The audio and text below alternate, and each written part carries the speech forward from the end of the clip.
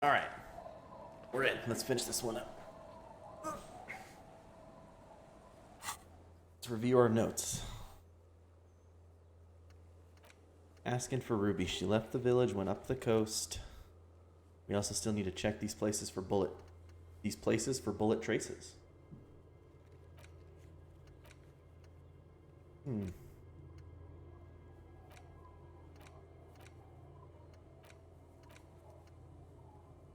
Ooh, I can go back to Joyce actually. Joyce is like right over here. So say hello to this lady. I see you haven't left our little Listen up. maze yet. There's a new seasucker. Still running around like How's it some going, kind Joffrey? of cross-country law official. Place is kind of growing on me, you know? Aye, but don't let it grow too much. This is not the place to settle down. Now, what's on your mind, officer? Be seeing you. Alright, I think we can pass this check for the whole reality You're back. situation. Good. More lessons in basic reality? My favorite part of the 97%. day. Go ahead. A strange coldness comes over you. I still as you failed a look at the world. 97% The waves sway check. to sleep. The doubt is fully formed in your head. The alien feeling persists. Yet something Glad to have been of assistance. No. No way, come on.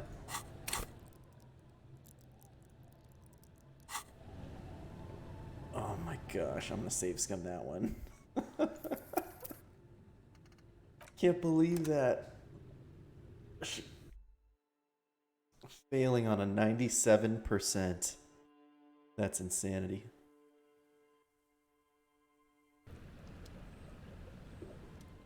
You're back. More lessons in basic reality?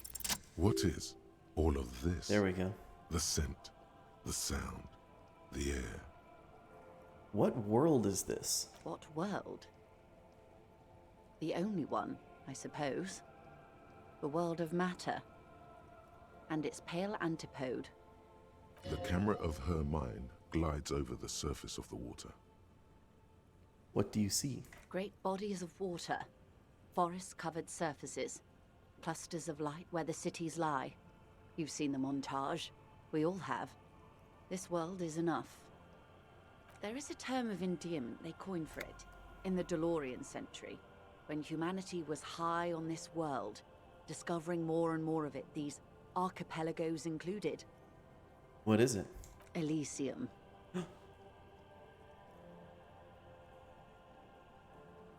Wait, is this the one with the evil apes? Not in this case, no. That sounds more like something the Mesk petrofascists might say. Her gaze wanders. It isn't enough to call us animals. Even animals aren't animals. What are animals then? They're like you and I suppose. Living organisms don't identify with abstractions. Elysium is for particular beings. Elysium. This world needs a term of endearment. It does. There are those who would call it hell.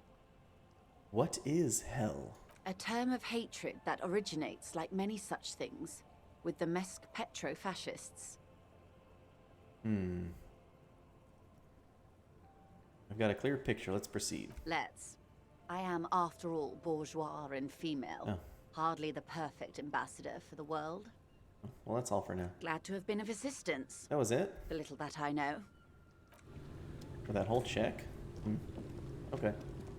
Might have made more sense in context when I was talking to her about all that stuff.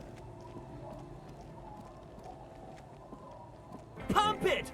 Pump it! Speaking of which, let's go back and talk to the boys in the church. Fuzzy mentioned we got a few more dialogue options with Andre.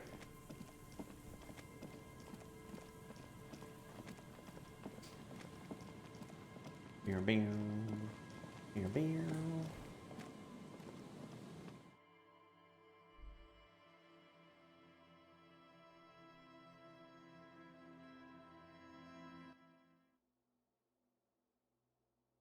Where to? Where to?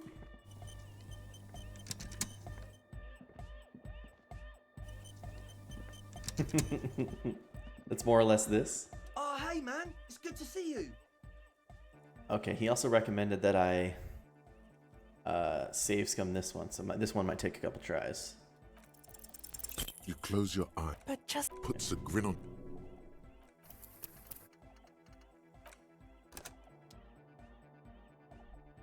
A Christian rave. I bet you're probably there every Sunday morning, huh? In fact, you probably just came from there. Am I wrong? Am I right? Oh, hey, man. It's good to see you. You close. Hey. You try this one. You're too old. Too old for raving. Man, when I was in high school, that was so big. Or like well, taking ecstasy and doing those light shows with the gloves, this shit, you know? And like, that was big. Kids were wearing neon bracelets, Oh, hey, man. It's good to see fucking you. gloves with lights on them everywhere. At least a certain group of kids. You close.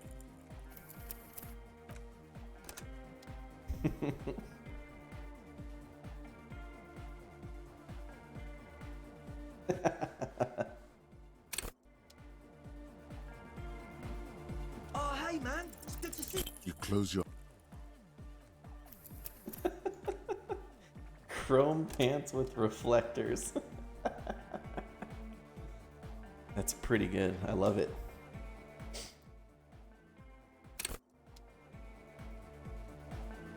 I mean, I was pretty cool. I just wore orange shirts all day, every day. Oh, hey, man. And obviously It's my good to see wife you. still lets me wear it, so. You close. Damn. A lot of rolls on a 17%. Bing. Bing, bing.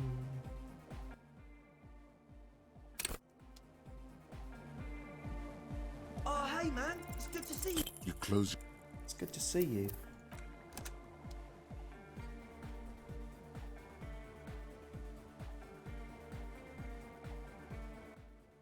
The rave is a shitty Renaissance fair, or the castle is a shitty Renaissance fair usually.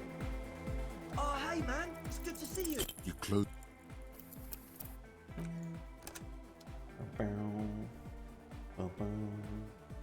Meow meow meow meow meow meow meow meow meow. The castle is okay. Oh, hey, man. It's good to... You close your. Ooh. I was never meant to pass this one, it seems like.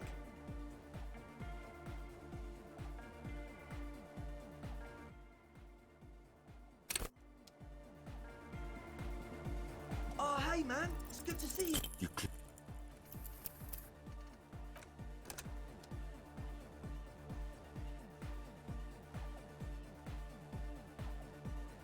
I mean, that seems kind of cool, a rave in a castle.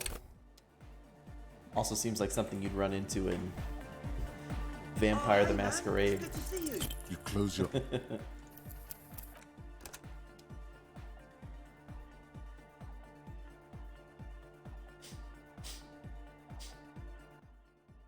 It sounds kind of cool, but it was less cool than that. Well, shoot. Oh, hey, man. It's good to see you. You close. It's one of those things where the concept was cooler than the actual execution of it. Fortunately, there's lots of stuff like that.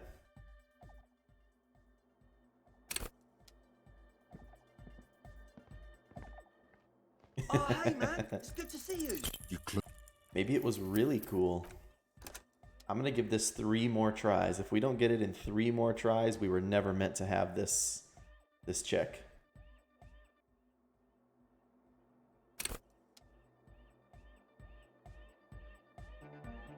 Oh, I'm so sorry, Joffrey.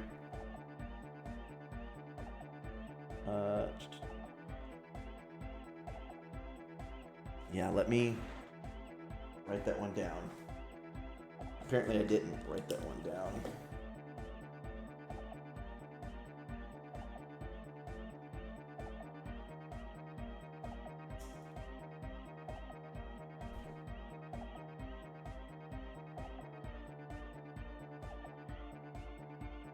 The virginal sigh.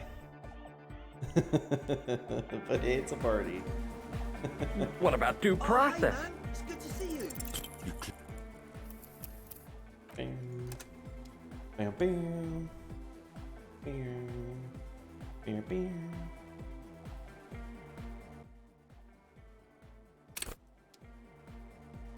These are. I mean, how many have I done at a Oh, hey, man. 17% It's good to chance? see you.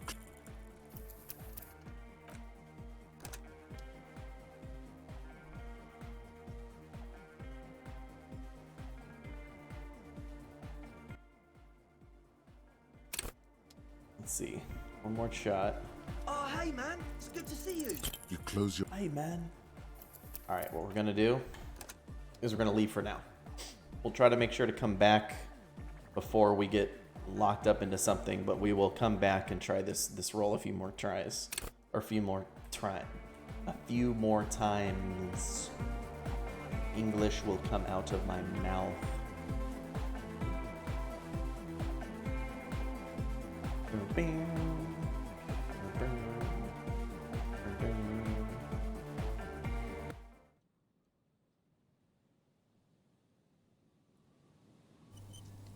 Oh, speaking of creepy sounds. To hunger is to be alive. Ugh. Gross.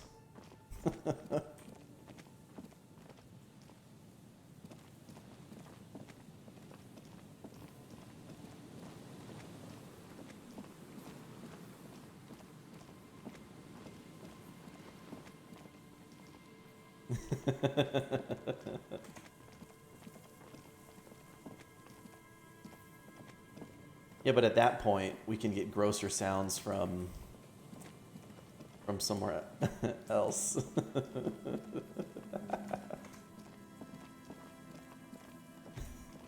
Hey, Terry paid for that sound with his good hard-earned oranges.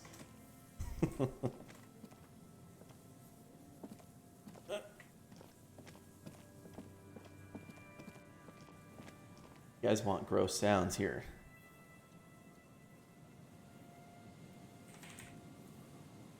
Check it out.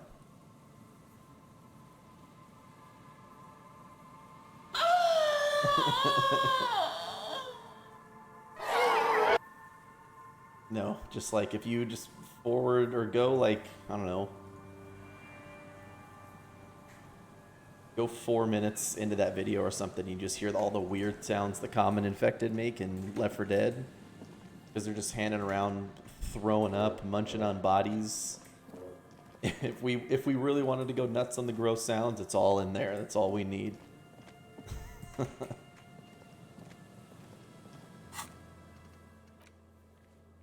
the boardwalk and check the island. Gosh, where is the island?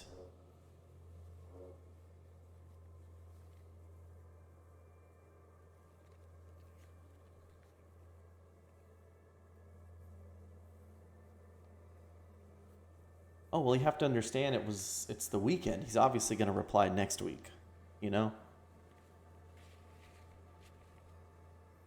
Okay, so there's the church. So we're approximately here. Like here. The boardwalk.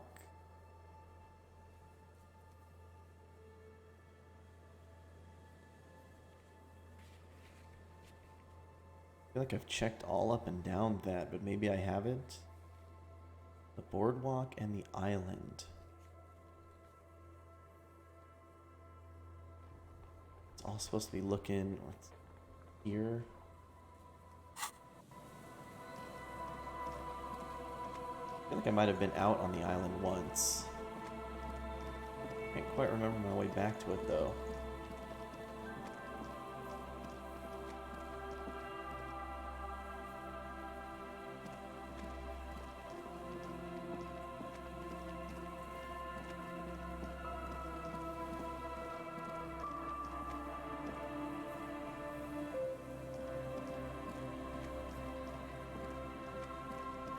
Bum, bum, bum, bum. Bum, bum, bum, bum, bum, bum.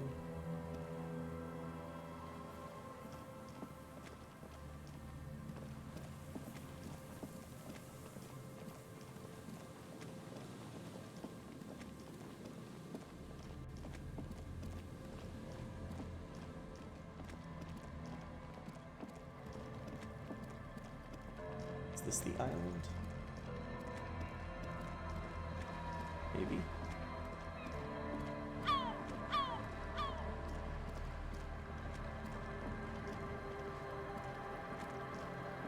This is where the kids were.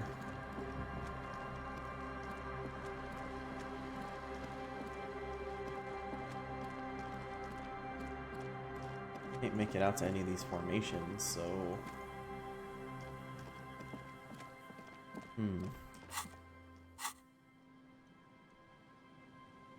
Oops. Time passes. She's a beauty, ain't she? Time passes when picking new dialogue options. Read books to pass time quicker. Why don't I ever click on this? Dun, dun, dun. Tasks, skill points, skill checks.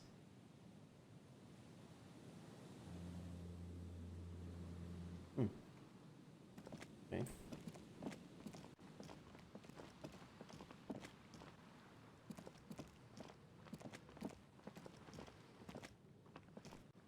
No.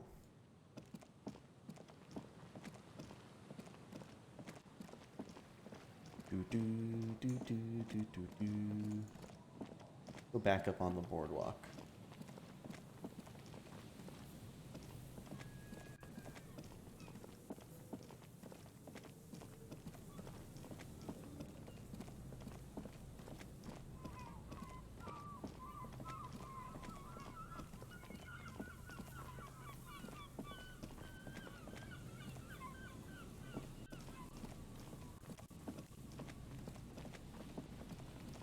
The fact that there's a stairs there, I wonder if we'll like be able to. I wonder if we'll get in there, you know?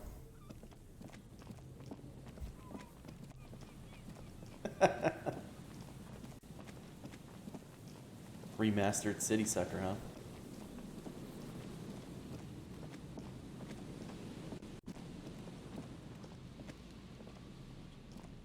Yeah, we've been down here.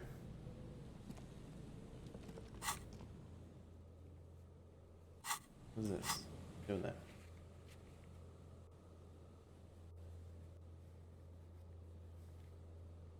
Boom. Boom. You know, it's funny, that reminds me of moonshine. Probably smells like tasty fermentation. We got the sea sucker! I was gonna say it reminds me of well, the Elder Scrolls. Again, when the Dark Elves would go, "You swit."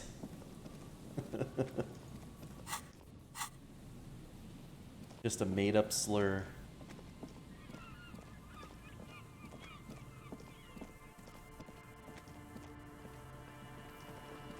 Yeah, Noir, that one too.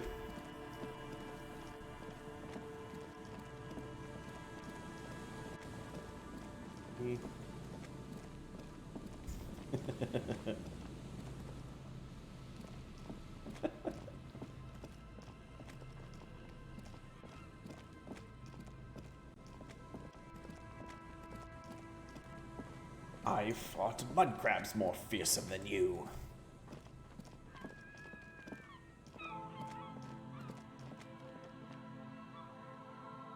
Okay, this is all stuff I've checked before. I don't know why I cannot find... I mean, is this the evidence of bullet holes that I'm missing? A scattering of bullet holes is spread across the cracked wall, reaching from one corner to the...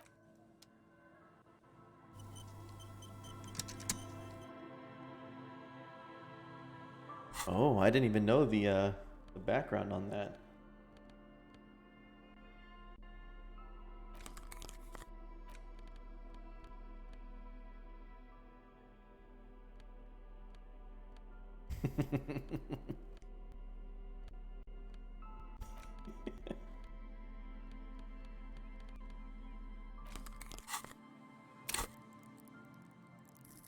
Should I level up my visual calculus?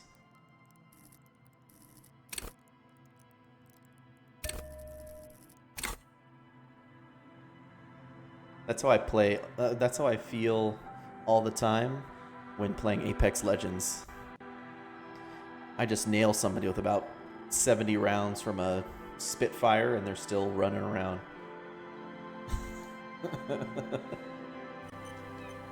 A scattering of bullet holes is spread across the cracked 83%. wall, unable Are to you piece kidding together. me? The scattering. You know what? We're save scummers today.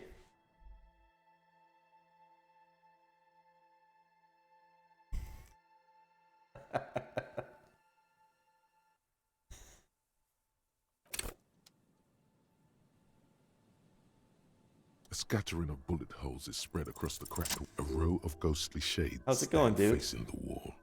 There are many. Are you of them. talking about the A Mr. dozen at Doodlebugs, least. the legend Their himself? heads lowered and eyes blindfolded. It's quiet. No sound. No movement. Ooh. 10 meters away, other shades are lined up in an orderly manner. Automatic rifles primed. A gust of wind blows by. The coats of the firing squad flap slowly in the breeze. A single person stands on the side. The Mr. Doodlebugs. The man, the myth, the legend himself.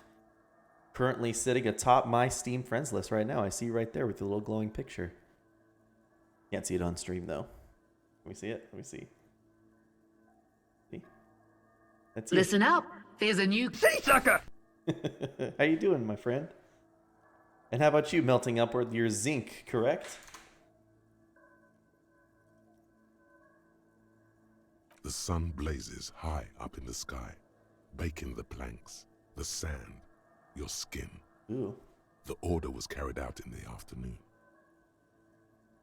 Oh, well, I appreciate that. Hello to you. A long time has passed since the moment of this fusillading. Rain and brine have since washed all the blood away.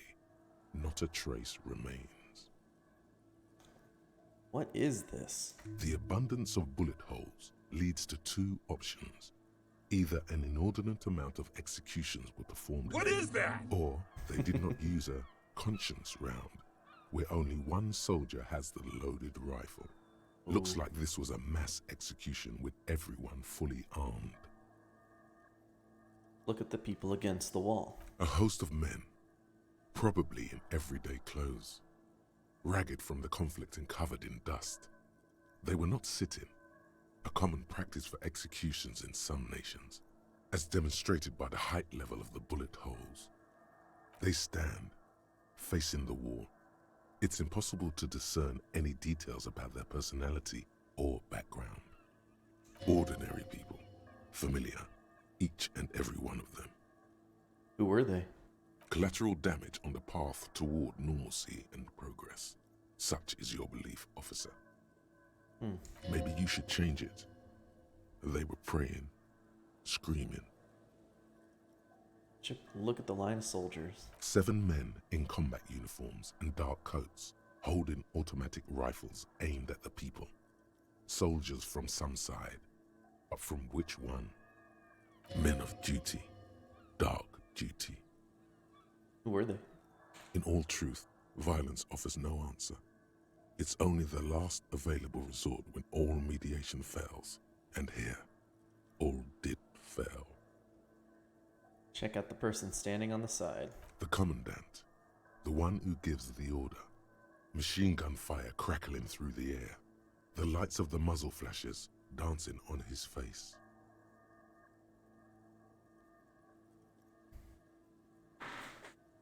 Yeah, I obviously still have it loaded up. If you wanted to, we could definitely play.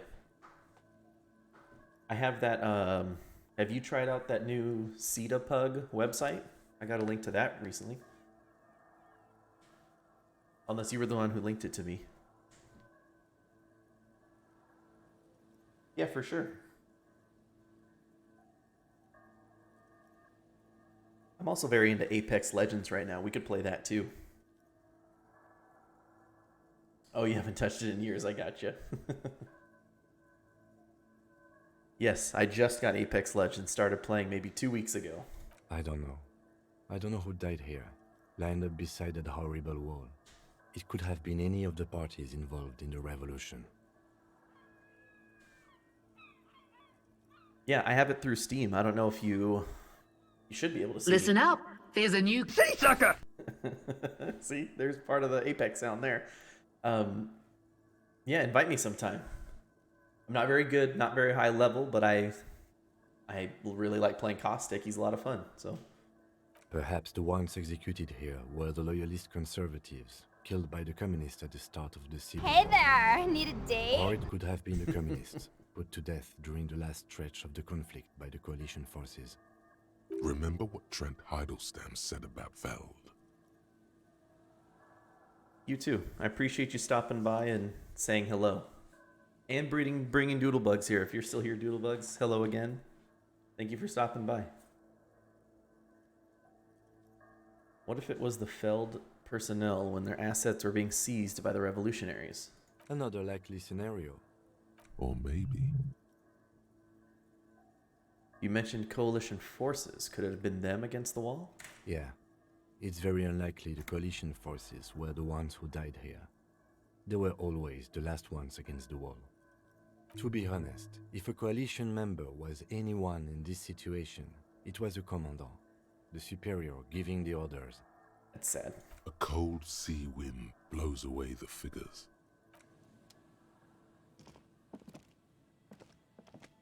A row of ghostly shades facing a crumbling Oh, it just wall. goes again. With another 7 shades, a cold... Really trying to find where I'm supposed to be. I feel like I've walked all up and down the boardwalk and haven't gotten the trigger for analyzing this. Always. Not that guy. Analyzing these bullet traces.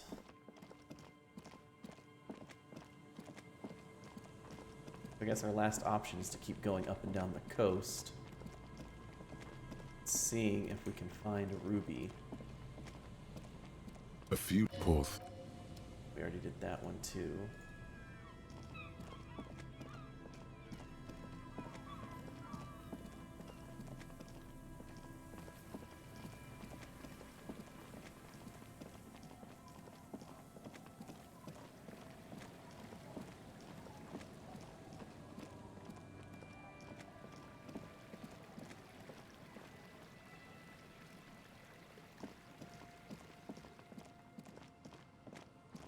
Let's see, let's run this way. I wonder if it means, like, literally on the coast. Like, on the waterfront.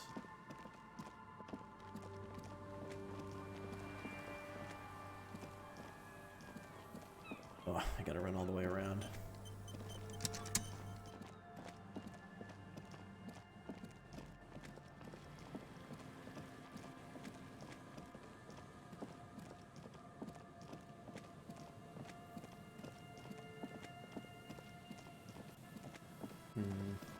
I didn't find anything up there when I was on that boardwalk.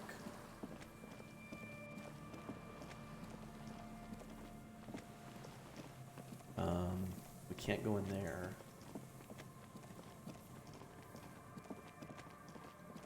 We were just here before on our date, but that wasn't before we found out about where she might be.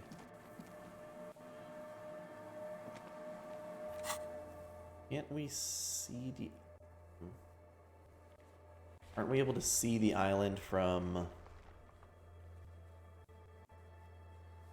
the binoculars? The viewing coin operated thing. We'll go take a look at that.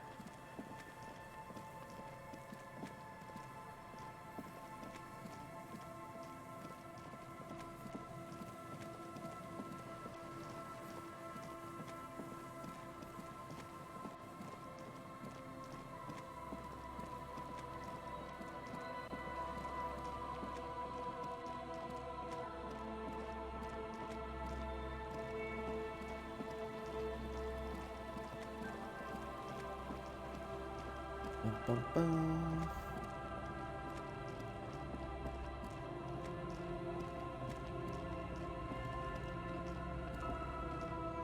Our tenant, the police. What more do you? Yes.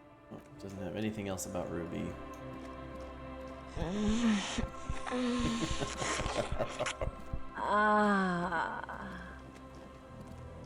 You just trying to get all your sounds out before before we switch to Resident Evil?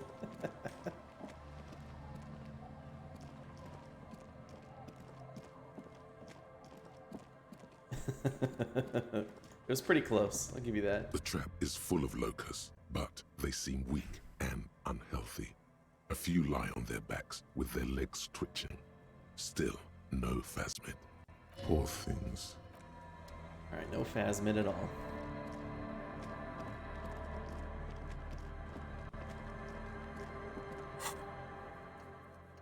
I don't think I have any other stuff. Oh, ask Kim to tell you about the case. I never did that. That's funny. I don't think I need to know any more about the case. Might get some free experience though.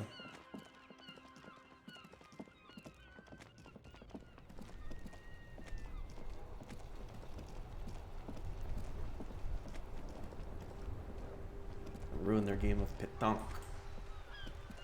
What's this? Spirited chirps and clicks of swallows fill the air. Well, I can hear that. Let's check out this island again, maybe. This coin-operated viewer is facing south. It has given up all its secrets. There seems to be a sunken sea fort on the islet in the bay. Why place a tourist attraction in the middle of such poverty? What's a tourist attraction doing here? There was a revitalization project in 49. A design studio tried restoring Martinez to its pre-war glory. It didn't stick. What happened? They got as far as the street lamps and that statue on the intersection before something went sour. I suspect it was Evrard Claire's doing. He muscled them out. It's how it usually goes around here. Cool, I dig organized crime. It's the best. Can't we do something about We it? should have done something about the Union 10 years ago. That ship has sailed, officer. Your money disappears into the coin slot. A clunk, the ring of metal. The curtains on the display open. You lean in to catch the view. It's blurry, different blues and greens. In the middle of the shimmer stands a drab grey shape, like a ghost. The lenses shift. Okay. The ghost sharpens into an islet in the bay. In the ruins, a man-made structure is visible. A half-sunken sea fort. Its concrete almost reconquered by nature. It looks as if it was abandoned quite some time ago. Nothing but a rotten tooth remains of the anti-aircraft tower. A lonely birch tree grows out of it. Its leaves ripped from it by the winter wind. Ah, see, here we go. Could the shot have come from there, then entered the window upstairs in the whirling in rags? Can you tell? From this distance? I don't think it's possible. It's not. The details are blurry. There's water vapor in the way and waves cut into the islet. Okay. How do I get there, though? See, because now I'm here. Maybe I can ask Joyce to take me over there on her boat. Whoa. What have we here? A bridge? A bridge with loose nails and rot-infested wood that creaks in the wind. A construction code violation if there ever was one. Well, guess I'll have to take my chances. Guess so. Just be careful out there. One false step could cost you dearly. Alright.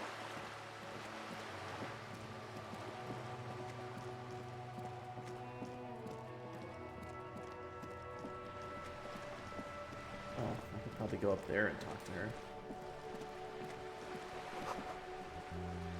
Went to the village on the coast, officer. See you there. Joyce says in the post-it note. Okay.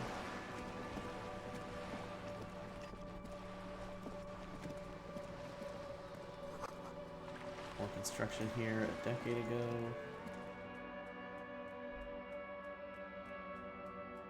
Buy a book. Reading passes time quickly. Okay.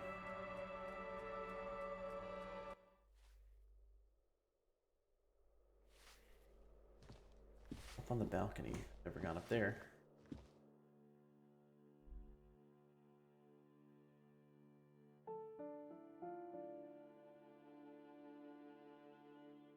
Bum, bum, bum, bum, bum.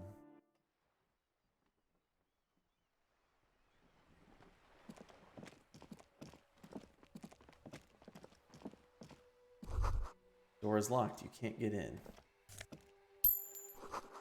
Above, the tarps flap in the wind. Forgotten hammers nailing the rust. Chair's new. Someone lives back here.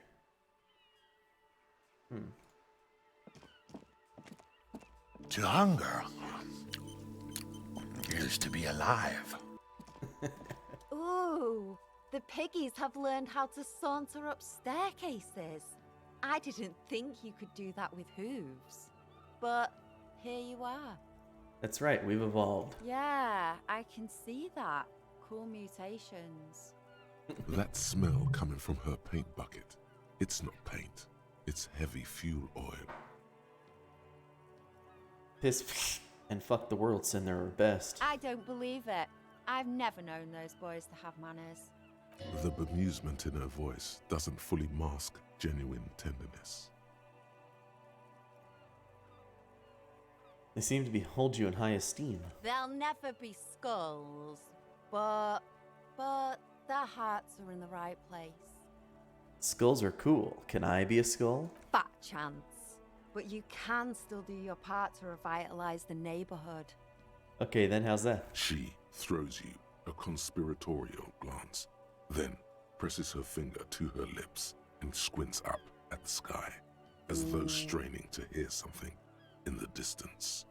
Have you noticed the quiet? Every so often, you might hear a gunshot pierce the air somewhere in Jamrock. But in Martinez, no gunshots, no sirens. The people are languishing in boredom and complacency. This place is a sepulchre. We'll paint it red. We bring the raucous. You bring the sirens. Is that heavy fuel oil? Red dyed heavy fuel oil, intended for exclusive use in government vehicles, to be precise. What did you think I was using? Aquarels? Sucked it out of a cop's fuel tank myself. Back in Jamrock. She really did it. She's proud of it too. That's some clever cultural commentary. You ain't seen nothing yet, Piggy Boo. Alright. Done with her. Piggy Boo.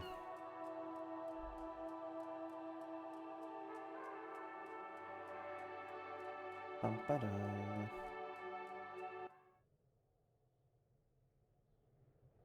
Ooh. I know, right? I keep talking to everybody. Someone's been sleeping here recently. Cindy? Is she sleeping in here? Enough cold to last several winters. Smells of chemicals. 100 tiny feet scurrying beneath the grate. The rats of the city. The rit. Ooh. Pour Le Home laborer genes. +1 electrochemistry, -1 reaction speed.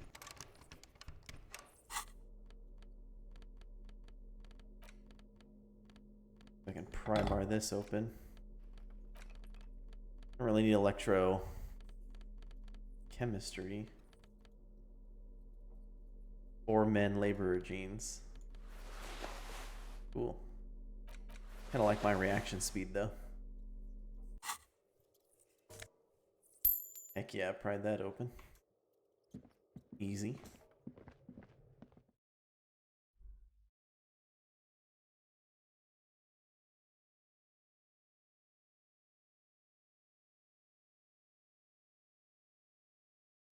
Bum-ba-da.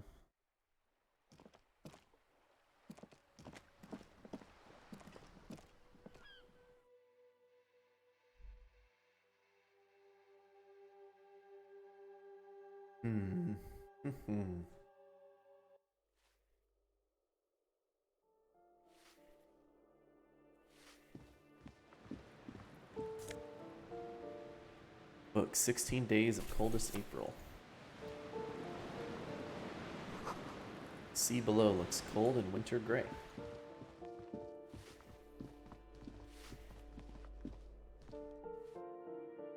Bum bum bum bum bum.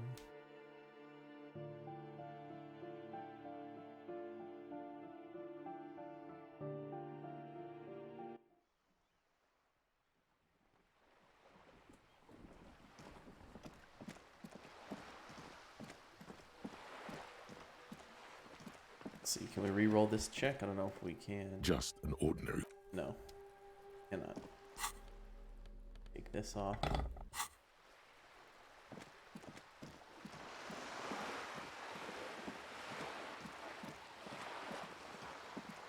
Let's maybe go back. The island. Wait. Can we check this one? No, this one's broken. This coin operates. Yeah.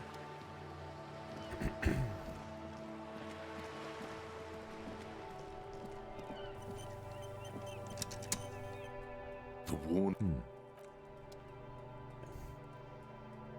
Bench, there's nothing to do.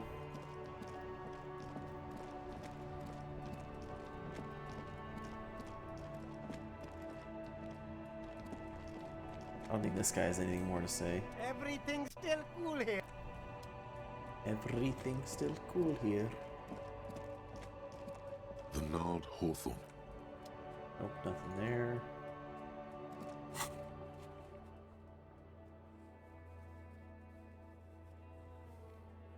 Hmm.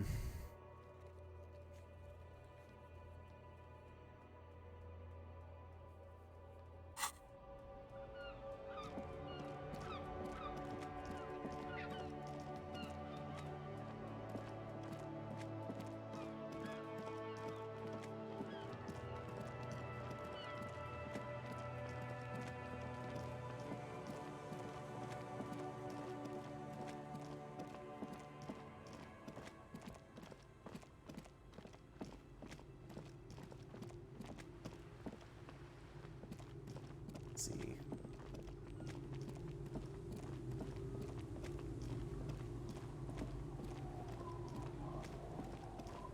I wonder if we can ask Joyce to take us over to the island. You're back. Good. What can I help you? She's not even asking you anything. It's so easy to just say.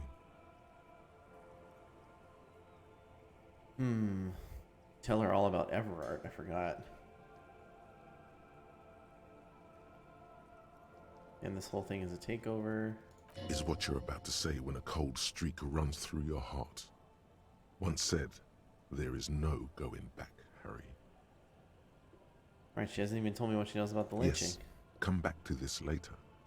This information could be explosive. Almost gave you a heart attack, that one. Asked me to open a door. A referral, you mean? I take it this was for someone in the RCM. Don't answer that. Oh, I mean like a real door to someone's house. Oh my. A real door? The lieutenant does not say anything, but you hear the nylon of his jacket rustle as he looks at you. It had to be done. I got information. It was useful to the case. That's good to hear, Detective. Police work is rarely pretty, but it sounds like you did what you had to do. Her bartering mind cannot fathom that you didn't ask anything in return. Frankly, what was done was not pretty at all, but neither was it illegal, and it was not for nothing. This seems serious. I advise you to be very selective with what information you choose to share. This may have consequences beyond our line of sight.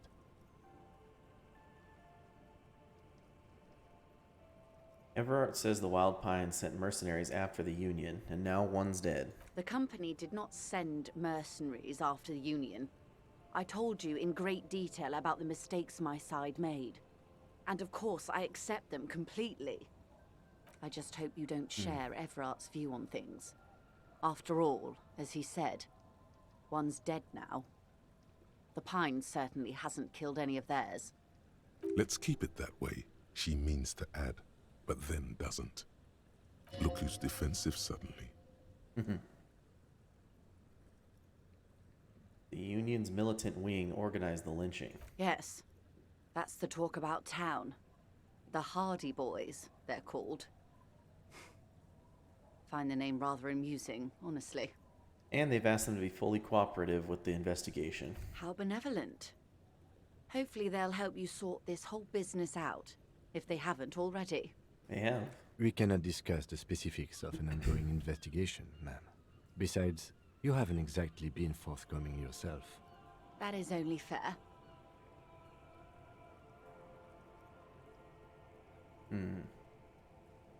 This militant wing has singled out a suspect for me. It looks like you may untie this knot yet. There's something in you that really likes the way she's looking at you just now. Her eyes smile and a tingle runs down your spine. Naturally, Detective. There are lighter topics to gossip about.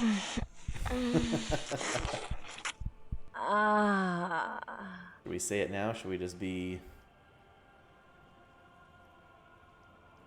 completely honest, man? This whole thing's a takeover. A takeover?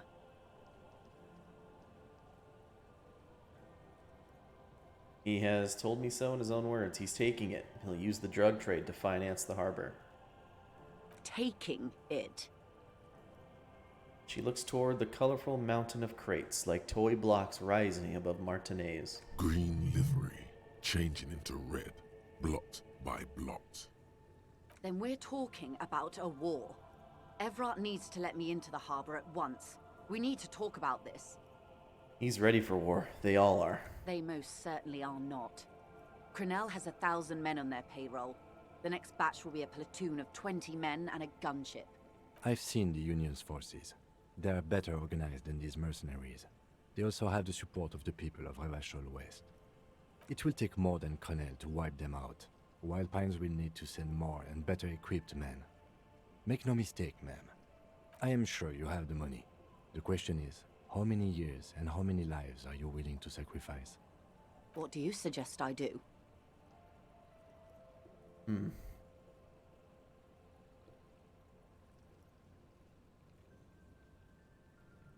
I wish there was a disco option.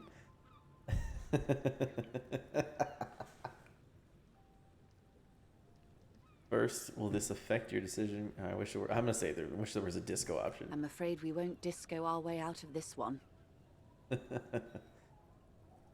Well, yeah, it's not really the RCM's job to make these decisions, but so the workers should have the harbor, cut off the snake's head, call the bluff.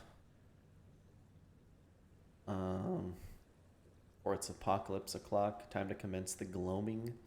I don't know. It's just. Police cannot make these decisions. Of course. Your job is to clean up after them. And it looks like there will be a lot of cleaning to be done in the near future. What are you gonna do? What will I do?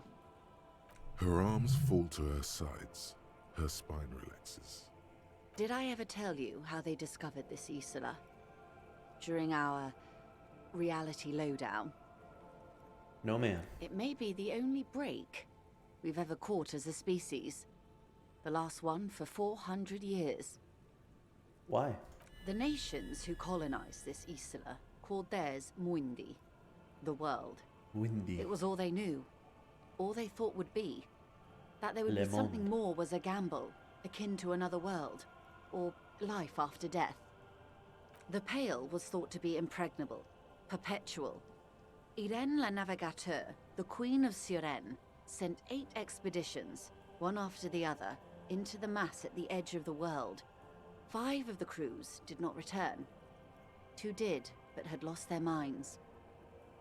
8? Is that a normal number? It was anything but normal.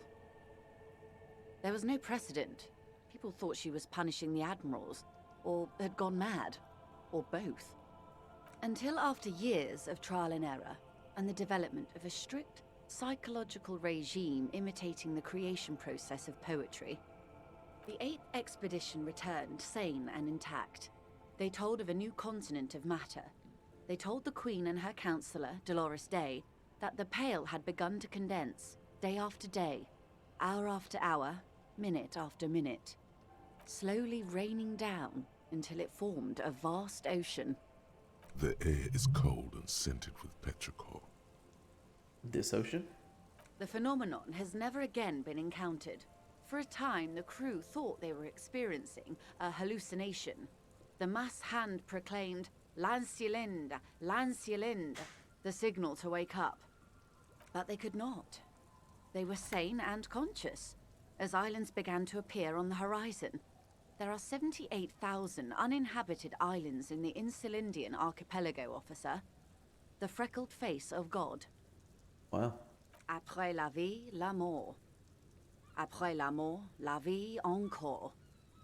Après la mort, le gris. Après la gris, le monde encore. After life, death. After death, life again. After the Isola, the Pearl. After the Pearl, Isola again. On the second day, a great skua was shot down above the flagship Lizargique. The bird was preserved and brought back, along with pollen. 4 years later, the Queen's Counsellor was proclaimed Her Innocence Dolores Day, the elected world spirit. The age of humanism, internationalism, and parliamentary rule followed. We were high. Leaving us here. On Caillou. The Pebble, the largest of the fertile, uninhabited islands of the northeast Insulindian archipelago. 4 centuries and 2 revolutions later. The Great Skua was the first bird they saw? The first living, autonomous organism. Proof of reality. It's the symbol of Insulinde, detective. The coat of arms of the suzerain and the wings on the crest of the commune. I seem to have it in for it, or it for me. I broke one. In your defense, it is a nasty creature who plucks food from the throats of lesser birds. Yet much like Revachol, it is also magnificent and rare. Imagine the suzerain of seagulls. There was a sting in your heart at the mention before, when she said its name. What will you do? I will surrender Terminal B to the Union. That within your means? She puts her hand in the rain. She's silent for a second. We will see. It is. It is well within her authority. It's been clear for some time that this woman is more than she lets on. Ma'am, this may well unravel property law this side of the river. If that occurs, we may never see the end of this kind of confrontation. The next time there will be 2 strikes, then 4, then 100. Well, I was gonna say, didn't when we were playing this a couple days ago, I forget who in the chat, it might have been Terry, or maybe it was you, Joffrey. I'm sorry, I don't remember. Somebody posted that this game is, the people who wrote this game had like a 5,000 year world history written out for this game. Like, they had like 5,000 years of this in-game world all written around the entire area before they decided where they were going to set this game and what time and everything. What happens will happen. Ugh, I hated that sound. She takes the end in her rain-slick hand and starts untying the knot. The age of capital has only begun. I will talk to my employers in person. We will amputate and cauterize Martinez. If you handle the situation on the ground. We? She generally avoids the term with her employers. Avoids that term with her employers. 72%. Rhetoric 4 red checked. We hit that? There are no We do. employers. She's a member of the board. Probably a partner. You are the Wild Pines. There are no employers. You are the citizens' militia. There are no superiors. What? Of course I have superiors. That's right, detective. And next time, you should confer with them before you go setting events in motion. Despite his words, he's not really sure whether to be annoyed with you or not. Events are already in motion. Whether your actions accelerated or momentarily retarded their progress, even the lieutenant cannot really say.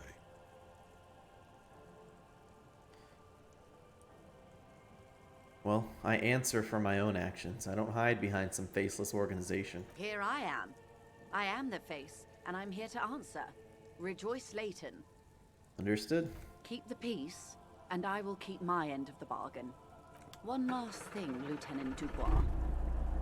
I've given the matter much thought and come to this conclusion.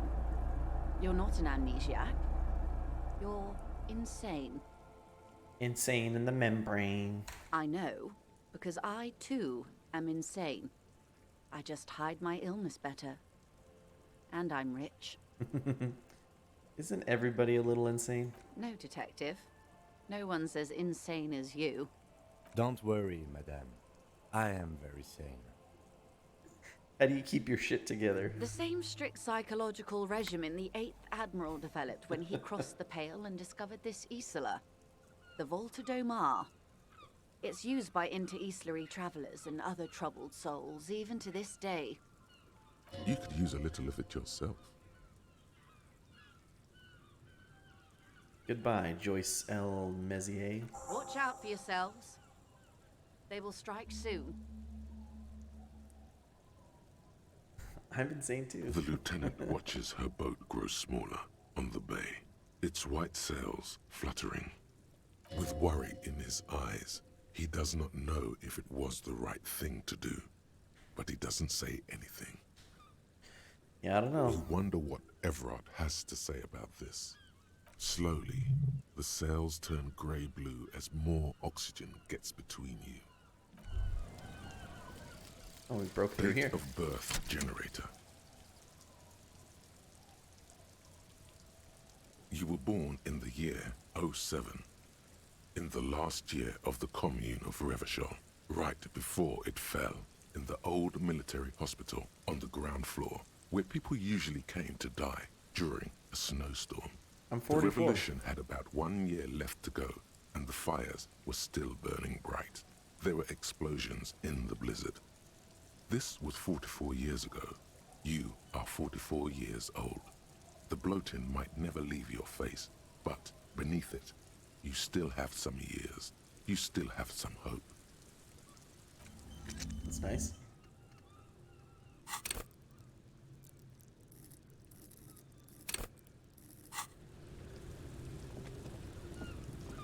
Cool.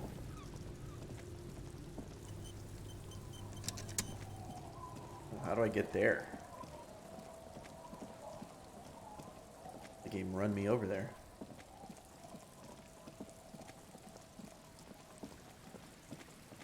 Oh, is this just where the... This is just where the kids were, right?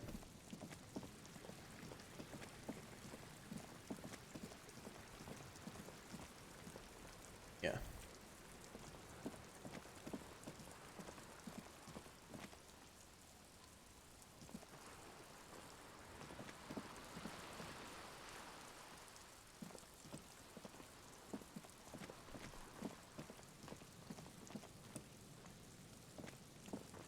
Let's go try to pass that check with Andre again.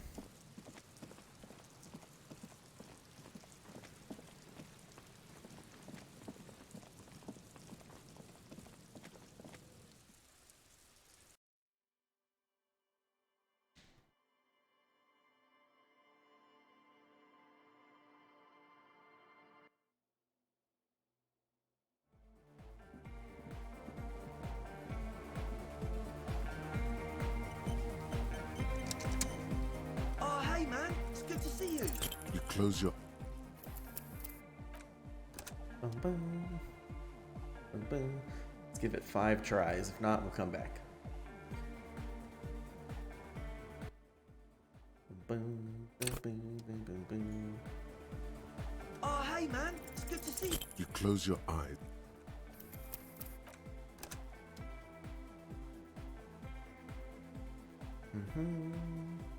What if this game... I don't know. What if it check? No, it doesn't. It does not check if you load and reload. Oh, hey, man. It's good to see You close your...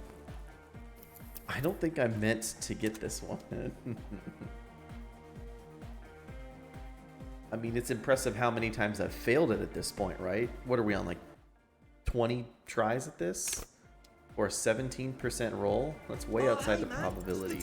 You close There your we go. eyes and vacate your skull, leaving your brain to wonder, where did that little fluttering light go?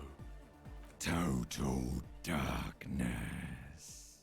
You sink down the darkest fathoms of your own personal deep, vertebrate by vertebrate, through the unformed skulls of your mind.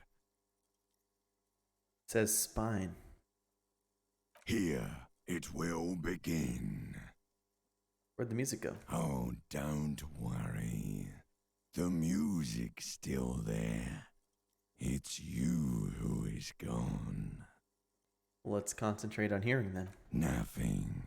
Just the immaculate silence of your spinal fluid. Electrified. What was that about unformed skulls? I'm gonna let you in on a little secret. Every vertebrae in your spine is an unformed skull ready to pop up and replace the old one. Like shark teeth. The one you're currently in has a little brain forming in it, waiting for its turn. To rule the world. Who are you? I am the spinal cord. Well, I'm ready. Good. Because from what I can see, it's about to bust a move. Well, let's bust a move. Foolhardy! Do you even know what's happening on the surface? Maybe 1,000 years have passed. Or maybe you started spazzing out like 2 seconds ago. With your eyes still closed, the first thing you feel, all the way back Pump it! in darkness Pump of your it! own torso, is warmth. You have become a triumph of rhythmoplastics, somewhere in a smelly wooden church on the coast of Revachol. The wounds from the war you waged on your body are healing, twist by twist, turn by turn. Open your eyes and dance like you've never danced before. You have become a flawless Oh, hell interlocking mechanism, a flesh and bone approximation of the throb coming from the speaker setup of the one called Eggheads, entirely, rigidly imbecilic, without pity or fear. Free from self-awareness, no deliberation, only, and I mean only, execution. Oh my god! No way! Yes way. With his reel-to-reel mixer blasting the anthem of a future that will never come, the young man observes your moves for a second. He throws a screwdriver and a bunch of drill chucks into the corner and explodes into dance. What he lacks in sharpness, he more than makes up for in violent enthusiasm. Kim, get in here. What's going on here? Delinquents. This is clearly a Code 31 emergency. Code 31, Code The 31. lieutenant squeezes the bridge of his nose. The lights reflect off his glasses. He's obviously having trouble adjusting to this new reality. A Code 31 emergency? Really? Yes, officer in need of assistance. On the dance floor. The lieutenant crosses his arms with a bemused look. What's happening?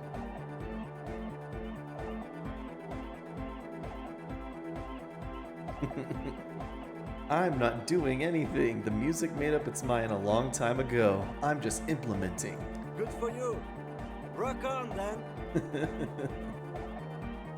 We ain't going anywhere before we tear shit up. What? +1 respects you, +3 outrank him. That's it. Don't let the lieutenant leave without getting his hardcore on. 92% red check. Who's the one Hell in yeah. charge? You are. Lieutenant, I'm only gonna pull rank on you one time, and that time is now. Are you kidding me? I assure you I am not. Now get your groove on, Lieutenant. Get my what on? I said get your goddamn groove on. Boogie woogie. Sheesh, okay. Okay, you psychopath. I see what you're doing there. It's jacked up footwork, plus is that Ubi folk dancing? Nah, it's not Ubi folk. It's hardcore. Yeah, whatever. You talk big talk, Lieutenant. Let's see some moves. Oh yeah? I did 15 years in the juvenile crime unit. I can do age inappropriate. Now, check this shit out. The lieutenant begins to heel kick the church floor Hell with yeah, such brother. intensity. It's reasonable to fear he'll kick a hole Thanks. right through it, causing the floor to crack and the pillars to collapse, bringing the church roof down on all of you. It doesn't look like he'd give a shit either.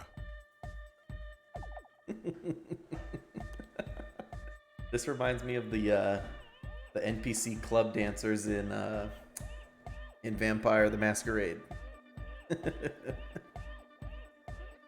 Dance, pointed Andre. It's the law. The young man immediately bounces up and down, then assumes the same dance pattern, embellishing it with some sort of waving motion. The authority of the law is clearly unquestionable. Turn to Asele. What are you doing? The young woman lifts her headphones up slightly and raises her chin, looking at you expectantly. Asil? Aren't you going to Asele. dance? No. Recording. Turns to Suna, then back to you. She briskly shakes her head and puts her headphones back on. The lead programmer throws the other young woman a knowing glance before turning her attention back to her own work. She's still at her mainframe, pressing buttons, reading printouts, but she started nodding her head along to the music. Is there anything more I can do? I want to break the limit. The dynamic motion of your flailing body is bordering on the extreme. You're going off the charts. You feel as if turning on the hyperdrive would be a point of no return. Feels almost melancholy. Are you sure you have the entire posse along for this? Yes, I do. Together. Where are you? Here we go again. Hardcore fills the air. The sound above my head. The what now? The sound above your what? Above my hair, man. Okay, this is too imbecile. Excuse me.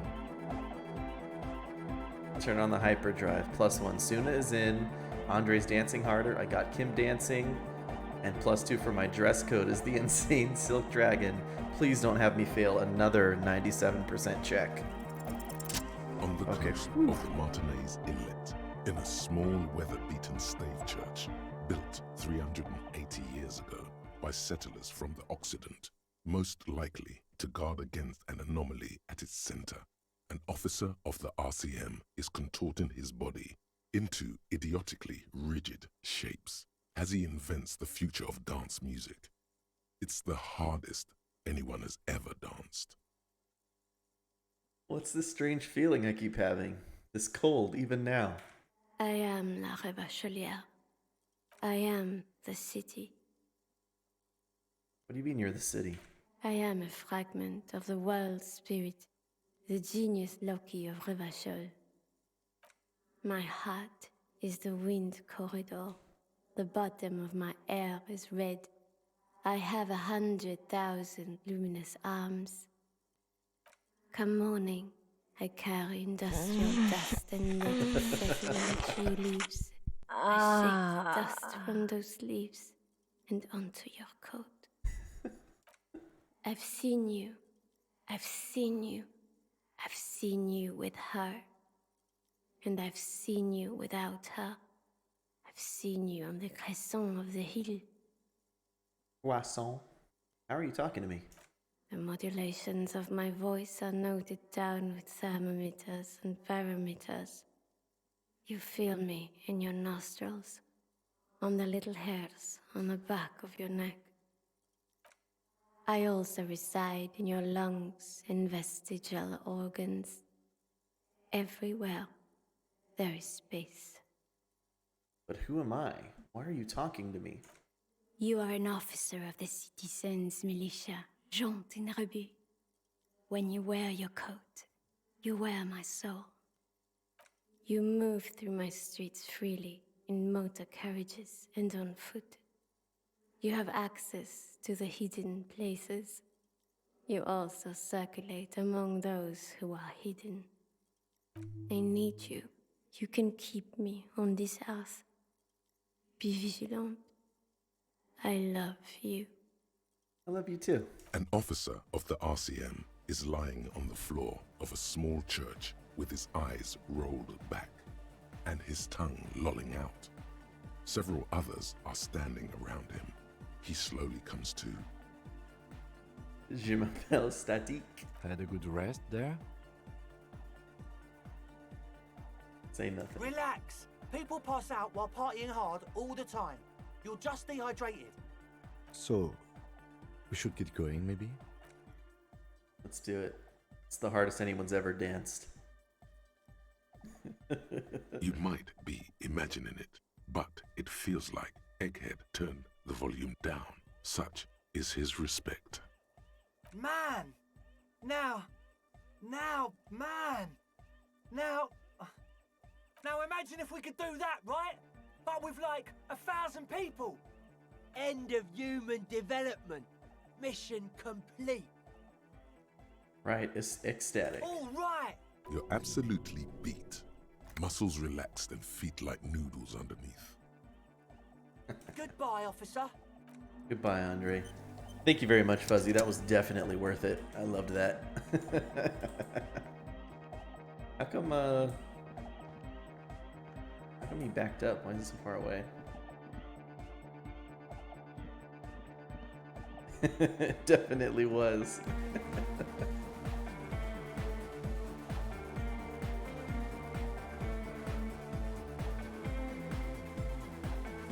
Alright, now let's see if we can figure out where... I feel like I've looked all over this place. There must be some place I'm missing. Let's go... I mean, I feel I've looked all up and down the literal coast.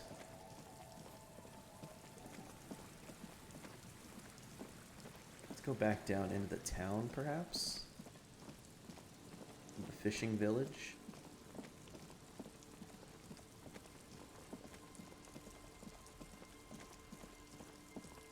We got these old drunks.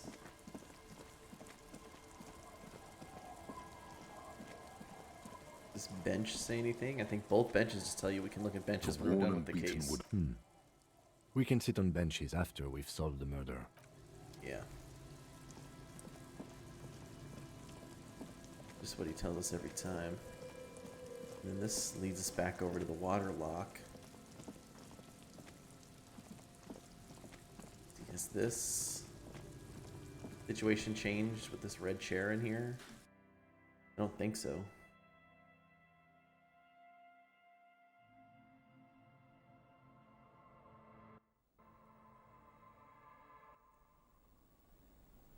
Yeah, nothing in here. No. Listen up. There's a new sea sucker. And there's no like what's it called? Indications of a new thought when we're in there.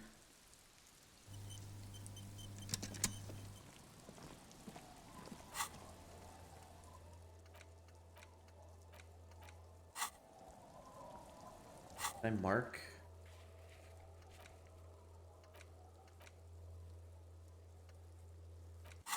Explore the coast for sign. Went up the coast.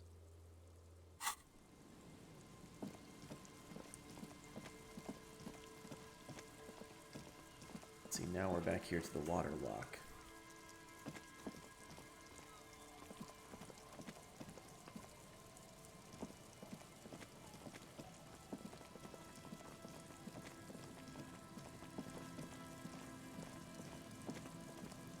That's also the thing. If she went up the coast for signs, or up the coast from the shack, she would have been, you know, would have been over there, so.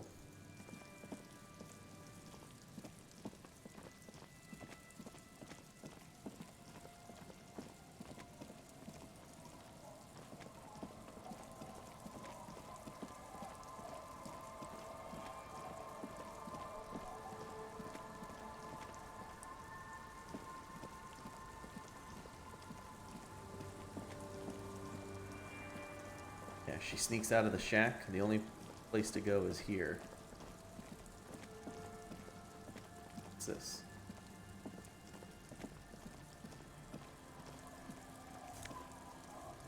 Book a primer for small kids. By reading that, can I talk to The these small kids? scruffy-haired little boy kicks a stone while the other watches him do it. Is little Lily your sister? Yes. Okay. Yes. Have you seen any bad people around? What bad people? I don't think questioning 4-year-olds without their parents present is gonna crack the case. Then we're definitely doing it. Must be Lillian's This twins. one doesn't say anything, kicking the concrete with his worn-out sneaker. Lily's our mum. I already said that. The stone kicker laughs suddenly. His head is too large for his shoulders. The other one laughs as well. Maybe there's some kind of reason why they're laughing. An interesting reason, somehow tied to the case. What are you laughing about? The boy stops laughing and looks at his toes. Oh, okay. So now he's shy. Now he's not talking, just wobbling around like he's afraid of something. You will never get an answer. That's how it is with these little idiots. I'm gonna call them idiots. That's rude.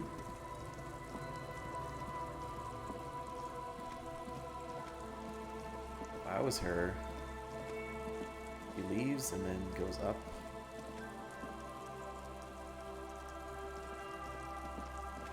Monica's TTs. We'd have to leave and go this way, somewhere up the coast. And I'm pretty sure it's this Feld building, like...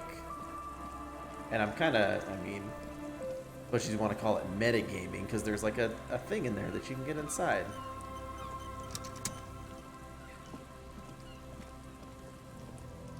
You see, a slogan used to enter above the mural, a collapsed roof, broken windows set in walls that are cracking and will soon also fall, and the coastal breeze rustling and sighing in the remains of the edifice.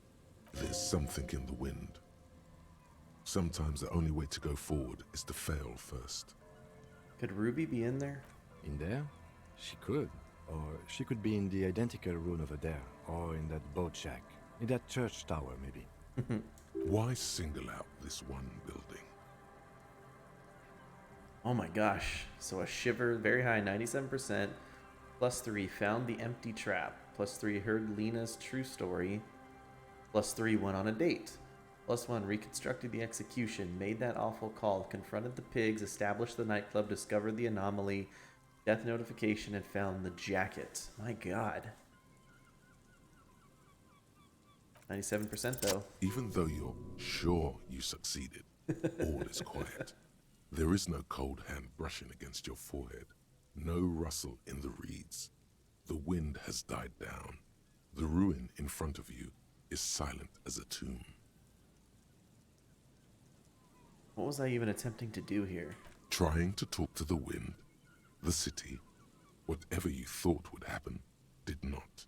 And now you're just standing there in the dusk hour with your hands fallen to your side.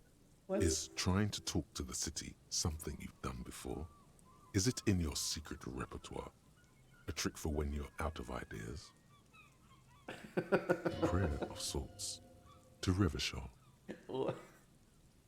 Why did the game give me the option if it was just gonna dunk on me like that? Are you kidding me? She could be anywhere. How do we find her? Or do we? I was really hoping she'd be in the village. Okay. She's probably north of the village, and this place is a peninsula. We already scanned most of the outdoor areas on our wild cryptid hunt, so we have an understanding of the geography, at least. And then there's the church. We've already searched that and can rule it out. I know it doesn't feel like progress, but exclusion is a step too. Anyway, we do it the old-fashioned way, sector by sector. Go over the whole peninsula, ask the locals, enter the places where we can enter first, like we did in the village. And if that fails, if we don't find her? Then, if we're desperate, we can look where we can't enter. Bunkers, storm drainage, this place. I'm sure it won't come to that. Walk the coast, the old boardwalk, the reeds. You can always come back here and talk to the wind again. Look where it already got you. And An adventure awaits. An adventure on the windswept urban coast. Buckle up and raise your collar. This search is going to be wet and cold. I just do it again. Suddenly, there's a sigh, carried on the molecules around you, moving, flowing from high pressure to low pressure, like that of a woman emptying her lungs. She wraps the collapsing stone box in front of you in her breath, flowing through it. I wonder if it's because maybe I've already walked all those places. I wonder if the game just gave me credit. Where does it go? In through the collapsed roof, flowing down a concrete staircase to the basement, sweeping away footprints in the dust on the stairs, and then the beach below the boardwalk, its winding tunnels, a whisper away. What's happening? She's down there. See, I think she's down there, below this building. Okay. Why? We've looked everywhere else. Right. How do we get in there? The doors were on the collapsed side of this building. They're gone, basically. I can also see the stairs entrance on top. Finally, my time to shine. There's a ladder next to the sign. Perhaps we can climb it and enter through the roof? Perhaps you can climb them. We are not climbing anything. I'm 43 years old, and I plan to live to see 70. Yeah, but I'm 44. There has to be a way to use brute force. Climbing sounds unsafe. Brute force is safe. Look around and find something to break if the ladder fails. Look around and find somewhere to break. Ooh, what's this?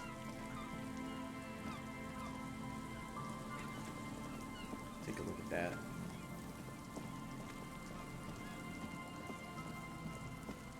An old pipe peeks out from beneath the rotten boards of the boardwalk. Could this be an alternative path into the felled building? Probably too fat for A that. building like this must have multiple doors serving various functions. Perhaps a basement access. Come closer and look. Your Yeah. eyes slowly begin to adjust to the darkness inside the drainage pipe. The lieutenant looks over your shoulder. Did we get in through this pipe? Given that this isn't a martial arts thriller, it's highly unlikely, and not without risk to our health either. However, the pipe suggests there may be an entrance to the basement around. The lieutenant pushes aside the reeds and looks around. He means the pipe must be coming from somewhere in the building. And it's right here, a maintenance door. It's jammed shut. The subtle approach isn't going to work on this one. Oh yeah, big boy time. This needs you to put your back into it. Heroic 15, 8% chance of physical instrument. Try to pull that door apart. The metal doors are heavy, and the flaking rust hurts your palms. But together with the lieutenant, you manage to slide them open just enough to squeeze in. Good work. Shall we? Let's go, buddy. I'll take that 8% roll any day.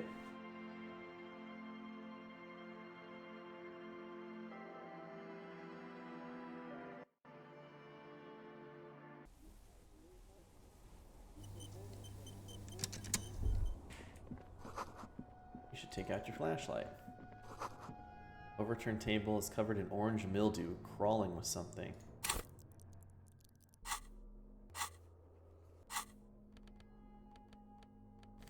Let's go.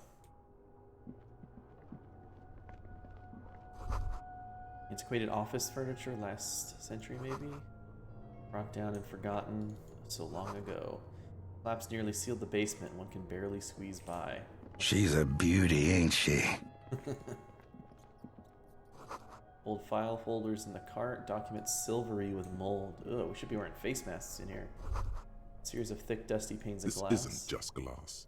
These are old computation components. Are computer components? Yes, filament memories. From the time when wires were cast in glass, slides with an inlaid nervous system. Hey Kim, look, old cybernetics. So it is. I think these used to form a single system, slotted in the wall. So this is all that remains of Feld R&D? The rest of the building seems to have been picked clean. This be part of the Feld playback experiment? These? No. These are old filament memories. I hope you're not expecting to find a device here. You will be disappointed. All you will find here is pain. Okay. A nice inter-isolary suit jacket.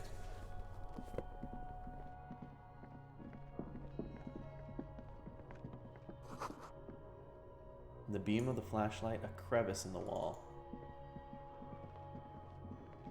Oh, yeah, somebody's been in here. Revolutionary's hat. Stale fabric smell and dust. No one slept here in months, maybe years. Oh. Excuse me. Pots and plates full of spider webs. Dust and dust. Revolutionary propaganda in the bunk bed. Same slit window you saw from the outside. A mustachioed and mutton-chopped man, amateurishly depicted, gazes at you with sad eyes. A plaque reads, K. Mazov. There is a spider web in the lower left corner of the portrait. It's Krasmazov. What a troublemaker he was. Yes. Looks like some latter-day radicals were hiding out here. They left a long time ago. Could it be connected to the Mazov bust we found in the students' room? Millions of depictions of Mazov have been produced. They're not all connected. Besides, that looked like some student. The youths always go for this kind of stuff. What's with all these secret weapon caches and secret bunkers? We have found a lot of those lately. I guess what most people think of as history tends to linger in rundown neighborhoods. Martinez being what it is, no one has gone through the trouble of cleaning out the old bunkers. Good hiding place for someone who's up to no good. Did someone have stopped through here recently? You mean like Ruby? No, I think we've stumbled on a piece of history. Let's brush the dust off the Years portrait. worth of dust is shaken off. The full head of hair, matched by an ample moustache and sideburns, look a bit silly. Ample moustache. Someone crouches, heels digging into wet sand. Hands sweep across the sand, grains sticking to the frayed skin of the fingertips. An old man sits on a slab of concrete and taps his fingers against the glass of a scope. You shudder. Okay.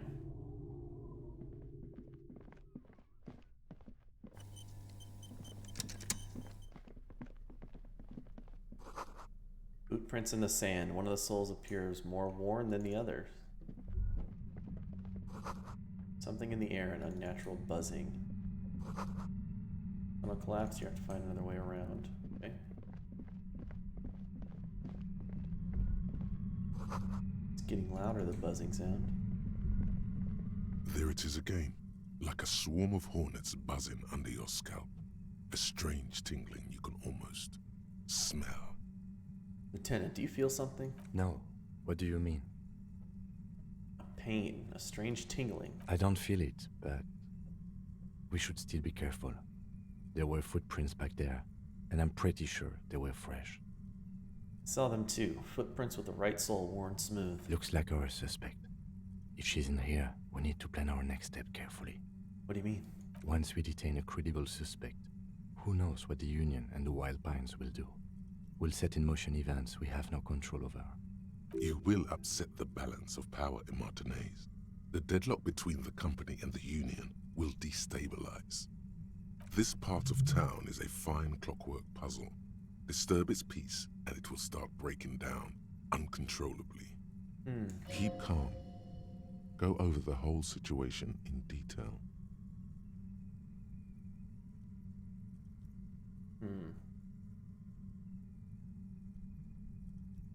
We still don't know the full extent of Everard's plans. I told Joyce. Maybe we should see Everard again? I leave that to your judgment. You already know what I think about cross-pollinating information like this. It's dangerous, but... He just can't be sure. Maybe it will yield something useful. You're running the serial number on the victim's armor. You think we should finish running it now? Maybe you're right. It might not be as useful later. It's a minor so. point. Don't worry too much about this. There are bigger fish. How bad do you think things can get? Well, we are not responsible for what we can't predict, are we? I don't think the entire city will be razed to the ground. Let's try not to worry, he thinks. If you can't predict it, there's nothing you could have done. Well, we did solve the strike deadlock by telling Joyce about the Union's plans. I still don't think that was a good idea. But yes, our affairs with the Wildpines are in order, since she isn't in Martinez anymore. What do you think is waiting for us there? I think I see a cavern. Maybe more cellars? I think we've been careful enough. We still have the element of surprise. I wouldn't be so sure. You haven't exactly been sneaking. Or maybe not. Either way, once we go deeper, there will be no turning back. Alright, so the game's telling us this is a point of no return, huh? You take a look at this stuff over here. Concrete pipe buried. Some money in here.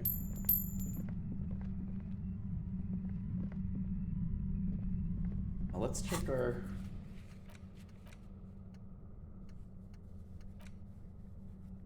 So the figure to Dolores Day, taking on La Responsabilité.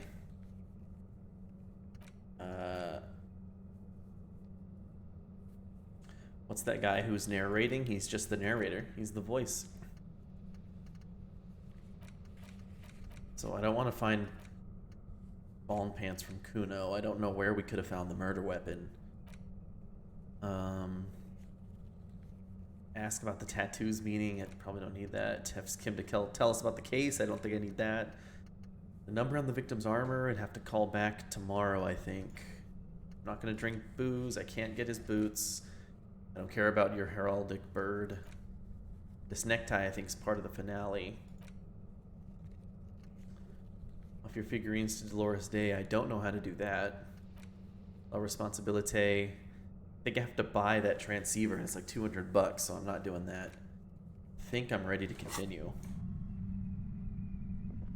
His picture looks scary. Well, it shows the pictures of... It doesn't really show... The narrator doesn't have a picture as far as I understand. It just shows the pictures of all your... whatever skills you're using at the time. I also have a couple skill points I could use.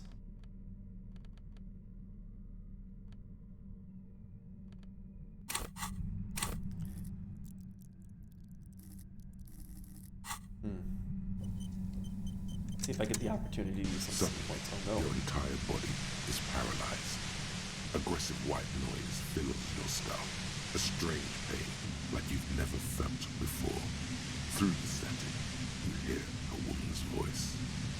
It's like 1,000 radio stations are being blasted into your head all at once. I can barely hear it. Words are the only ones you can make out. I know you're feeling pretty uncomfortable right now. Don't move too much or fight it. That'll just make it worse. Can't say it's a pleasure, officer. I was really hoping not to make your acquaintance. But here we are. Oh, I got you, Static.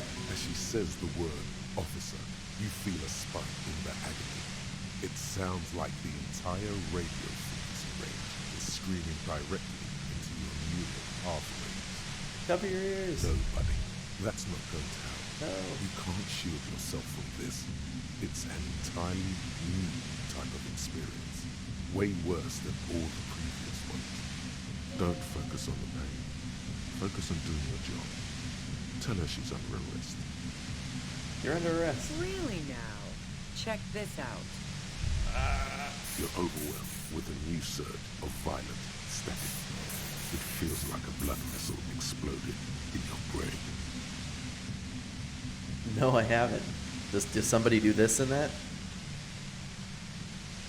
Are you gonna kill me too? No, I'm not going to fucking kill you. If that had been my plan, you'd be dead already.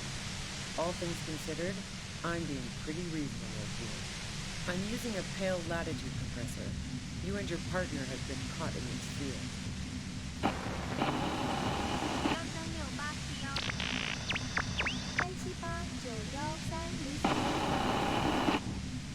You should probably check on Kim. That's what good partners do. Look back at Kim. Right behind you, officer. Still The alive. torment Lieutenant Kitsuragi is experiencing is worse than your own, but he's slowly beginning to recover. A pale latitude compressor is used to sort of make the pale more I manageable. should have taken my gun out. With a lot of these, you can force a radio signal grid on the pale. Literally crunch the distance across it. Signals are relayed across a series of repeater stations fixed to buoys. Not a fun job manning those stations. All alone out there in the Pale, people lose their minds in just a few years. So, what we are experiencing is a concentration of radio waves. Precisely. This is an industrial strength paraboloid. It's meant for forcing dimensions on something that doesn't have them. Needless to say, the frequencies used are out of this world. At the upper limit is the large prime number generator station. It's used specifically for pale latitude compression. Damn, what a That's monologue. why you may be hearing some numbers. But you might also hear, or think you're hearing, local radio chatter. She's been holed up in here for a while with no one to talk to. Keep her to me, and you just might get an opportunity to break it loose. Have you experienced the compressor yourself? Yeah, I stuck my head in there before using it on you. It seemed like the ethical thing to do. Can't say that I enjoyed it. The field was weaker, but I can imagine what you're going through. How'd you get your hands on this thing? I built it myself. And she's proud of it too, as she ought to be. This is way beyond your abilities. That's illegal. I'm guessing it's patented. But we are beyond that, aren't we? Oh yeah. Way beyond. What is this goddamn Pale anyway? Pale?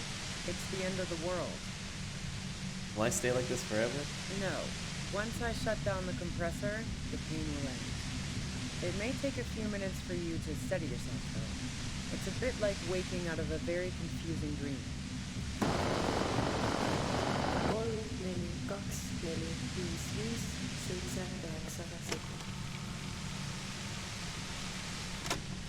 This is all great, but let's talk about the man who was killed.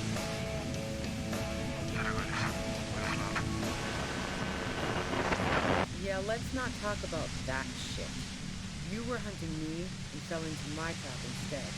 That's all there is to say about it. So she thinks of you as hunters, not the cops, and of herself merely as prey. Please, could you just turn it down so I can ask you something? If you've got something really important to say, you can do it through the white noise. 2, 3, 6, 1, 8, 9, 2, 8, We're looking for a deal on mattress. Spirit FM.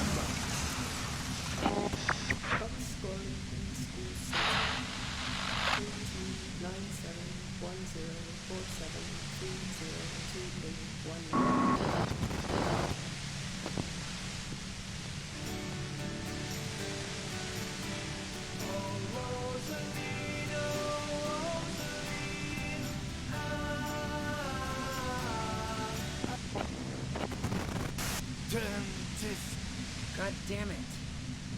Fine. If you really want to talk, I can dial it down. I've also got a gun, by the way. The gun she's carrying is a 2-barreled front loader, not like the murder weapon. Okay. Well, it doesn't feel much better, but you can form sentences now. Thinking doesn't seem to hurt as much. Just keep her talking, and you'll get through this. There's only 3 meters between you and the machine. If you keep her distracted for long enough, maybe be careful when you make your move. That'll be it for questions. Bide your time. How did you know we were coming? I heard you in the passages, and I've been preparing for quite a while. By hiding bullets under floorboards? So you found my shack, huh? I'm not surprised. Her tone is bitter. Really? When is it from? She's been betrayed.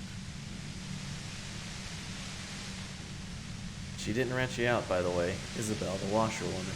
So nice. That's one knife I didn't want to find in my back. Why hide the bullet, though?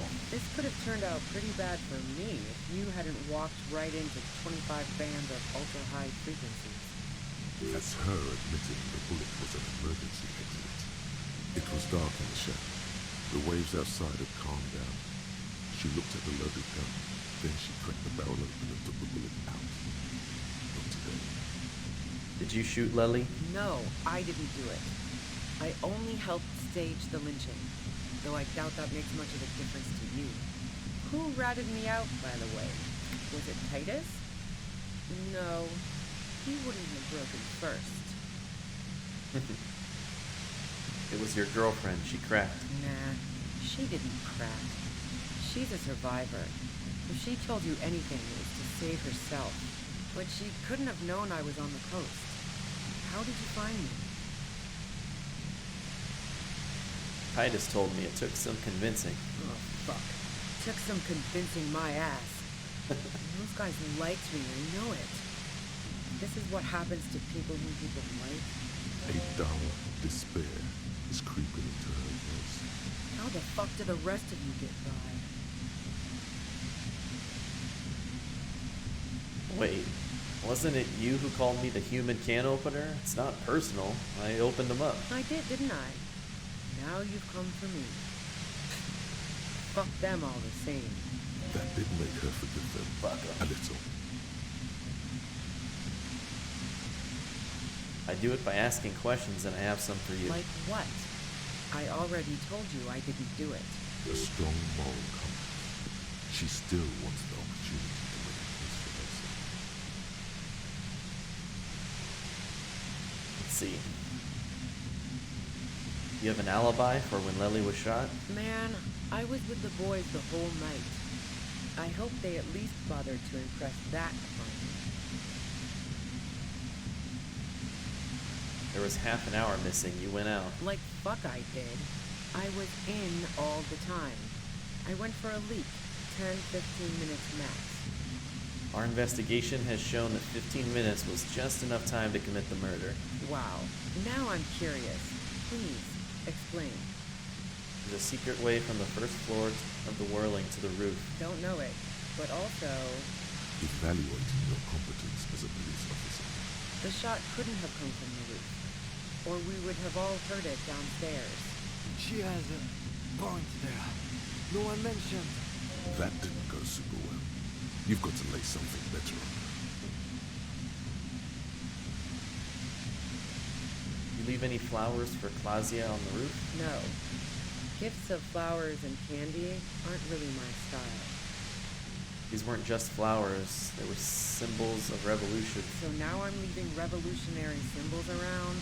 Come on. Alright, you didn't leave any of those. No, I did not. Would you say Lely was a likable person? I didn't like him. Hardened mercenaries aren't particularly likable types. Did you feel protective of the Union? Yeah, sure. And I didn't like wild pines sending in those foreign hirelings. Me and a fuck ton of other people around here. She didn't hate it, okay? You don't feel sympathy for the mercs? It's hard. Well, I'm not going to say that. I'm listening. Take a step Yeah? back. Where? More questions before doing anything. Who killed the merc if it wasn't you? How should I know? As I keep saying, he already had a bullet in his head when I got to him, and there hasn't been any useful gossip over the radio. Those rings around her eyes, her tired voice. She's been staying up late, listening in on the conversations crisscrossing Montreal. Police radio? You've been following the case? Who hasn't? You know, I can still see him there, in Claus's room, lying on his side. He was still warm, but the bluish light coming through the broken window made him look as though he'd been dead for a good long while. And if you didn't kill him, why hide? I saw you roll into town. I wasn't about to stick around for questioning by a goddamn La Puta Madre agent. So this is what she was scared to tell Titus. This cop. Yeah, what do you mean by that? Yes, you. Everyone says you're his peon, his human can opener. Oh, fucking me. Fucking hell. And why me? You hear through the white noise. It's especially bad suddenly. Felt like a vein exploded. Who's everyone? How do you know this? Everyone in Jamrock. The cops, the criminals. Why do you think I'm holed up in here with a goddamn death ray waiting for me? If she knows that about you, she must know your real name too. I'm I'm no one's agent. I don't even know who La Puta Madre is. Right. Sure. You don't know. Sure, I'm supposed to know, but I lost my memory recently. Yeah, sure. She doesn't. I'm sure La Puta Madre himself will explain it all to you soon enough. What'd you do to this Madre anyway? You know what I did. I fucked him over. And now I have Harry Can Opener in my lair. Fucking Titus. She's not going to change her mind that easy. She still perceives you as a threat. Wait, one thing, possibly small, but she said you rolled into town. Was that you singular or plural? She might know something. When I came into town, was there anyone with me? Yeah, you had your death squad with you. What happened to them anyway? Who's in this squad? Well, it wasn't this scrawny dude. You had 2 guys and a lady. The guys looked pretty buff. The lady wasn't bad either. What else can you tell me? One of the guys seemed chipper, a blonde. The other had a brooding something or other about him. And the woman was the only one in uniform. All were carrying. My whole gang from Precinct 41? That sound about right? No idea who these people are, literally. Satellite Officer Vic Mayer looks out of the window grimly, then puts his coffee down and turns to Patrol Officer Miller. We can either take a room there in the Whirly or go home for today. Let's go home, Jean. Nothing's going to happen today, she responds quietly. Jean takes his blonde wig off. Call Heidelstein. He can give us a ride. I think I know them. They're in Martinez. Fantastic. I've got to get on the road. Then you can go find your friends. Unless you have anything pressing to ask me. What happened Sunday night? She eyes you warily, as though gauging your sincerity. She's refusing to adopt the demeanor of a cornered animal, a leader with no one to lead. She still wants to retain some control of the situation. It's okay. We just want to... All right, don't kill yourself over it. I was shooting the shit with Hardy and the boys over a few beers, like always. Then Klasha comes in, all pale and shuddering. She sits down with a drink, trying to steady her nerves. So I grab a seat next to her. What'd she say? She asked me to come upstairs. The merc she'd been going with was lying on the bedroom floor, dead. I knew she couldn't get the authorities involved, so yeah. You made it look like he'd been hanged. Pretty weird that you came up with this plan right on the spot. What? No. Faking a lynching was her idea. Her idea? Yeah, in cold blood. It really surprised me how quickly she was able to get a hold of herself once we got up there. It was like she was another person. The party girl was gone. She asked me to help her drag him into the shower so she could wind the shower head around his neck to fake morbidity. Then she dressed him while I went to get the party girl. Ooh, did she play me? Showerhead, resourceful. Yeah. I wasn't sure whether to admire her or be disturbed. You think she killed Lely herself? As I keep telling you cops, we didn't hear anything downstairs. What about due process?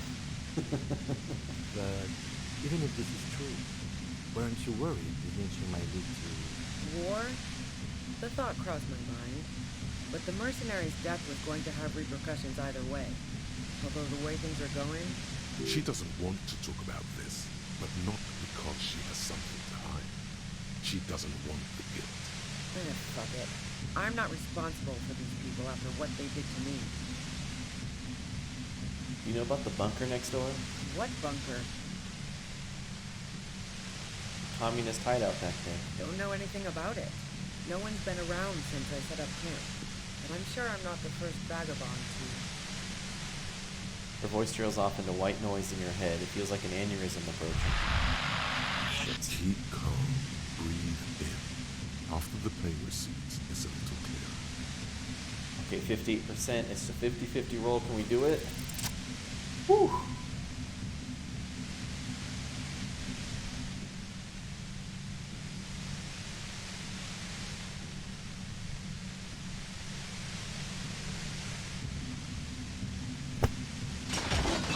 You did it.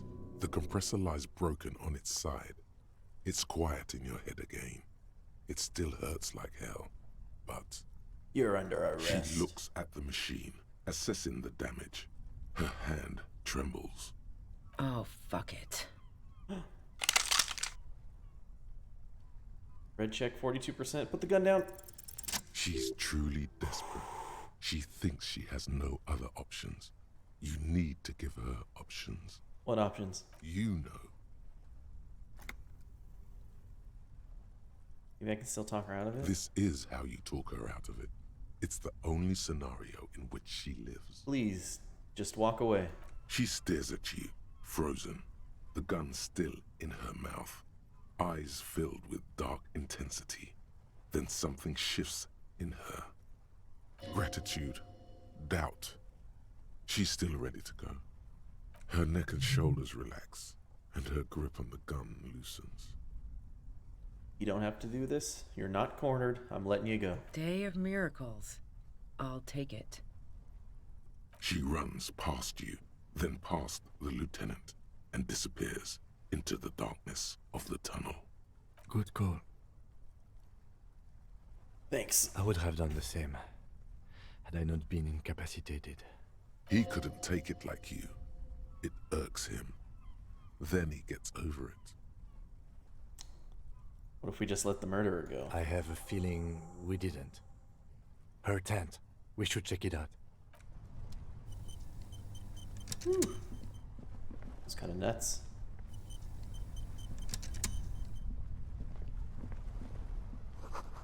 Cooking utensils. She's prepared herself porridge with bananas. $8 in here. Nice. Dramamine. The plain red tent stands by dispassionately. It was pitched by practiced hands. She's used to camping out. Let's check it out. The tent looks old, but well maintained. In the darkness of the tent, a rolled up sleeping bag, cooking utensils, some books, and a kerosene lamp. It reeks of cigarettes. Shine your flashlight on the books. Assorted soft covers, mostly pulp horror. A motor carriage lies buried in the snow on one cover. On another, a ghost airship. You also see a collection of radio enthusiast magazines. See anything? Sift through the magazines. Rager Monthly, Journal of Material Science. More Technological Digest. One of the magazines doesn't have images on the cover. It's not a magazine. It's a leather notebook. Let's take it. You pocket the worn brown leather journal. A trusted friend left behind. We should read this immediately. Like, right now. Sure should.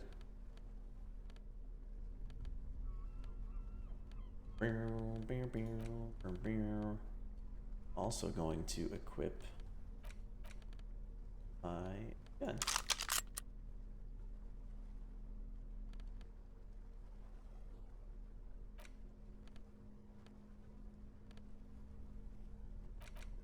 A thick journal. The cover is worn like someone used to carry it around in their back pocket.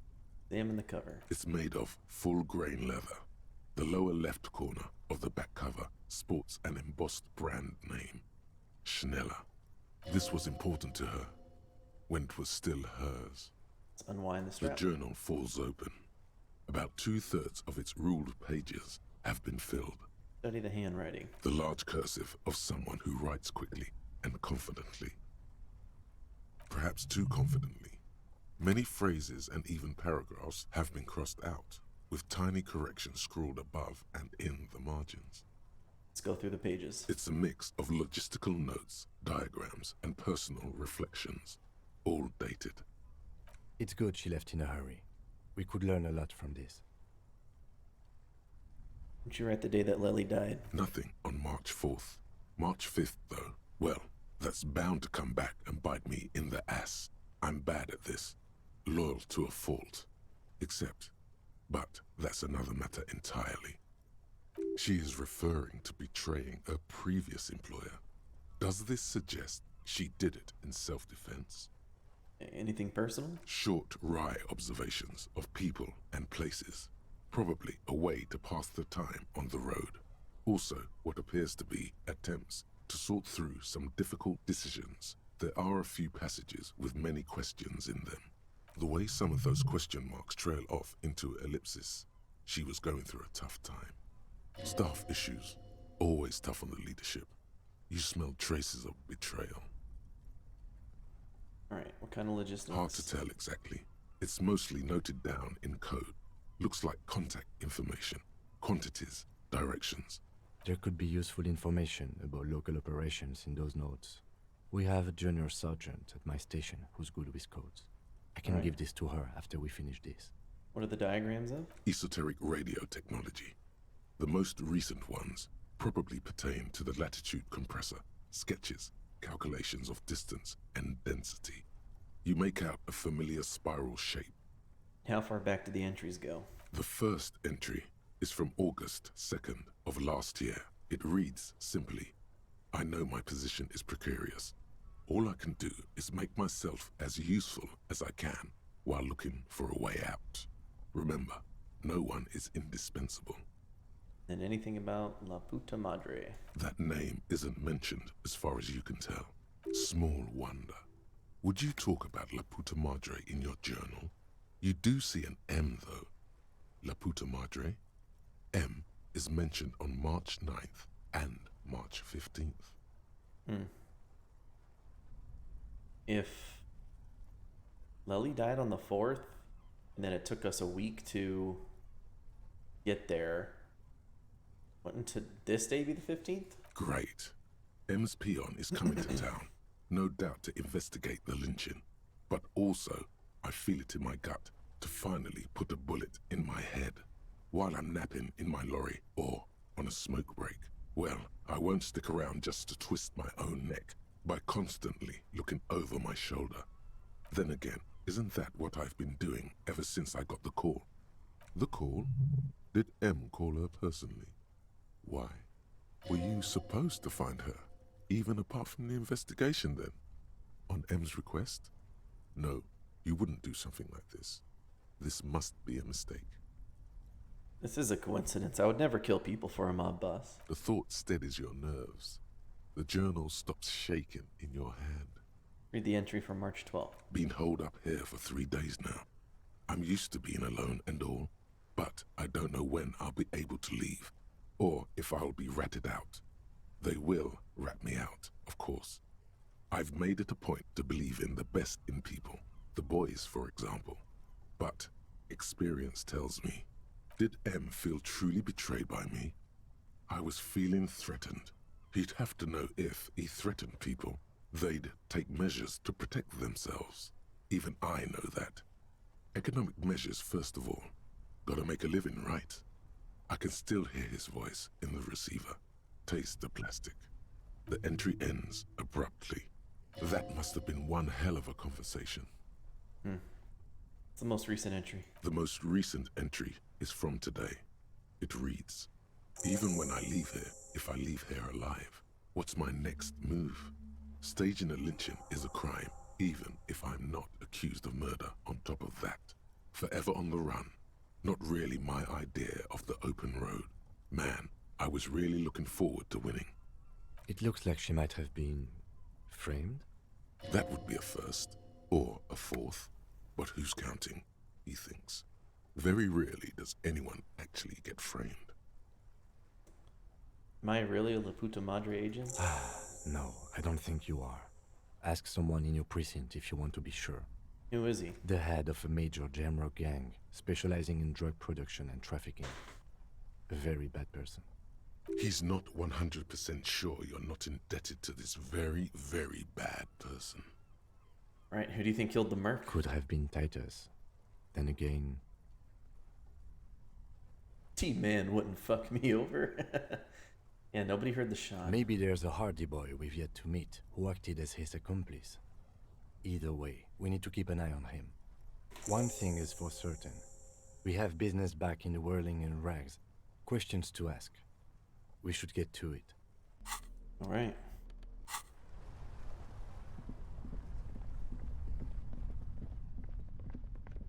Got my gun in hand because I'm ready for anything. Ratan! Now is the time! Time for what? Oh, you will see. It It feels like the tie is rubbing itself against your chest, like a cat in heat.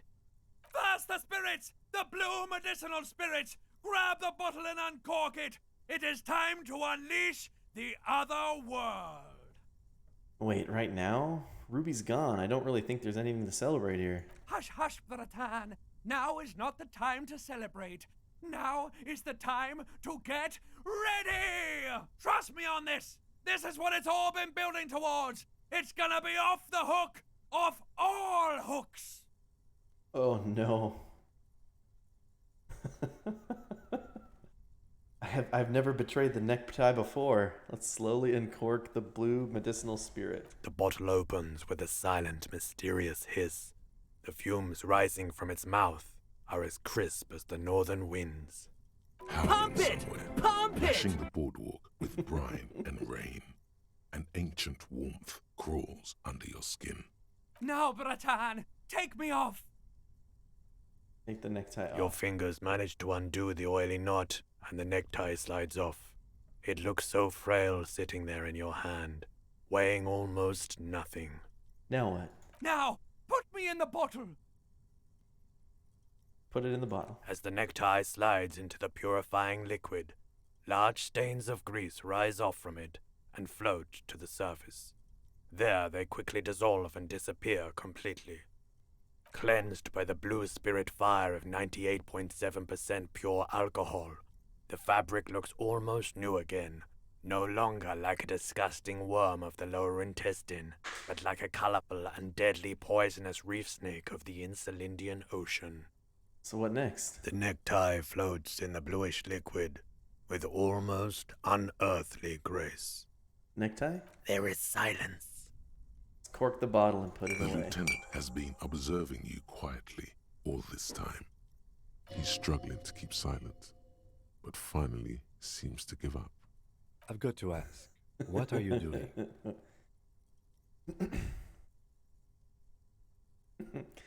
My family, you put a piece of clothing in some hard liquor and drink it for good luck. It's silly, but no harm done, right? How about, I don't really know, but I'm eager to find out. That makes two of us. Let's not waste any more time under this boardwalk. We need to clear this all up, somehow. Can I... Spirit bomb. Equip this when times are most dire. Okay.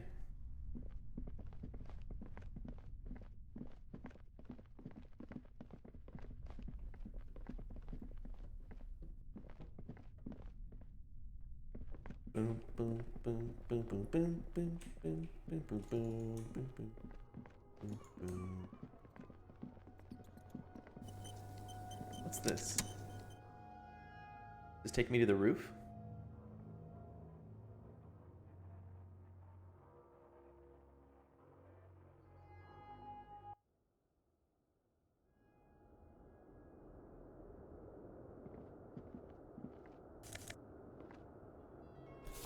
Postcard. Glass is covered with grime and dust. Okay.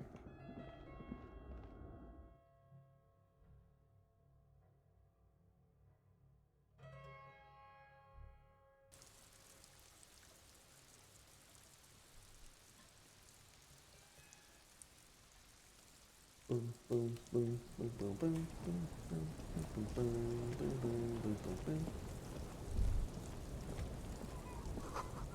Central support beam destroyed. Gust of winds at this height feel dizzying. Can I not get down from here? I don't think I can. I have to go back through the pipe.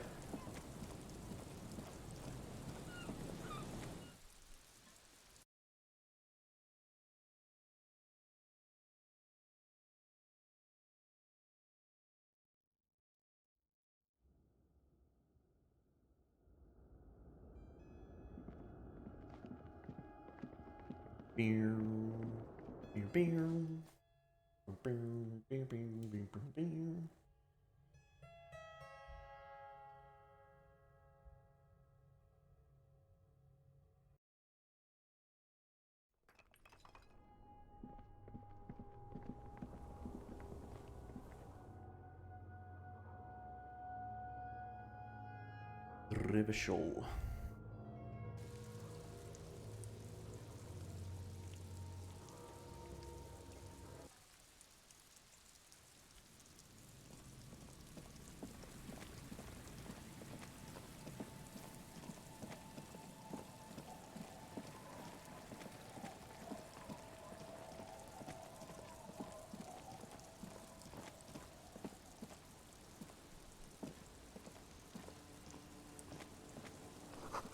Door's closed for today. Time to put the kids to sleep. We tell her what happened? Our tenant, the policeman. I wonder if I could just go to sleep right now. It'd be kind of funny. Let's go.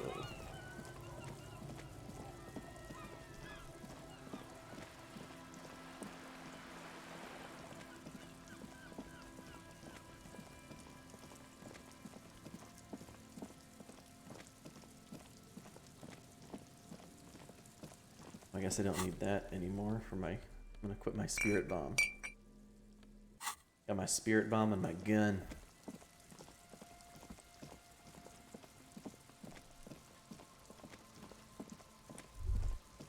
Stop. Just up ahead. Danger. You are prepared. Don't put away your friend, your weapon. It is glowing in your hand, ready to serve. The oily tail end of your necktie-turned fuse glistens in the cool spring light. Kim, there's danger up ahead. Yes, I hear commotion. Let's go. Good. Be ready to take damage. Oh. We have 3 skill points. We might as well use them, right? Let's see. I think a point in endurance will increase our health, right?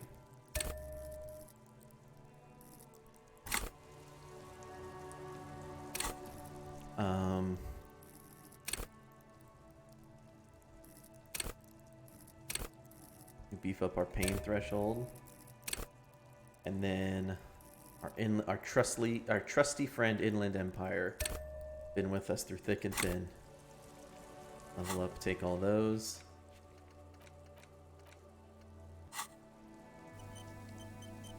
Let's go. I'm all out of shits to give, loincloth. Welcome to the fucking reckoning. Look at them. Put your damn gun down. People are gonna get hurt. We need to talk this through. All right? Shut up! You're not gonna talk yourself out of this, loincloth shit fuck. See? Look, I have that +2 against people in armor. This is the scab leader. His chest rises and falls under the ceramic breastplate. His fingers reach for the butt of his sidearm. There's something very wrong with him. Say nothing. This is a misunderstanding. Nothing irreversible has happened yet. You can just return to your unit and forget all about this.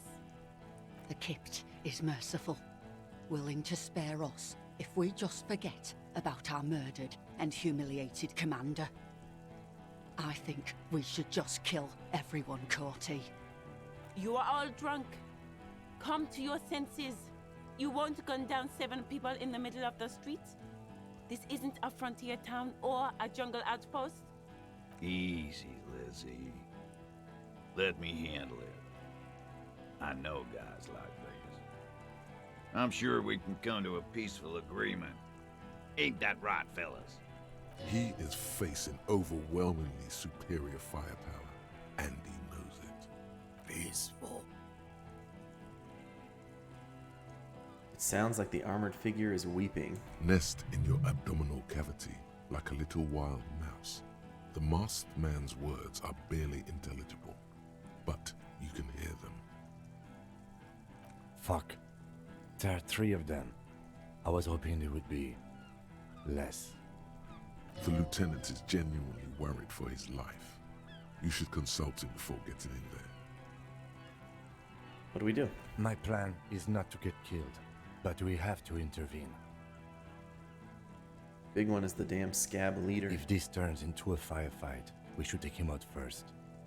A sound strategy. He's the leader.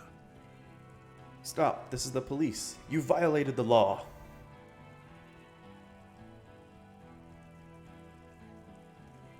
Get lost, comedian. You cops had your chance. Now it's fucking time for some justice. He licks his lips, waving his gun at the crowd. Losing his balance for a moment, he staggers backward. I think he's calmed down a bit. Pig, fuck!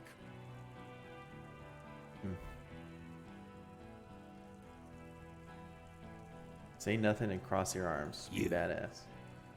You're probably gonna get killed too.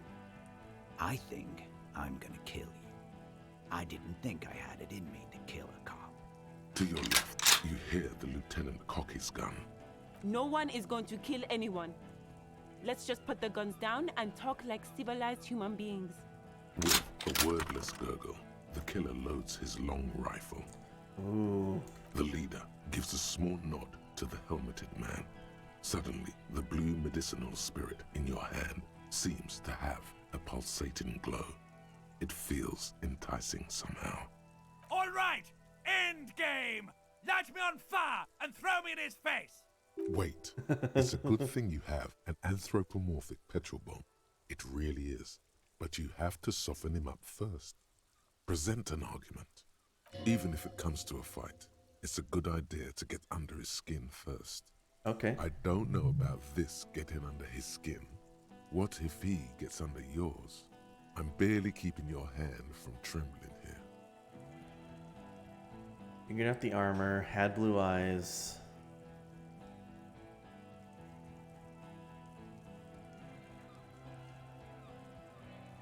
.42 hand-eye. Red check. They're all red checks. Let's try suggestion. 42%, he had blue eyes. Of course, nothing bad will happen. Talk about his dead friend. He seems stable enough to take it. Doesn't seem stable at all. Even better, it will further destabilize him. Oh just no. in time, and maybe even lives. I feel like I got to know your dead friend during our investigation. Don't fucking talk to me about my brother, Loincloth. He squeezes out the words from between clamped lips, his hand on the pistol. Okay, yes. Immediate failure.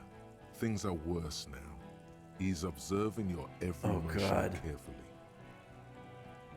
42% think of an argument? Oh my god, I failed again. Something.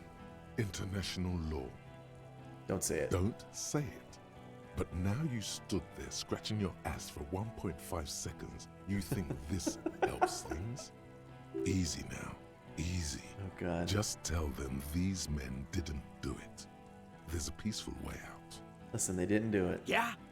Who did then? Oh god. I mean, I'm pretty sure it was a rifle there. It was someone else, someone who's not here now. How fucking convenient. His fingers are twitching. That's a draw reflex. He's about to draw. Actually, they are here. It was one of you. One of us? You're saying we?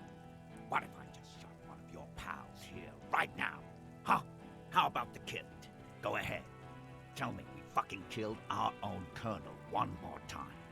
Listen, please. This cop and this drumhead court-martial won't decide who... Think. Why doesn't he believe me? The Hardy Boys confessed to hanging him. All together. Titus said, we took him out back and hanged him. He said it loud.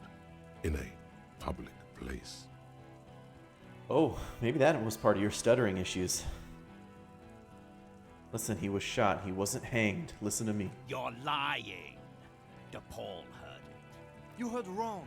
She and these men have been helping us find the shooter. The hanging was only a cover-up. Listen. Fucking liars.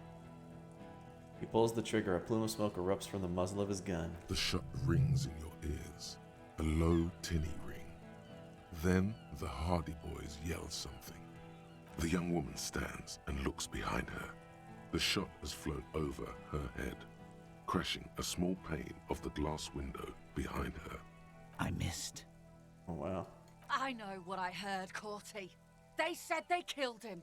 They said it was a good way to end a Sunday night. I need to clean my computer out, too. That doesn't It does that as well. Good. You need to change To hunger. now, or there will be another. Used to be alive. What's up, Terry? What topic? Shots have been fired. Act before it's too late. This was a close call. Terrible. 28%. Oh my gosh. there was ever a check I needed to pass, it was this one.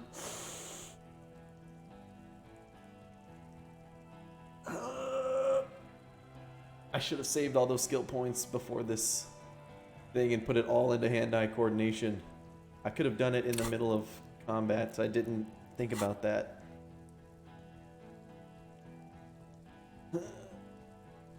No, actually, Terry, for some reason, those other sound clips didn't load correctly into the chatbot. It was just not accepting them. I think it had something to do with they were saved with capital.mp3, and I was putting them in like right before the stream, so I didn't want to mess around fixing it. I was going to do it later. So I added the ones that just worked immediately, and I was going to go back to it. That one was funny, though. All right. Oh, fuck.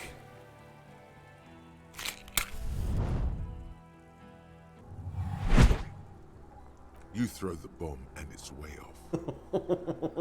It's a fiasco, Bratan! Even at this distance, you can still make out the ugly tie suspended in blue liquid. It looks extremely worried. What's gonna happen now? What's going to happen now? Everyone's going to die! What do you think's going to happen? Wait, what's the story between us? What? Like, how did I get you, or... You were a sad drunk who bought an ugly tie. Who gives a shit? Everyone is going to die because our plan failed. I have no idea how you're going to get out of this. No idea. So it's not gonna hit?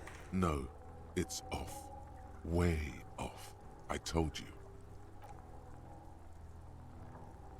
The man it was supposed to hit is looking over his shoulder to see where it went. And he can't see it. It's that off. This is it! I'm gonna hit the ground and burn away now! Most of the people in this yard are gonna die, if not all! Probably you too! It's a complete disaster! Get ready for a world of pain, man.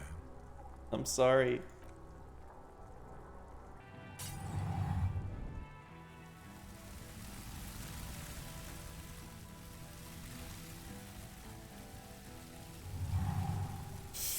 I bet you are! The fiery container hurtles toward the earth with a last wink of light. It shatters to 1,000 pieces. Around you, time starts moving again. The sounds of violence and panic. Oh, God. To your right, the killer raises his rifle and takes aim at you. His moves are steady, but the long barrel of the rifle sways slowly. 42% dodge the shot. God damn. Something violently tugs at your shoulder, pushing you backwards with incredible force. A volcano of burning pain erupts from your left shoulder. The pain flows over your entire body like an awful shock.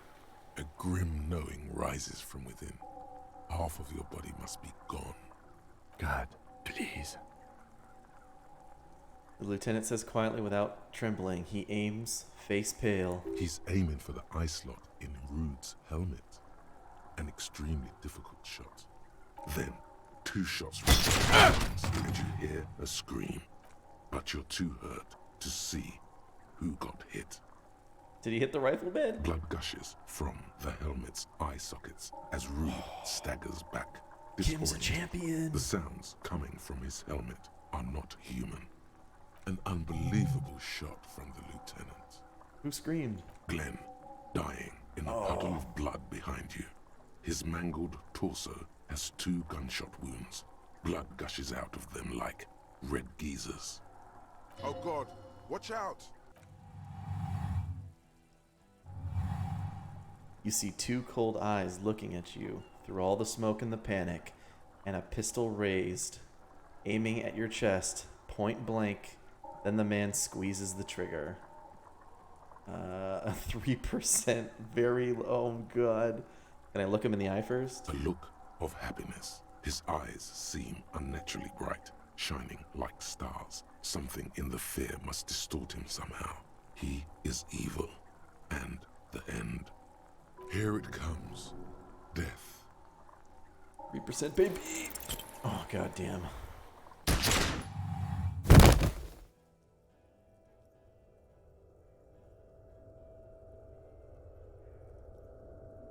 You can't. There is no time. Something inside your pelvis explodes. Your entire lower body is on fire, and your legs can't support you. You fall down like a rag doll. The pain is too immense to scream. It pushes the air out of your lungs. Everything goes dark. A distant blur as you recede into it. Listen through the darkness and the pain. Through the darkness and the pain we carry on. The Hardy Boys are yelling. Someone is running, jumping over you. In the background you hear gunfire shatter glass, and then a man in pain. A familiar sound. It's Titus with a splat like meat. You hear bullets rip into him. His voice, still giving orders, grows fainter. A gurgle. Oh god, I failed every single check. He's not gonna make it. Touch your lower body. Feels slick and warm with blood. The pain is too strong to know what has happened there. Even clutching to your consciousness takes everything you got.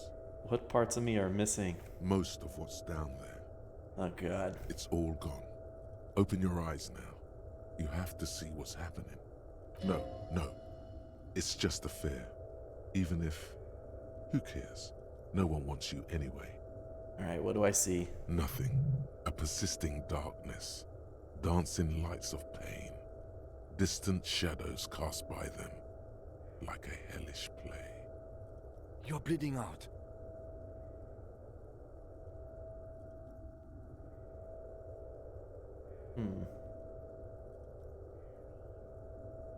Of course I get gunned down and die. Sorry, fuck. Yes, keep talking. Stay awake. Look at me. But you can't. It's so hard.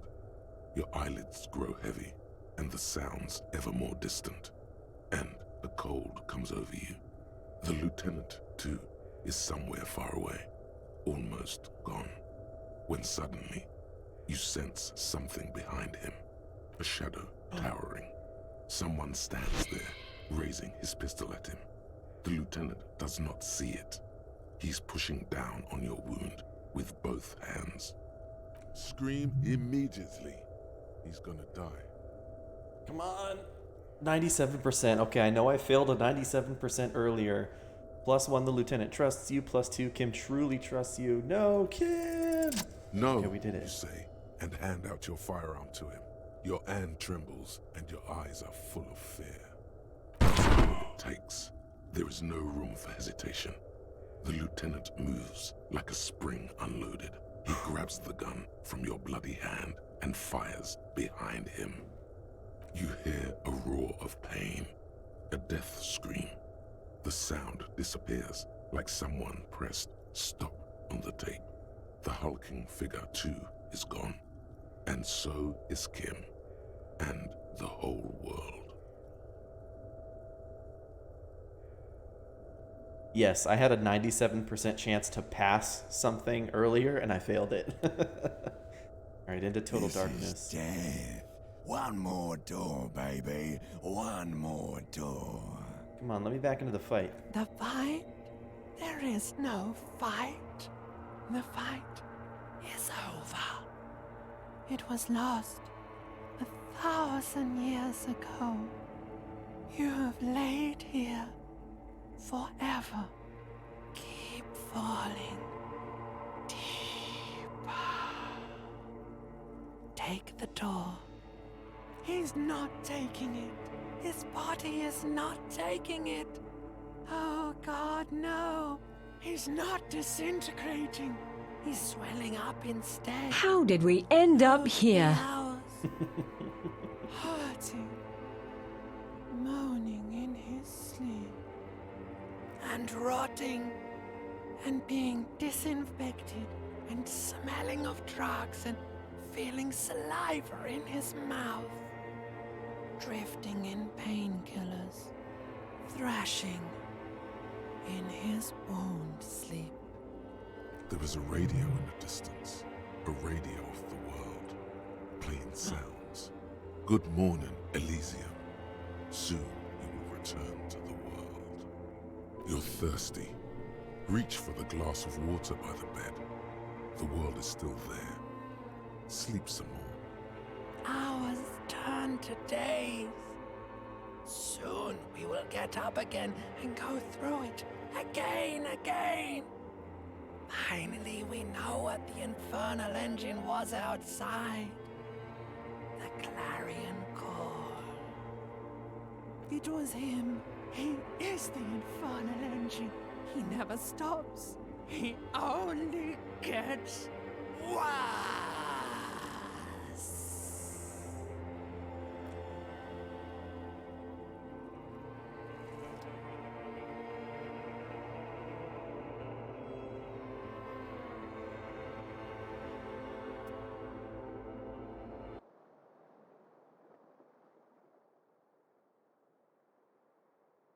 You see the lieutenant's familiar shape in the orange jacket. It turns double, then triple, from the pain. Kim. Sunrise, Parabellum.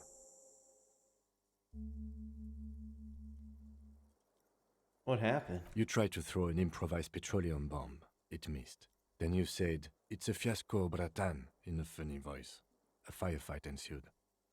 What happened then? As retaliation, the rifleman shot you. He hit. With his carabine. I was looking for a clear line of sight. When I found it, I shot and wounded him, while Glenn took a bullet in the spine. It was meant for me. He did not survive. This is not the first person to die in his place. He goes on. Did my armor save me? Titus, Fat Angus, and Theo charged. Angus and Theo died before they made it to intensive care. Titus died in the hospital yesterday. Alain and the young musician, I forget his name, they are all that's left. Titus is dead? Yes. You were bleeding out by then. You warned me. I was able to disarm Cortana before he got the jump on me. Thank you, although... No, Esla, so this picture is the picture for this skill check. Esprit de Corps. I was not able to kill him, as I should have. Crenel took him. A stray bullet killed the Pole, though. And that's what happened. The picture changes based on whatever skill check is happening.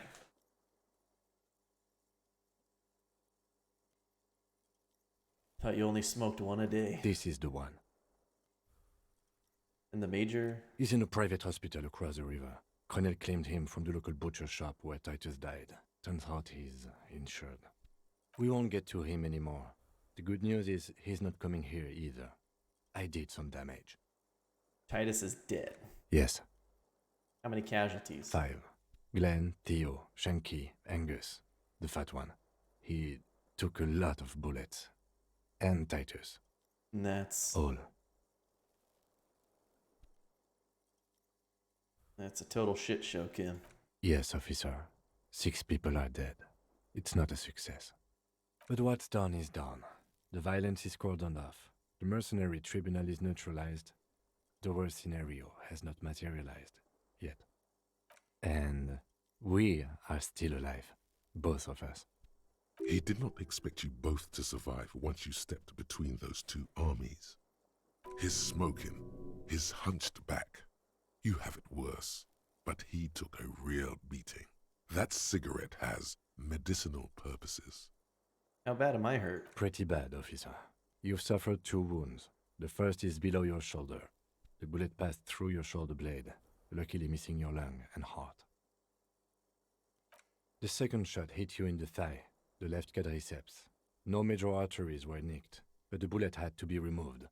Bacterial infection was treated with mercurochrome. Can I walk? We will see. You hurt? Not very. I have a concussion from the major beating me with the butt of his gun. I tried to not move too much. Things would be worse if you didn't warn me. Thank you. I did not see him coming. Stupid of me. Okay.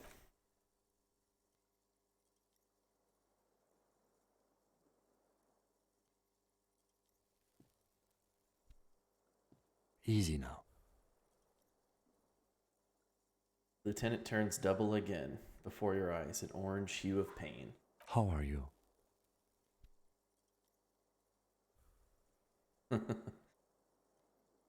Feel fantastic. Let's rock. He nods.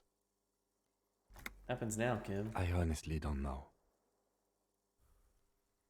I don't either. We can't talk to Everard. The harbor is in lockdown. Everyone in there is outside our grasp now. Joyce has left too, thanks to our meddling. Yeah, it seems there's about 4 or 5 different forks that whole fight can go. Obviously, not missing my firebomb would probably lead to me being able to use my gun myself. I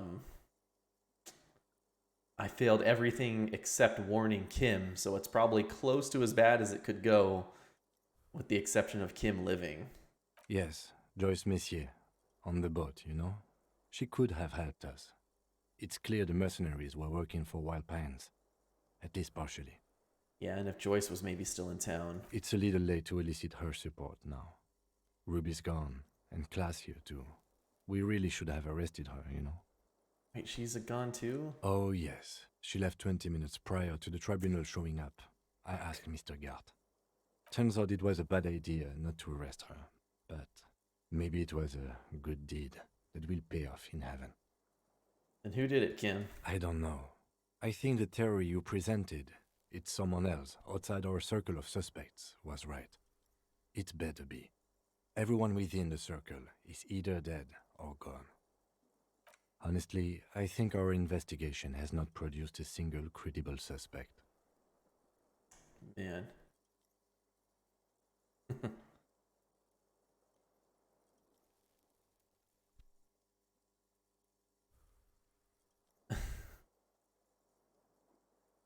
There's still a 28% possibility the shot came from a distance. We should go upstairs, rethink the ballistics in situ. I agree with this. What else? Ozzy has escaped? Absolutely. There's no other way to go about it. We screwed up. Yeah. He's made his peace with it. He's had time to do so. The antique bullet, how hard can it be to find one? It's extremely easy. There are thousands lying around. We found one, all completely unusable. It's precisely how easy it is to find one that makes the bullet useless. You know what I think about solving crimes? He arches his brow. The ceiling fan patiently spins overhead. Solving crimes is hard. It really is very hard. That concussion must be making him dizzy. Not ready to give up, are you? No. Are you ready to limp? I'm ready. Good. Where do you want to limp to? The lieutenant did mention doing more ballistics. Also, it's just close enough to endure the walk. Let's check Clausia's room. Why not?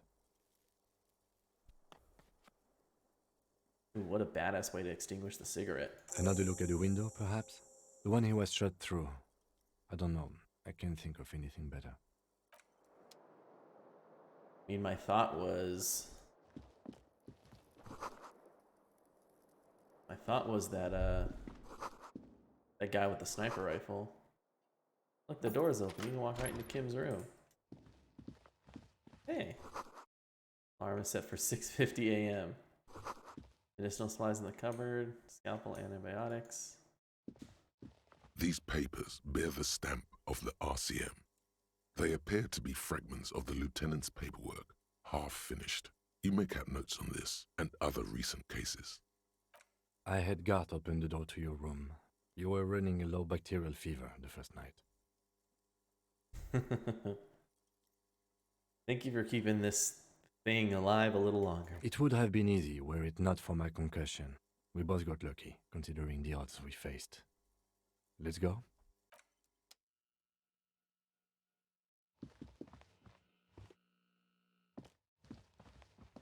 It's like The Sims, yeah.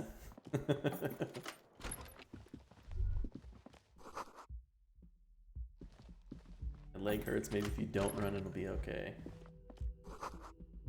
Like she left something on the table. Next to the stack of bills, you see a note.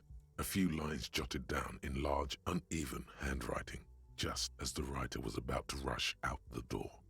I'm sorry, I fucked everyone over. P.S. I didn't kill him. P.P.S. Gift upstairs. A gift?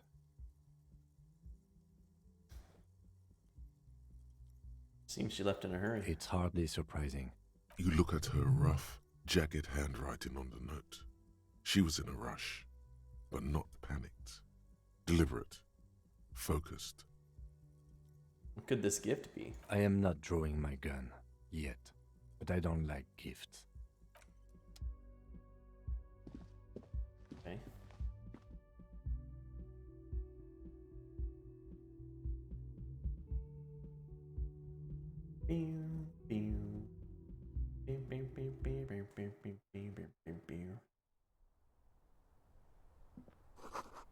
A red thread made of nylon. It leads out of the room onto the roof. You see the same two neon-lit shapes, a man and a woman, only now a red thread bisects the room, pointing from the antenna outside to the cupboard on the wall. This is ballistics. She's left a trajectory for us. A ray of backward motion explodes from his mouth to the roof outside, A prime, to then widen into a radius of locations in Martinez, B prime, B double prime, and B triple prime. Where's the thread lead? It suggests the bullet came from the extreme upper quadrant of possible angles, from a point beyond the roof, B triple prime. That wasn't a spot I could get to, right? The island in the bay. Trying to tell us the shot came from the islet? Yeah, I couldn't get there. Unless she thinks the perpetrator was standing on the ring antenna. That is where the thread seems to point. Well, there are ruins on that islet. A sunken sea fort. I saw it through the coin-operated viewer. The corn-operated viewer. I remember. How'd she know to do this? She was there that night. She would have known precisely where the bullet hole was in the glass. Yeah. She had a long time to think about it after, standing on that roof, staring at the glass. It also looks like there may be more to her skill set than we know. The question is, should we trust her? It's her way of saying she's sorry. I find that hard to believe. But at this point, what difference does it make? There's also a location we have yet to rule out. So it is. For a second he seems tired. Maybe we need to go to the island? The wind blows in from the open window. The lieutenant sighs, looking into the cold distance across the water. I mean, that's what I wanted to do before. I just couldn't find a way there. Couldn't ask anybody with a boat? The lead is flimsy. You might as well go around Martinez, looking under every rock and talking to every person. But what else is there? There, across the grey water, amidst crumbling concrete, a birch tree, and the half-sunken ruins of a flak tower. I'm going to the island. Are you in? Of course, of course. I mean, how do we get there? Joyce Messier had a sloop, but she's gone. Maybe someone in the fishing village can help. Clump of houses on the coast? Maybe. There were boats there. We should ask around. Let's go. Man, I had this idea about 67 hours ago. And there was no option for me to do it unless I just didn't find it.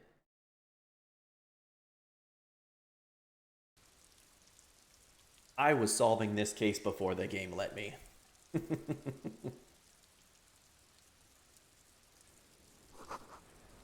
Thread tied to the antenna. Okay.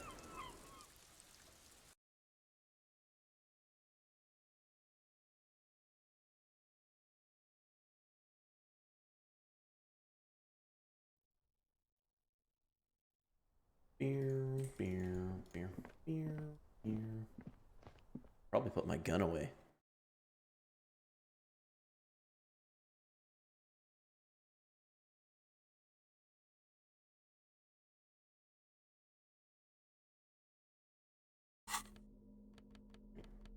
Put my gun down.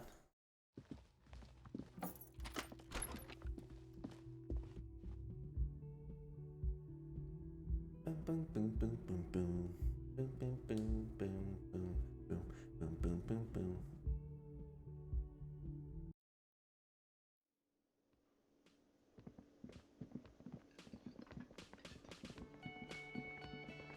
What H-Boy's doing over here?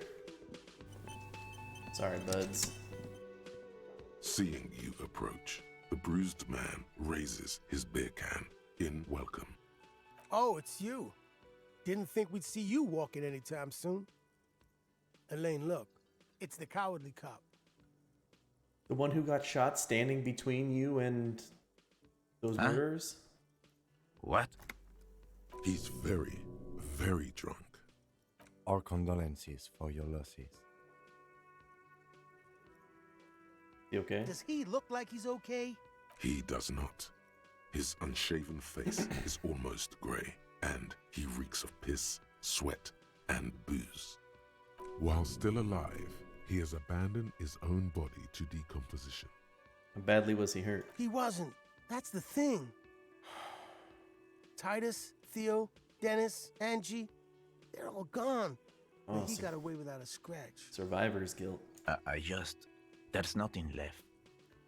Nothing. This is a broken man.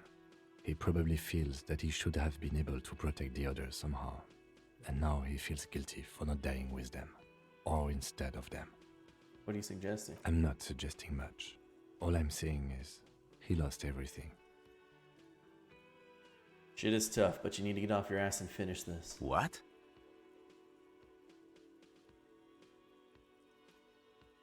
Grinnell, Wild Pines, all the people responsible for the deaths of your friends, you're just gonna leave it like that? Sons of bitches. Was this really the best idea? I guess you may have prolonged his existence a bit, if he can still remember this when he sobers up. If you think this will keep him from offing himself, I'll make sure to remind him. So far, I've just been pouring whiskey in him to keep him sedated. Any idea what happened to Claudia? Damn songbird of misery, that one. And do you have any information on this songbird of misery? God said she took off sometime before the firefight. That's all. Trying to remember if there was anything. Oh yeah, he said she seemed to be in a real hurry. She's gone. Face it. Take care, guys. Yeah, you too. It's a rough world out there. It's not easy being a cop. We were too hard on you. Nice of Both Eugene of to you. say. We shouldn't have fucked with you like we did. You got between us and a lot of bullets in that fight. Matinees owes you one. That's kind of you to say. Take care of your friend, okay? I will. You take care of yours. A sharp pain shoots up your side and into your stomach. You must not look too good. Luckily, it passes. Oh yeah, Fuzzy. That confrontation with those boys did not go very well.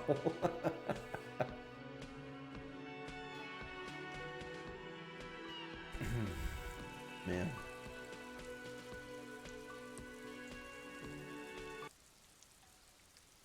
Oh no.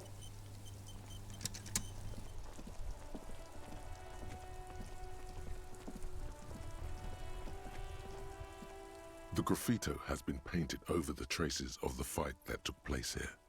It smells of blood and heavy fuel oil. I was wearing this. I did not change my equipment like I should have. I also allocated my points poorly. I took out my gun and I had my tie soaked in the alcohol, but missed the throw, missed all attempts at rhetoric and suggestion to distract him during the fight. Took 2 bullets, and the only check I passed was warning Kim that he was about to get shot, so Kim's alive. And the Hardy Boys, yes, Terry, so what they did is they covered up the death of... They covered up the murder, essentially. They're like a vigilante crew acting in favor of the Union. So yeah, you're right. They're just a vigilante crew that covered up this murder. This was Cindy the Skull. Looks like Cindy the Skull finally found the words for her masterpiece.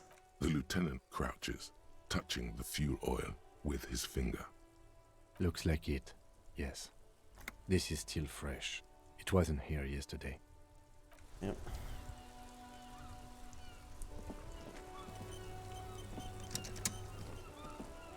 Officer, care to play a game with the lonely old man?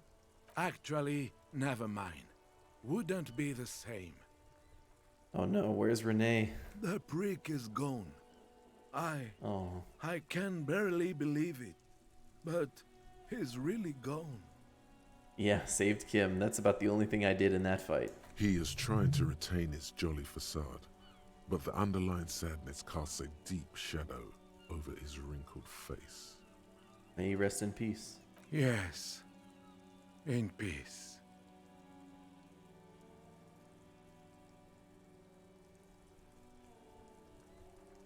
So what do you know about... Oh. I don't need to know about the dead man from him. The confrontation with Ruby actually went very well, to the point that I went into the second fight with way too much confidence, honestly. I was passing very tough rolls, so I passed the roll to destroy the sound machine, and then I passed a couple very challenging rolls to convince her not to kill herself and let her go. So she didn't die, she ran away. I thought that was pretty effective. I'm feeling bad about not arresting Clausia, though.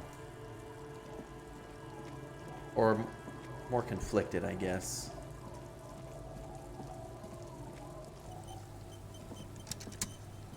Maybe she can help get us to the island. What happened? You're wounded. Why are you wounded? You look terrible. She sounds almost disappointed with you, reprimanding you for falling and hurting your knee. Some people hurt me. Is this from the shooting in town? We heard gunshots. Not that we don't hear gunshots all the time, but they were closer than usual. I did. That was very worth it. Thank you. Thank you, Fuzzy. I did do that whole thing with Andre. I got Kim to dance and everything. There was an exchange of fire on Rue de Saint-Guylaine. It's nothing to be worried about, madame. I got shot in the chest. Smile. That's nothing to brag about, officer. It's not serious. He'll be okay. You feel the ligament move on your left shoulder, and a small, warm drip of blood. It's nothing. I have a question for you. Of course. Can I help you with something? We need to get over to that island. That won't be a problem. It's wind still and the tar just dried. We've got 2 days of relative sunshine ahead. We borrow your boat? If you promise to bring it back, and no scraping the hull. I just got it nice and yellow. And no drinking on the boat. And no joyriding either. I did pull rank on him. It's only for a day or two. Official police business. Aye. Aye? The crow's feet disappear from the corners of her eyes as she smiles at you. Thank you. We'll use your skiff to get there. Please be conservative with the fuel, will you? Just filled her up, but it's a small tank. Okay.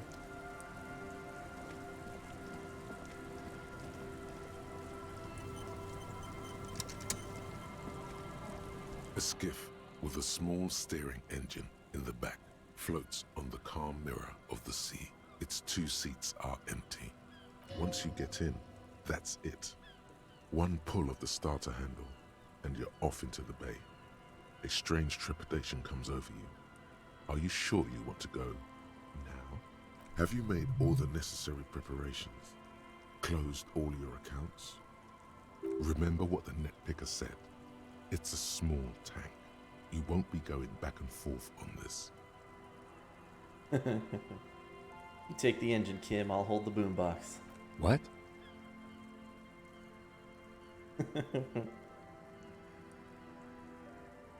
What? How else do we blast Sad FM on our way to the island? Fine. Let's blast Sad FM then. Sad FM is a radio station specializing in sad, slow rock songs. You seem to know its frequency by heart. Believe they're called power ballads. So let's get in and ride to the island.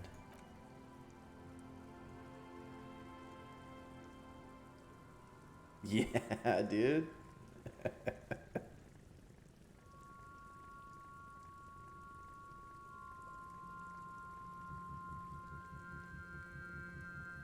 One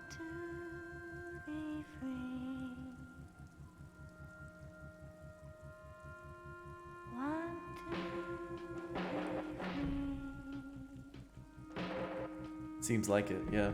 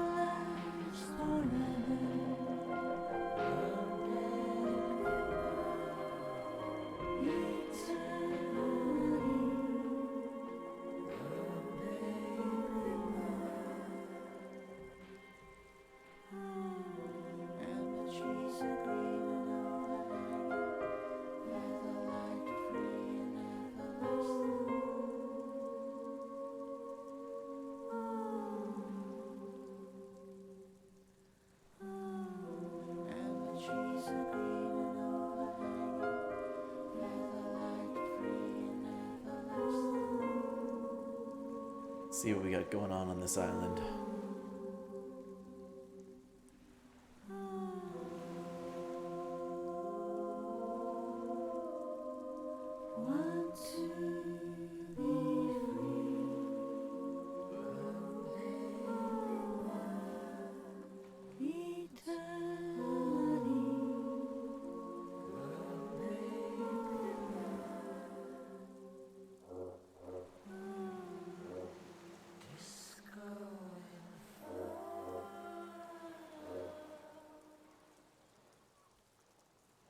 The boat comes to a slow stop.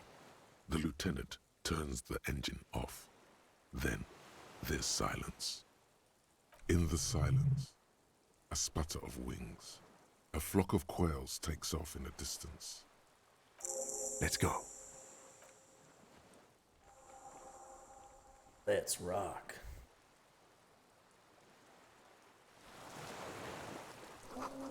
Makeshift bridge. The bombs were powerful enough to break the foundation. Rusted chain trails off in the ocean. The chain trails off into the ocean, connecting the island to the supply depot on the coast. This leads to the depot in Land's End. Ah, yes. So it seems. What do you think it was used for? For bringing munitions to the island, maybe? And supplies? You could also lock the bay when you raise the chain.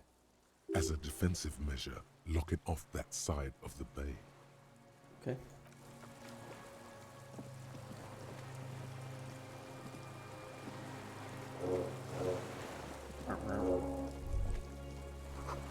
The fuel is leaked out of the barrel, black, viscous. Lingering trace of mazout in the air? What's that? Tension, inflammable.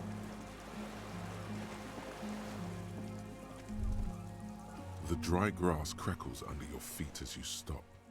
Far away, birds' wings touch the still surface of the sea. What's that flutter? The flock of quail departs. Now more than 100 meters away. 102, 105. Underneath the flutter? On the islet, there is almost no wind, just the light movement of air through the reeds. Bulrushes swaying on the waterline. Long dried leaves chafing against each other. The great ghost of the air is holding its breath. A low hum. The air slowly moves through a concrete box, through its ancient slits and cracks, resonating, hollow. A big building. To the west? A silent hiss. See air moving through the needles of a pine tree. To the east. The faraway roar of the city, distant like today's dream. Before it, the sound of sand, the low tide filtered through its grains, a bird tending to its feathers. Beyond that, further north. Air flows out of a pillbox window. There is very little there. The air cossets flowers on a meadow. Absolute silence. Reeds motionless. Bulrushes motionless. Below the silence? A jitter. A sound impatient to happen, but not yet in this world. You hear some kind of limb fidget, producing an imperceptible tick. No, it's just your imagination. You can't hear such things. Kim. Yes? It's really fucking silent on this island. It is. Is that why we are stopping? I have to listen to one more thing. Lieutenant. Stop listening. Carol says ICM. Okay. Warm blood trickles down your armpit. The ligature is off. It's nothing. Little Birch from the coin-operated viewer still holding on. Way to get up there, the stairs are gone. Can't get down there. Looks like I gotta go through here. ICM? This feels familiar somehow.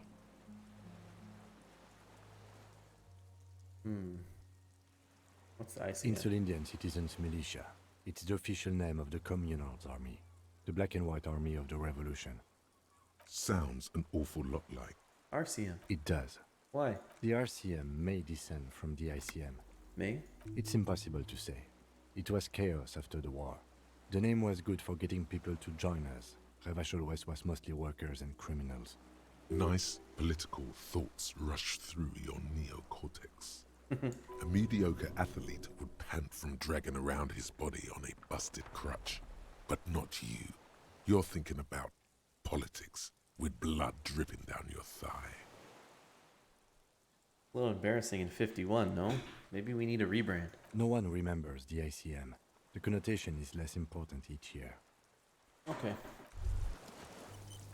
Wow, you work hard. I do? Oh, yes. You hustle.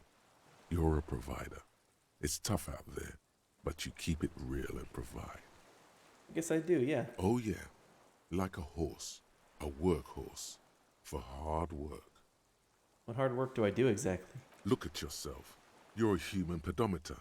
You must have walked 200,000 steps down cracked asphalt, mosaic, sand, and linoleum after you re-emerged. That is the sign of a hustler who never gives up. The world is harsh and people are evil. You didn't make it that way, and you won't let it break you. You ride. I fucking ride till I die, bitch. That's just what it's like. Life and death. But you got gills on your side, baby. Got those black papers with the faces of the innocents on them. You bring in the Franco-Negros and the Solas. It ain't easy, but you do it. Day in and day out. You didn't make the rules, but you won't lose. You're a cop, and a sprinter, and a money printer. Guess I made some gills, sure. Sure. And has it been easy? Is life easy? Have you not gone into cardiac arrest? Are you not about to have an anxiety attack or shoot yourself in the mouth? But you still hustle 24/7, ride or die. Now, ask yourself, are you rich? No. That's right.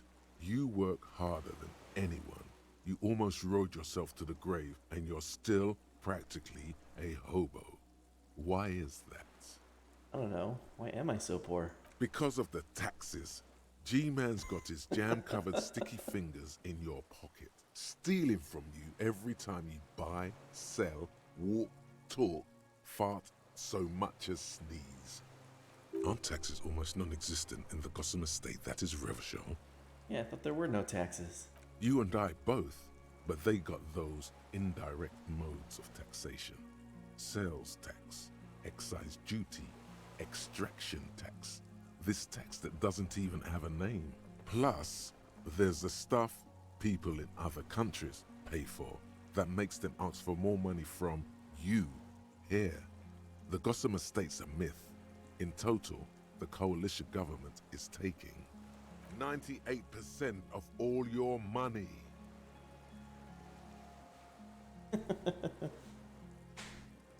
No fucking way. I guess I'm a free market fundamentalist now. Here you go, hustler. Fight the righteous fight. Free the people. Keep it real. Keep it street. Keep foaming at the mouth furiously on the tax issue. Okay. -2 empathy for that. You go in it. Okay, well, I'm not gonna research that.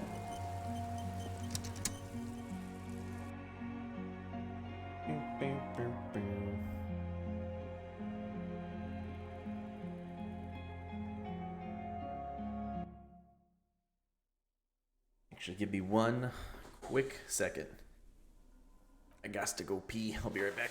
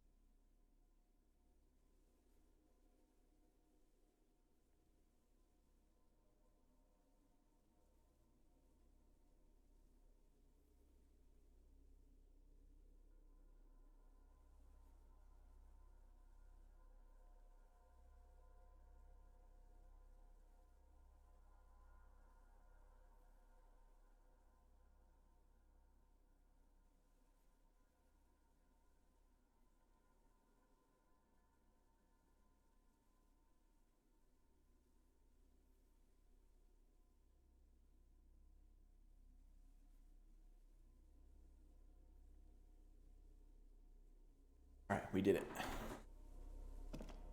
What is all this? This was once an armament rest. Twin cannons were attached here, medium distance, large caliber. What the? Books, mostly fantastique and horror, historical fiction. Dishes stained with sauce and fire, a survivor's kitchen. A fallen arrower shirt. Someone's living here? A moth-bitten bedsheet keeps the wind out. You see candles planted on a broken rangefinder. Got a surplus winter scarf.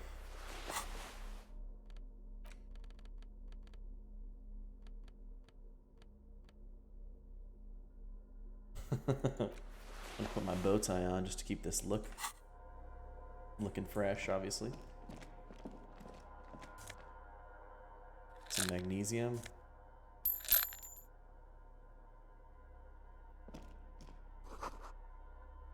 Great blast armor must weigh over 10 tons. Do I use we in substitution of I? Disco magnesium. I don't know, in certain cases, yeah. Guess when I'm referring to we as a stream. Yes? I didn't mean to click on you, Kim. Books and magazines lie scattered on the floor and on a makeshift cupboard. They are not particularly well organized. Let's go through them. Most are soft covers, serialized fantastique and detective stories from the 20s and 30s. This disparate digest includes the classic Animal Adventures. Did I say we've got to go pee? I thought I said I have to go pee. I don't know. I feel like I'm pretty conscious about I when I'm referring to me and we when I'm referring to multiple people. Oh, we did it. Yes, we all collectively did it. Among what is mostly commercial fiction and serialized stories, you find a magazine cathodique for electrical engineering. Then it's back to pulp.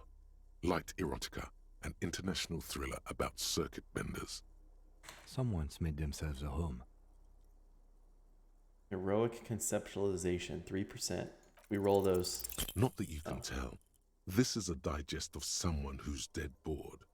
Most of it is for entertainment purposes. Fittingly right next to the radiola on the floor. Okay. You do feel there's something you're not getting here, though. Oh well. The print in some of these is pretty small, though. This person has good eyesight.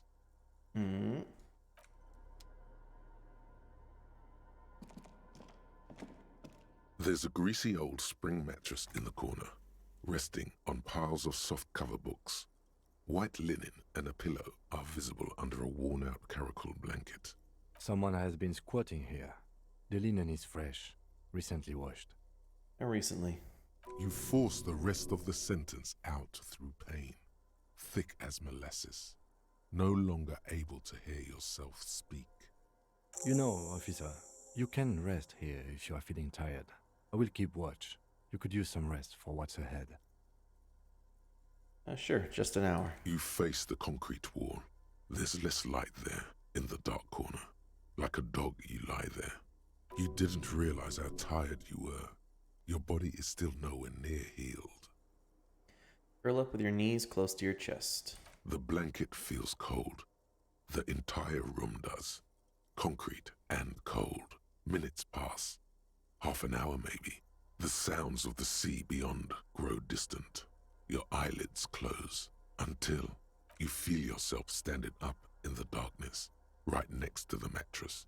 Slowly, the world begins to hatch from the blackness. It's evening. What do you mean, you people?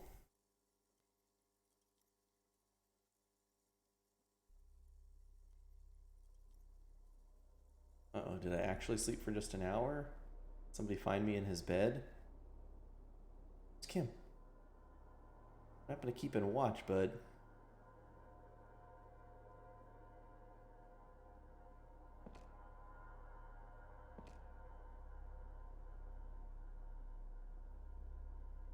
Hello? In. Lieutenant is no longer here. Go outside to the beach. Down by the beach, man.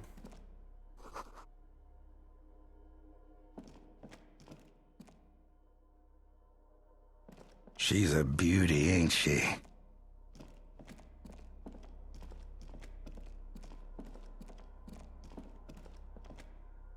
She's a beauty, ain't she?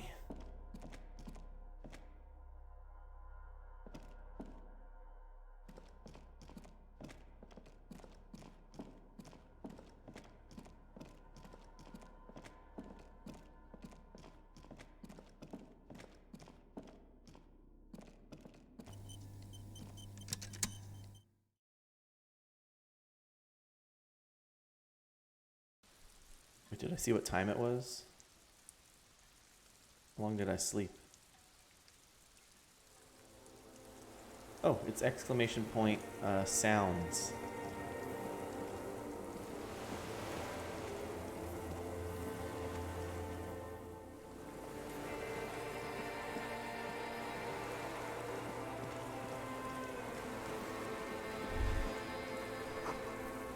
Go to the chain, there's something there. Chain.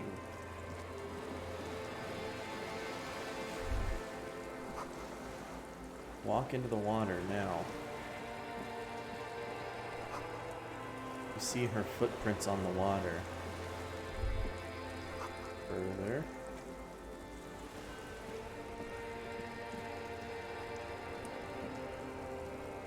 What the?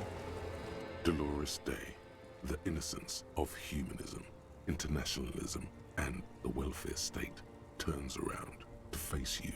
She has an airship airbag in her hand. She seems to be in a hurry.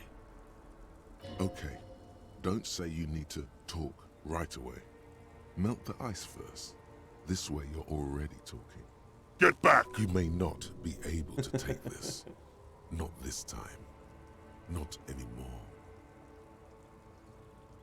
What's in the bag? Just my scepter, my globe cruciger. a spare silk gown, a toothbrush, travel documents, the crown of immortality. Cool. She looks at the suitcase, not knowing what more to say. Then, over her shoulder, silence. Her nuptial gown flows in the wind, wraps around her holy body. Ooh, these nuptials are gonna be tight. Anyway, Where are you going? I'm going to Morova, to live there in Grad. It's 1 million kilometers away, Harry. Might as well be another lifetime. Your skin is holy and soft. No, Harry. It's just regular skin. I'm not as beautiful as you always thought I was. Let's not get into.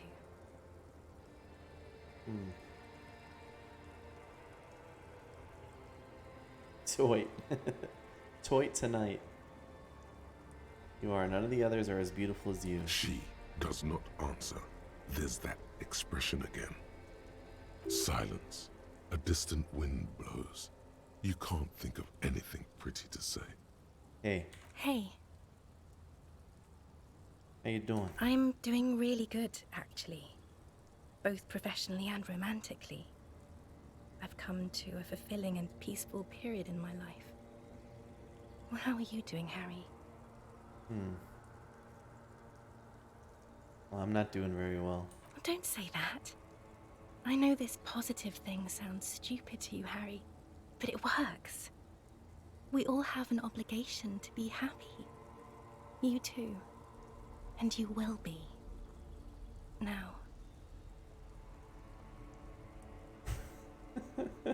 I thought you were making a Left 4 Dead reference. How we doing, Ellis? Jimmy Gibbs! This is everything I always warned you about.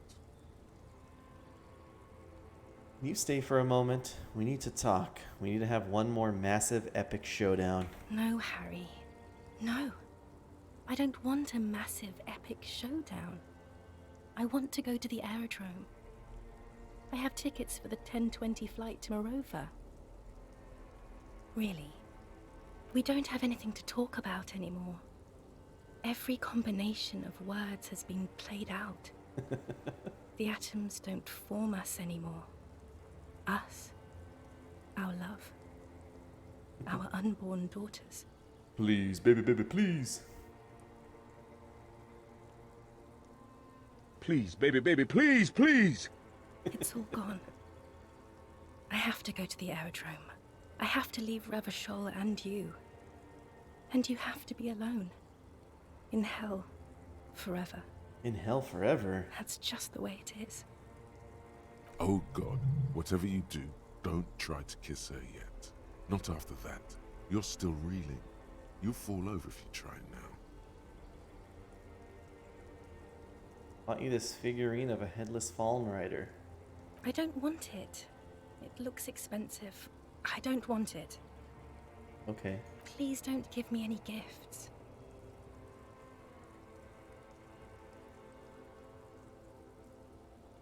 The feeling you're not really Dolores Day. I don't know what you mean. Dolores Day. I've heard you before. You're the voice on the phone. Oh, Harry, you shouldn't have done that. Do what? Call me like that. You ruined it. There was still a chance.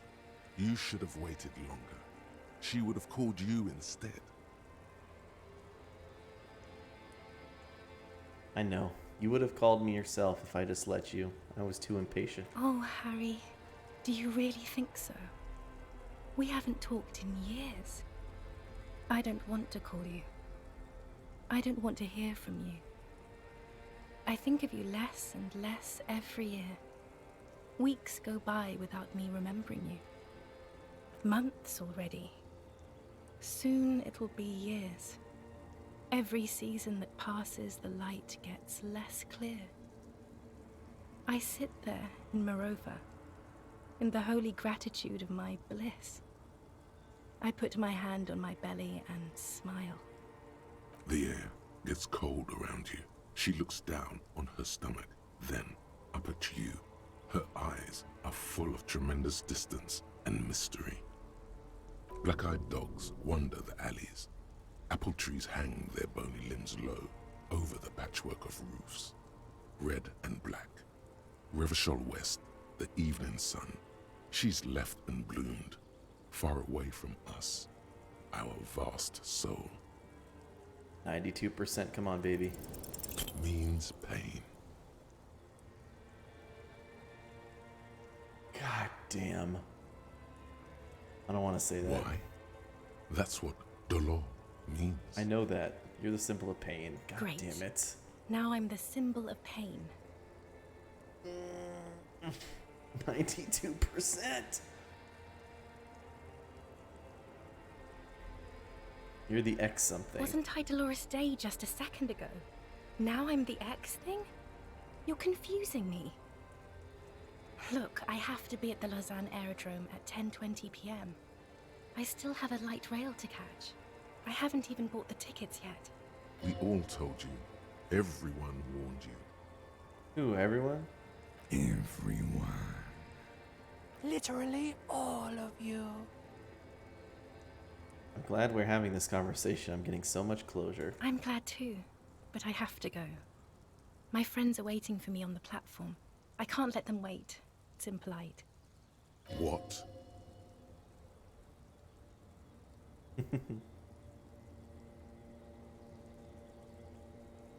Cool. Your friends. They hide your friends for me then. I will. The evening wind blows in and the gown wraps around her like a white flag. 1,000 times you beat an animal. 1,000 times you've raised that fabric. What is underneath has always calmed you, centered you, made you sane. Alright, on second thought, you're Dolores Day, Queen Regnant of the territories of Mundi and the Insulende and nothing else. Yes, Harry. I am. Things have gotten much better for me, now that I am the ruler of the known world. Oh God, it's already so late. I have to go, Harry.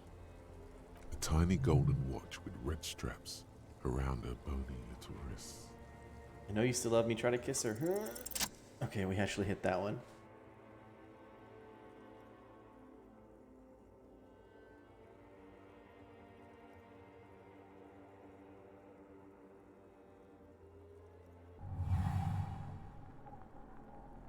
With your feet trembling from the steps you took, tepid and fearful, you stand against her, her body close to you, radiating warmth. With your She's eyes a beauty, closed, ain't she? move your lips on her mouth. She is not kissing you back. Oh, you're not kissing me back. No, I won't be doing that. She is going to move her face away from yours, trying hard not to look at you. When she withdrew and you held on to her hand, she tried not to look at your face and see the expression there. Oh God. Brother, you should put me in front of a firing squad. I have no words for how I failed you. That's it then? No, Harry. Not yet. There is one more thing you have to see. She slides her hands down her chest and onto her lower stomach and smiles. I'm pregnant. God, this is painful. It's not mine. Of course not. I terminated yours. Don't you remember? You poor fuck. Poverty-stricken fuck. Now, go ahead. Ask me more questions. Let's talk about something else. No, this has to end. Do the last one. More questions. Ask more.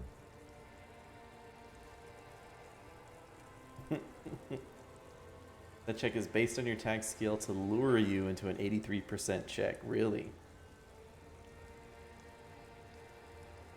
Does it change based on whatever tagged skill you have? Or is it always trying to kiss her? Don't go. I have to, Harry. Really, I've already missed the 8:30.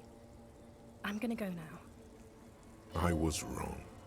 You don't have power over her anymore. You shouldn't have said that. I am wrong about everything. You should go on without me. It's nothing what this said. You have sworn a holy oath, Harry. G herself begged you not to let her go.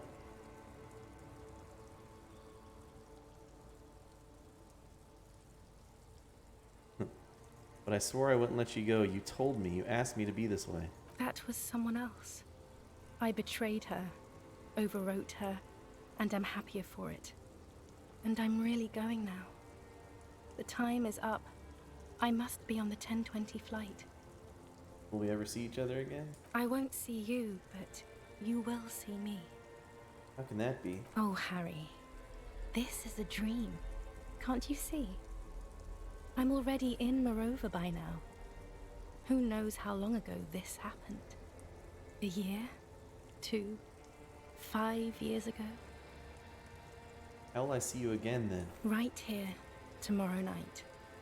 Once this dream starts happening, it keeps happening. 3 times a week, at least. And Harry, it really, really looks like it started happening again. There's the video rental. Yeah. I'm suffocatingly beautiful. And young. And I smell of tutti frutti chewing gum. Like I did that time when I asked you for forgiveness. After leaving you the first time. So long ago. But this is intolerably bad. Oh yes. This is real darkness. It's not death, or war, or child molestation. Real darkness has love for a face. The first death is in the heart, Harry. See you tomorrow. Oh my god.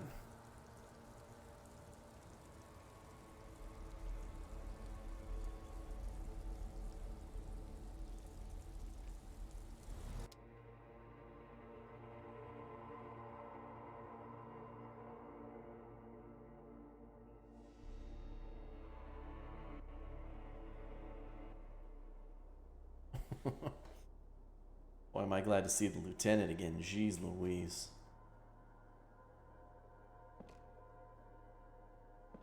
You're up quick. How was your sleep?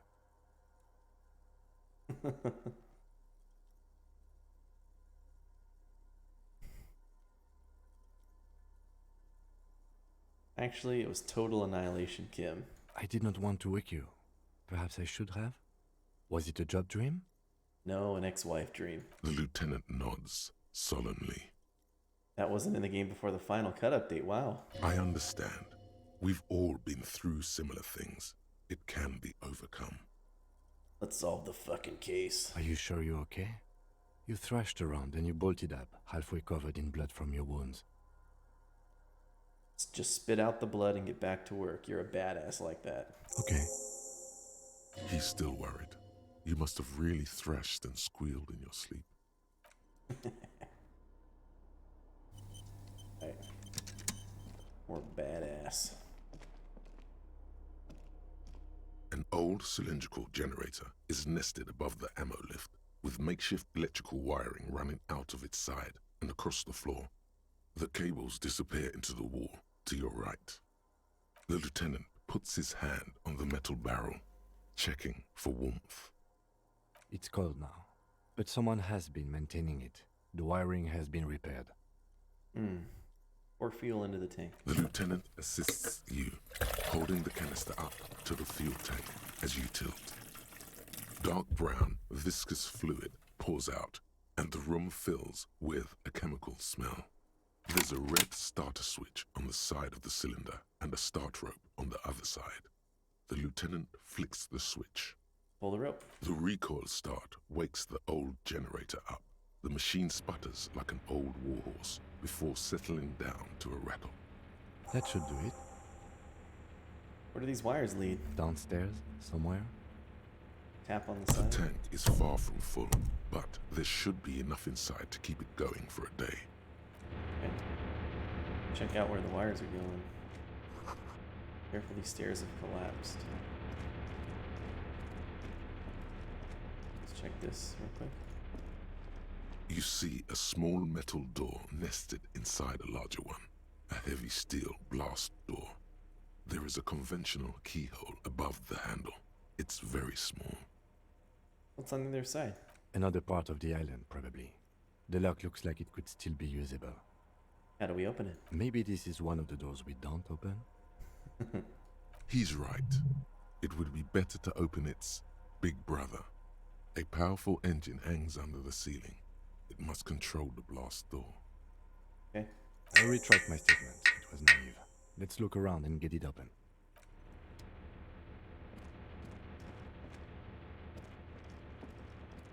What's this?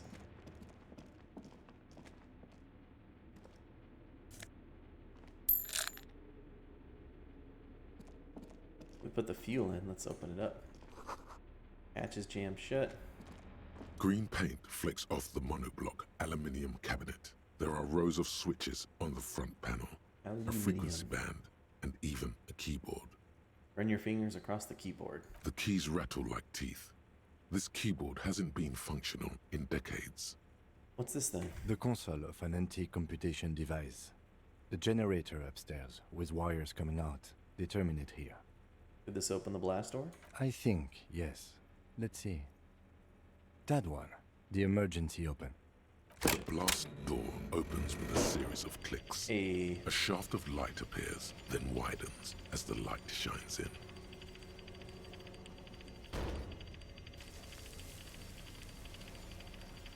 Ooh.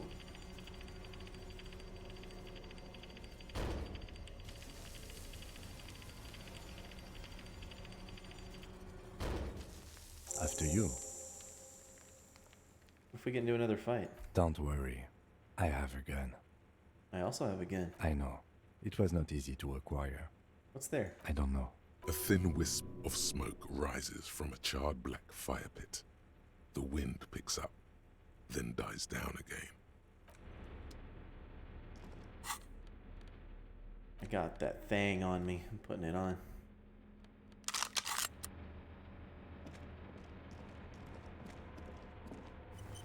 Actually, wait. Can I check? No, that's where I came in, actually. Can I check over here?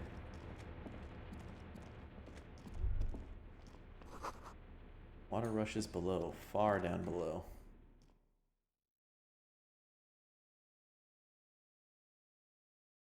Oh, yeah. That's where I'm going right now.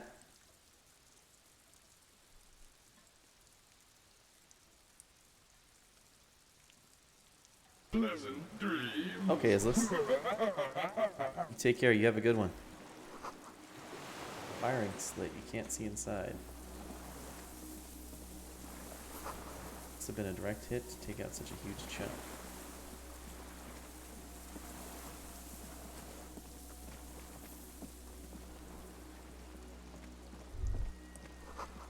Ice cracks under your feet. Be careful not to fall through.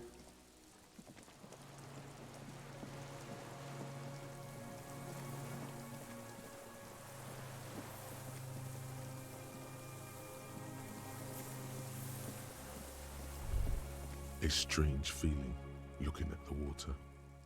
Maybe you should just wander off into the sea. Leave it all and walk in with a bottle in your hand.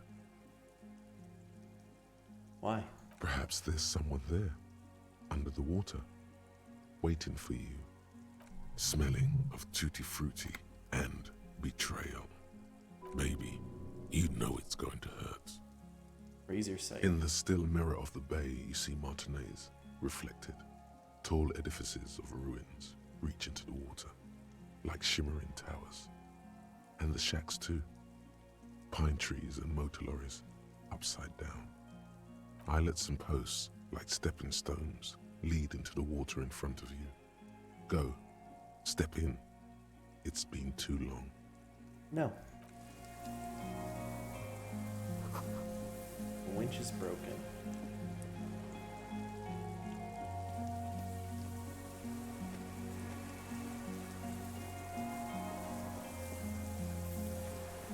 Let's go up here.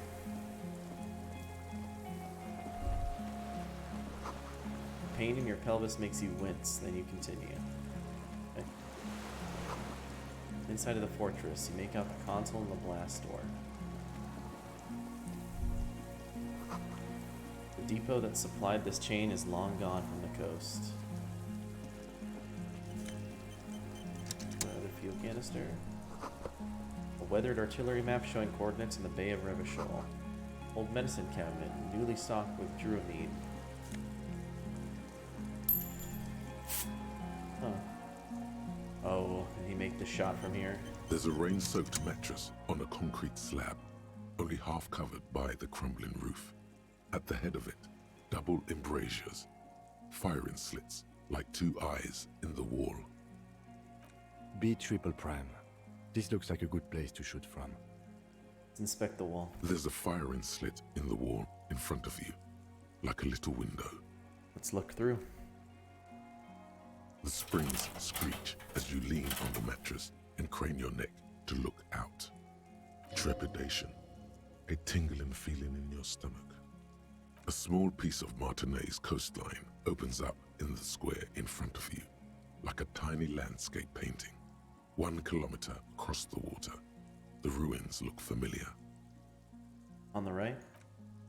The red chimney and collapsed back of the 4-story tenement in front of the Whirling in Rags, Rue de Saint-Ghislain, 10, the doomed commercial area.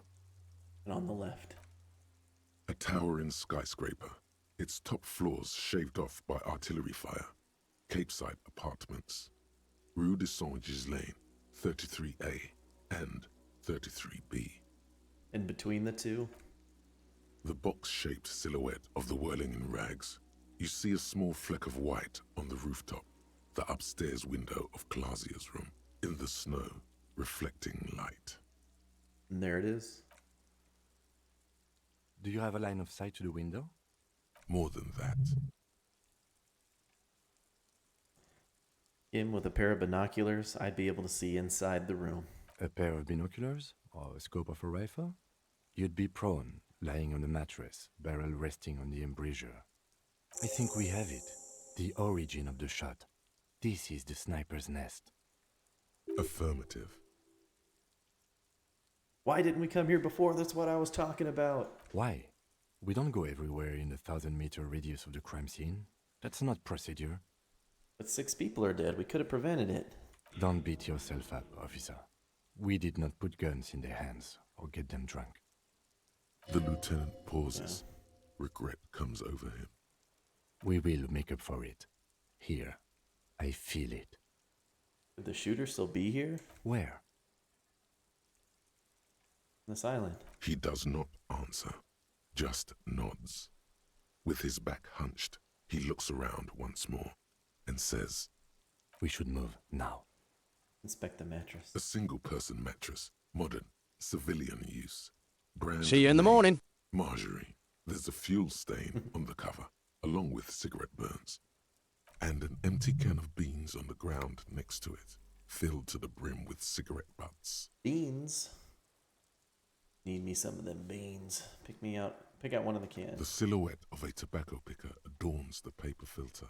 The brand, Tio Moteri. Like the ones we found at Land's End.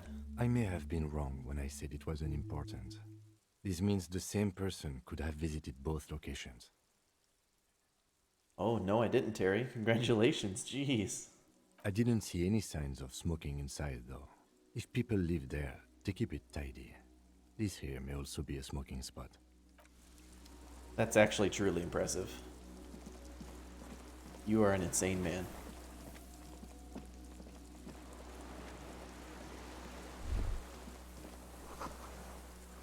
You feel eyes on your back, someone watching, but you can't say where.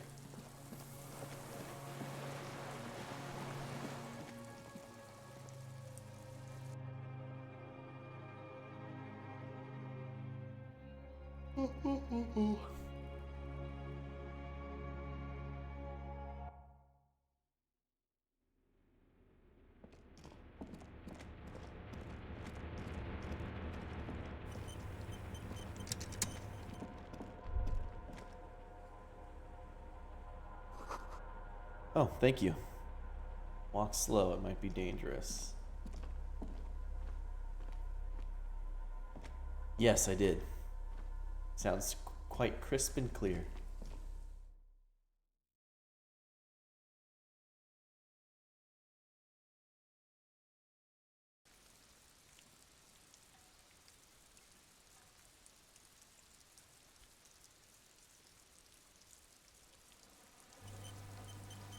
Hard save. I'll take your advice on that.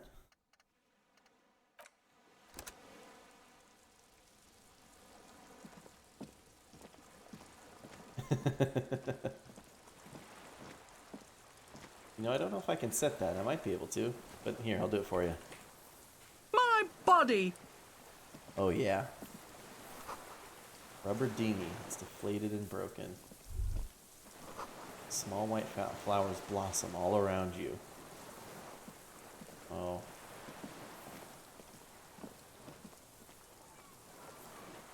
There he is.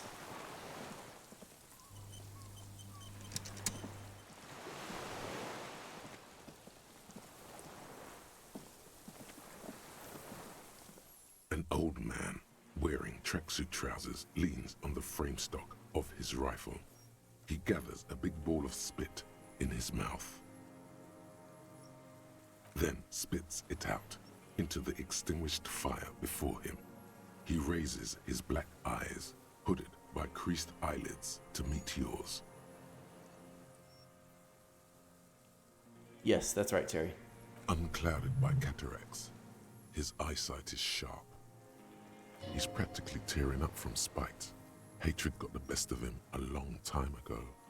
This man hates everything.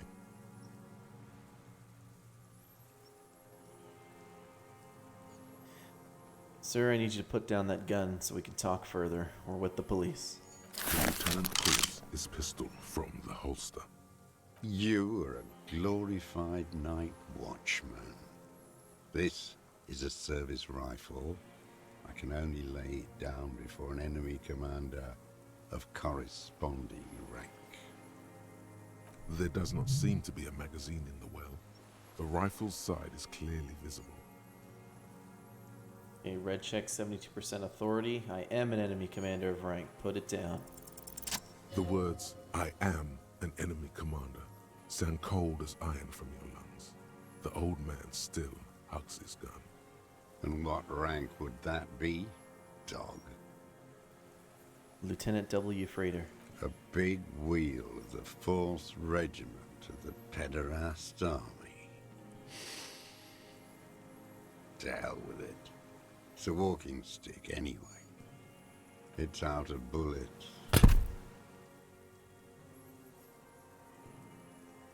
The old man lays the rifle down carelessly, then stares at it, just lying there.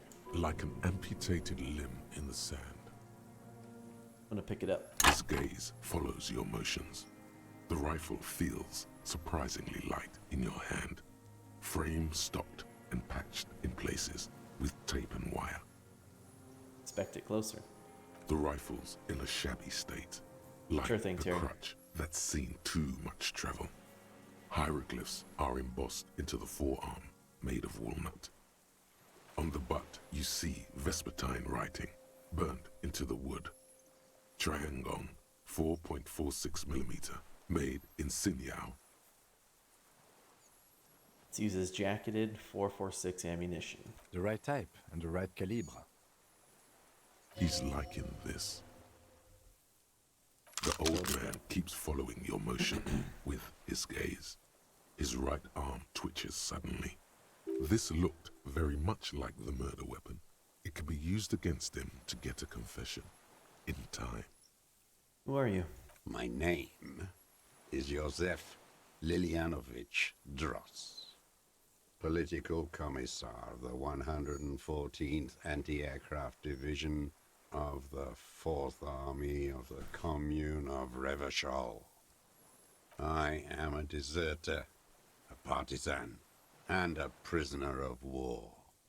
This is my termless surrender. The Commune of Revachol? Do you mean the ICM? You're a holdover from the... From the Insular Indian Citizens Militia, the Army of the Revolution. I was recruited in Jamrock in '07. trained in the École de Contrôle Orient and consigned to emergency defense duties in '08.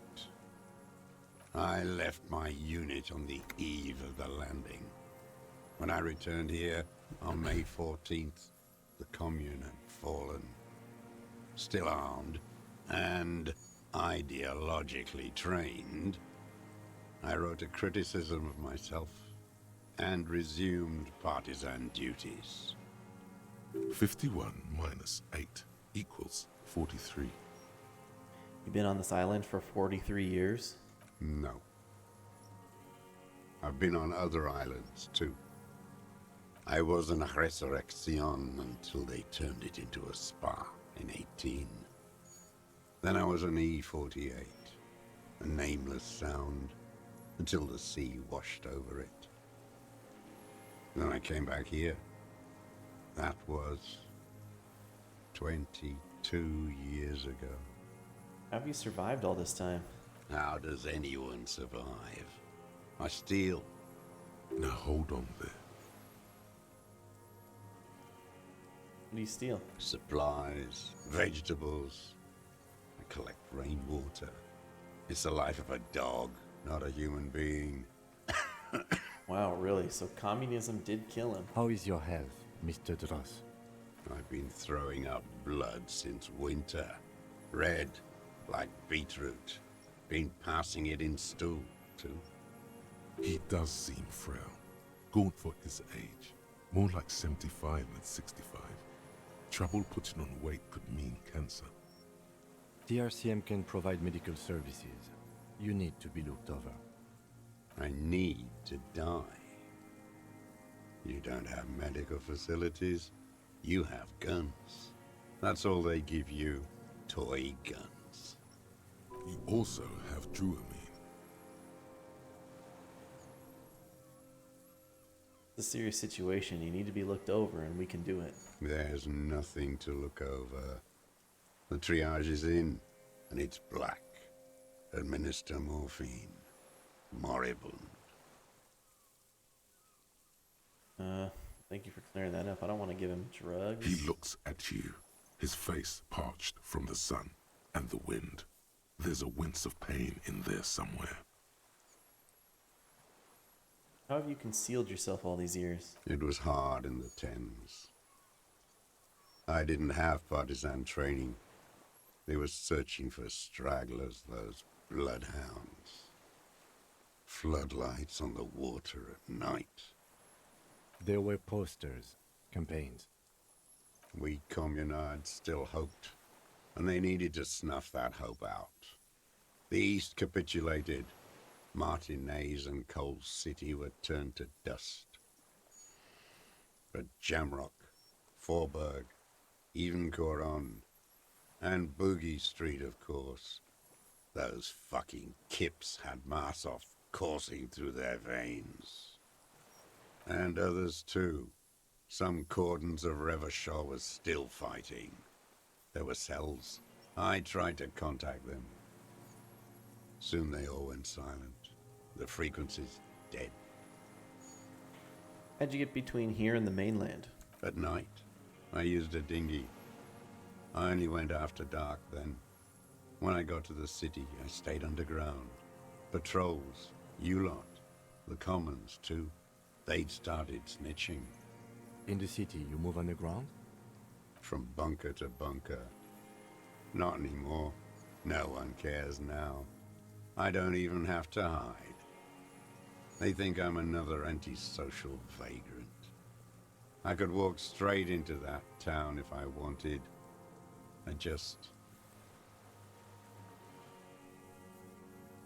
The weapons cache under Saint Ghislaine 22B. In the basement. Have you been there? So you finally found it.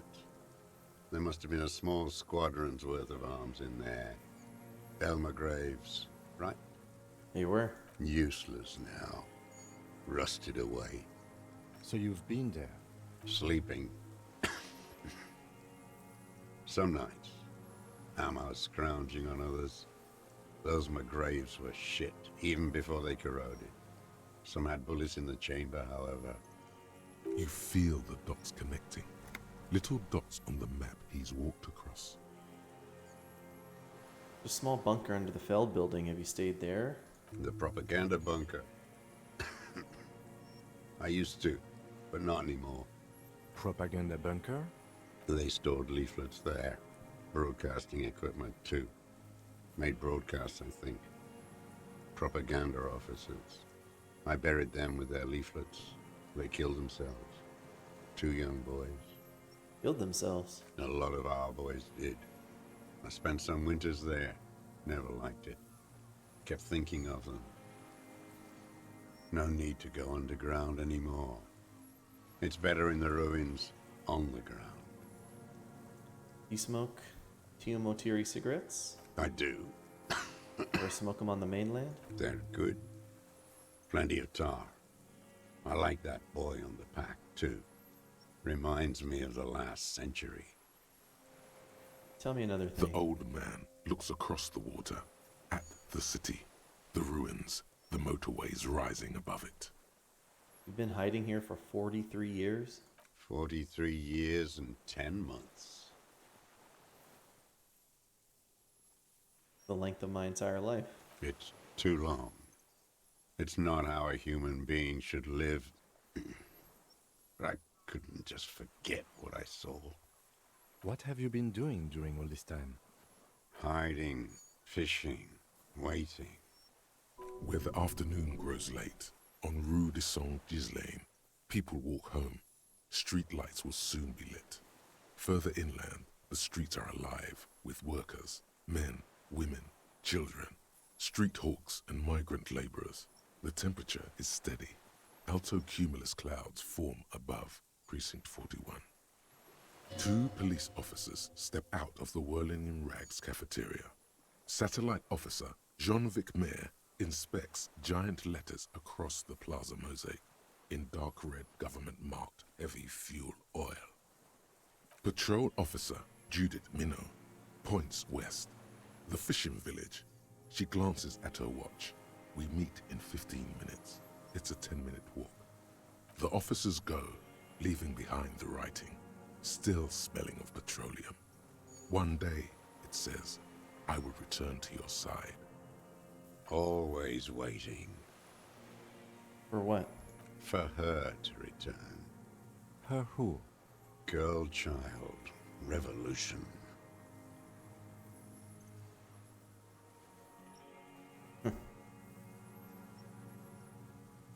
I've been there. The city's a tinderbox. It may still happen. It won't. The material base for an uprising has eroded. The working class has betrayed mankind and themselves. The historic opportunity for a revolution has passed. It will not come back anymore, however hard I try, whatever I do. So you're a communist soldier from the communist army? No, I am not a soldier. I am an ideological officer. I belong to the party, not the army. But you said you were trained and assigned to the Defense Corps. Trained in historical materialism, then assigned as a political commissar by the party. These things used to mean something. Well, that means you're a trained communist, right?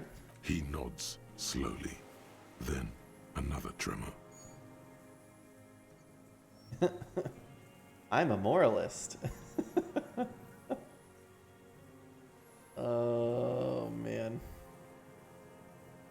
Say nothing.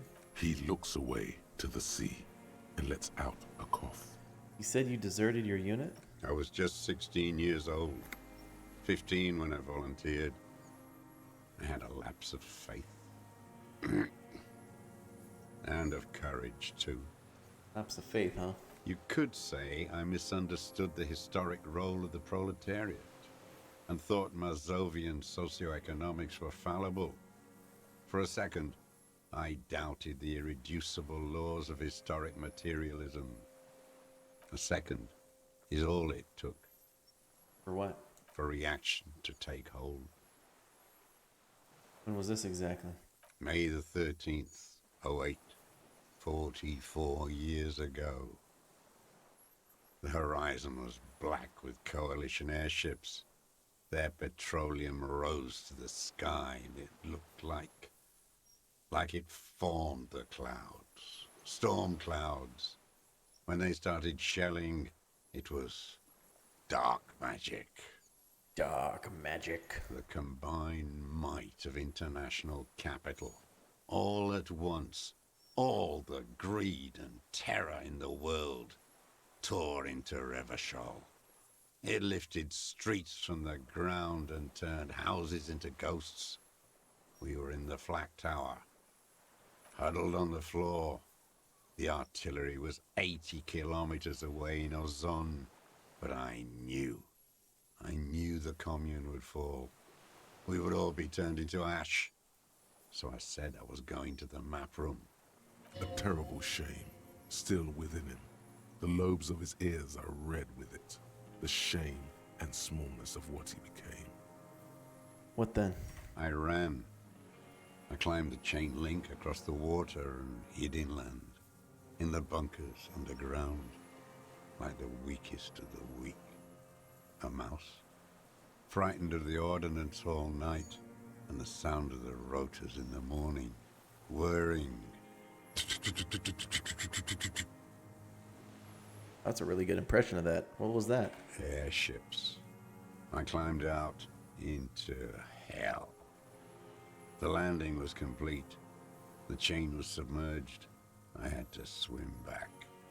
The fortress was half submerged too, shattered. They'd all drowned in the lower levels, or got torn to shreds above. The anti-aircraft gun had malfunctioned. So had I. I left them without ideological direction. It was real. I'd seen it. I'd seen it in reality. Seen what? The mask of humanity fall from capital. It has to take it off to kill everyone, everything you love. All the hope and tenderness in the world. It has to take it off just for 1 second to do the deed. And then you see it, as it strangles and beats your friends to death. The sweetest, most courageous people in the world. You see the fear and power in its eyes. Then you know. Know what? That the bourgeois are not human. Let's let him finish. I had to. I had to fight it. I had to never stop.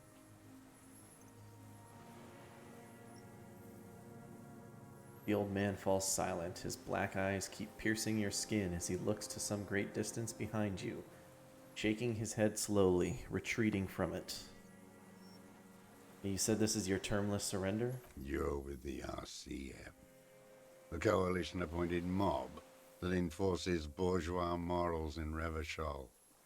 A so-called Lieutenant W. Freighter. Not coalition appointed, we just try to help people. You're the RCM. You represent the Moralist International, the enemies of humanity who took this city. I represent their adversary, le Parti Communiste d'Insolande. Take me to them as a prisoner of war. I have relinquished my weapon. I can no longer serve. No superiors can relieve me of my duty. You bulldoze them all to a mass grave for trying to free humanity.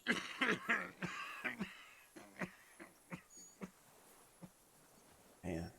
A spray of blood from his mouth on the black charcoal in the fire pit. I think he already told us that this island is where he abandoned his friends, but I have another question for you. There's nothing serious in this world. It's a farce. Okay. Legendary composure. It says his body language, 28%. Been failing rolls all night. Give me this one, please. What strikes you about this gaunt man is not the stomach pain, or the cough, or the malnutrition. For a man who's spent 44 years hidden in the urban wild. He's surprisingly okay. Indeed. He speaks fluidly. His movements are rapid, if erratic. His voice despite the cough, is there. It is capable of expressing complicated ideas. Above all, he seems animated. By what? Probably his cause. It's a mystery. This animation comes at a cost too. Erratic hand gestures, thought processes cut off like threads, as he just stares at the logs or the reeds. He also suffers mood swings, bubbling to the surface, unconstrained by his nervous system. Dementia? You've seen demented people before. This feels similar, yet different. When his thoughts move, they are lucid, keen even, not senile. Okay. Is it some kind of substance damage? Like he's addicted to something? Not only the painkillers he's clearly on. Mr. Dross, are you on some kind of psychoactive substance? No. I won't be stuffed full of shit like the rest of this city. It's not a downer, rather an upper, judging by his snaps. You on amphetamines? Like some kind of decadent rock star.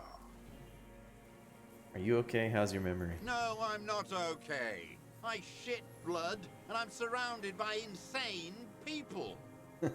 There it is again. Erratic hand motions, bouts of rage, and the stomach thing too, of course. Could it be a symptom of overdosing on something?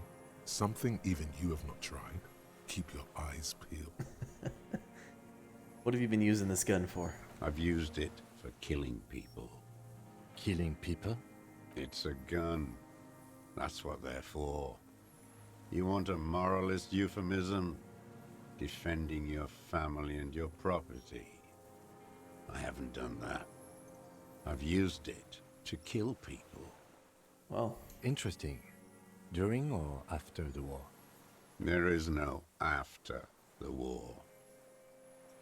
Class war is never over. His teeth, he shakes his head and smiles, his teeth rotten black. So he's continued killing after hostilities ended. Okay. This is it. You can feel it, like battery acid on the tip of your tongue. Something you haven't felt in a while. But what? This is what you live for. This is the shit. The great serotonin jackpot. The solution. Ooh. Go in straight. No euphemisms. He doesn't like those. No. Be careful now. Slow and steady does it. Make him repeat it first. Don't mess this up. Remember, he wants to tell you. Get personal. Did you use that gun? Alright, I know you want to tell me. Have you killed anyone with that gun in the last week or two? I don't want to tell you anything, you grotesque murderer. And why did you think that was a good idea? Don't listen to me. I'm wrong all God the time. damn it. I wanted this number 2. Did you use that gun to shoot and kill a colonel of the security contractor, Crenell? The who now? He heard you. He just wants to hear you say it again. This is dramatic flair on his part. Right choice. We're in. Do it, sire.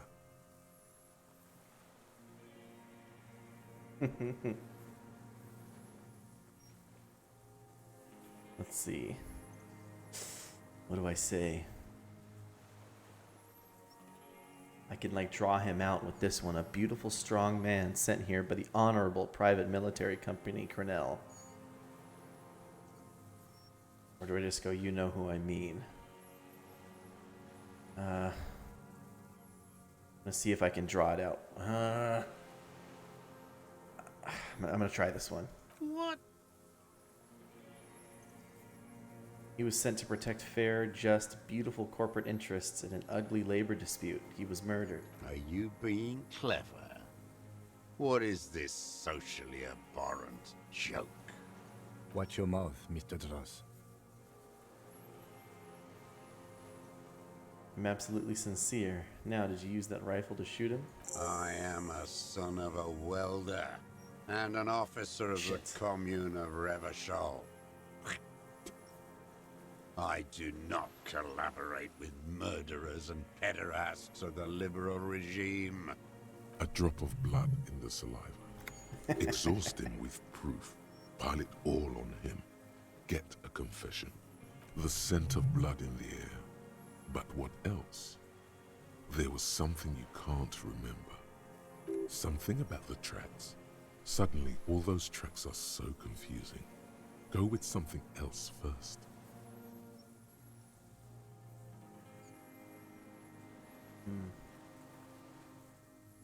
We've done the ballistics. The shot came from this island.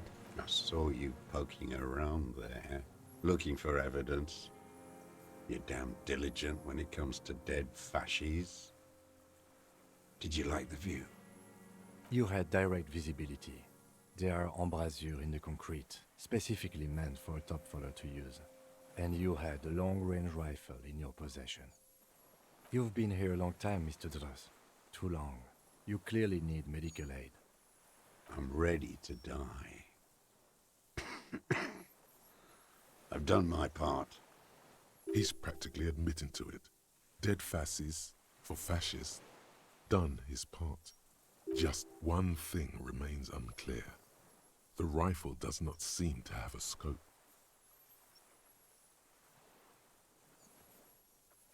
One thing. Where's the scope? I just make the shot without a scope. We have everything else. Forget about your stupid fucking scope. I don't know where it is. Find it yourself. It's your problem now. I wonder if it's back in his books. He lost it. He just doesn't know where it is. Forget it. Push on. What's the best uninterrupted line of sight into that window in all of Martinez? Because it's a sniper's nest, you stupid fuck. Radio Gosh is right. You have worms in your brain. Another sudden twitch, then one more one in his right eye. Almost. He almost burst out there. Keep piling arguments. Anything. Why do I listen to suggestion? I don't need your cooperation, I've got this. Not a lot of guns around that use military-grade ammunition, are there? It's a real gun. Not like your little musketeer pistol. I've seen you prance around with that, jumping hoops for the liberals.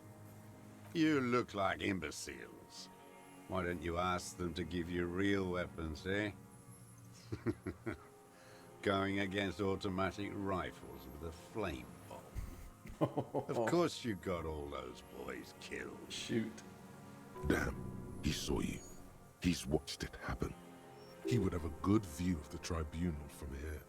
It's not just empty boasting. So he saw you. Okay. So what? Don't let it divert you.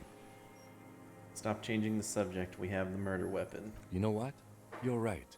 I'm convinced this made the shot. Should we call it? Calling it. Good. This feels good, doesn't it? Tearing things up like this. When you have the murder weapon, you have the killer. Murder. The old man does not say more. He just glances into the reeds and then twitches once more. This pushed him, but not enough. Just a little more. You're a communist. I talked to the dead man. He told me communists killed him. This is dumb to say. Stupid twat. The lieutenant looks at you with worry in his eyes. Yeah, I knew that was dumb to say. Not this, he seems to say. Anything but this.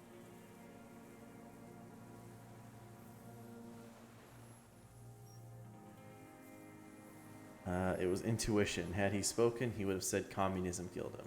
Intuition is an aberrant psychologism. It reeks of crypto-fascism. The parasite class use intuition to justify their rank in life. It's all just palmistry and magic, Earl creatures. Your brain is rotting from the radio waves. He does not answer the provocation. It does not look like he thinks this approach worked. Yeah, I knew it would not. This just did nothing. But still, oh my gosh. Somehow you knew it was a communist. Yeah. Perhaps you suspected it before you took the case. Huh? The vision was you remembering that. Turn back to him. Standing there, slack-jawed. brain festering. Back off for a moment. You're lost, Dwat. You're lost. You talk about you killing it. Petty bourgeois law. This is all you care about, right? The only thing in the world for you types. A drop of blood in the saliva. That's right. Pile it all on him now. 3 should do it. Maybe 4. Okay, I guess I'm trying this. I don't think this is a good idea either. Come on, what am I forgetting? Wait, here it comes. The goddamn Maybells. The dried Maybells on Clausia's roof. Oh yeah. There were Maybells in the grass when you got here. They're revolutionary symbols from the war. Nowhere else, nowhere in all of Martinez have you seen them this spring. Wait, don't forget the footprints. The diagonal prints in the dust in the secret space behind Clausia's bedroom. Now they're gonna come up. Of course, thank you, Head. Thank you. You got it. Remember, the boot prints were like no modern soul. Maybe don't beat yourself anymore, though. You're not immortal. There were Maybells behind the victim's window. Damn Maybells. The whole island is turning white with them. He seems tender suddenly, nostalgic even. A strange mood swing. So many this year, too. The spring is coming. No, it's already here. Wash the filth away.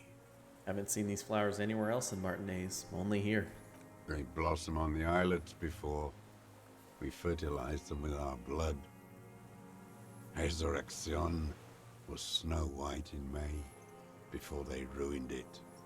South, the Bay of Martinez is dotted with little freckles of islets, turning green, with white flowers in white snow. The coast, too, before they piled their containers on top of it, filled with broken, useless trash for fat-fingered bourgeois children to play with. You must get around a lot to stay undetected all these years. Do you know any secret paths? Pinball workshops? I may. Young woman called Clausia. Ring any bells? These dried flowers were behind her window. Clausia. He knows her, but hadn't heard the name. Yeah, you hadn't heard her name, had you? My ears don't reach the city. You know her, right? She had intimate relations with the victim, the mercenary. With the victim? He turns his sight from the whitening field of flowers and falls silent. Then the muscles in his jaw twitch, spasm. There is a small tremble. Looks like a smile. A crooked smile. Yet isn't quite voluntary. He's about to burst. Don't leave any loose ends. Get him on everything. Wonder what brand of boots you're wearing. Everything is brands with you individualists.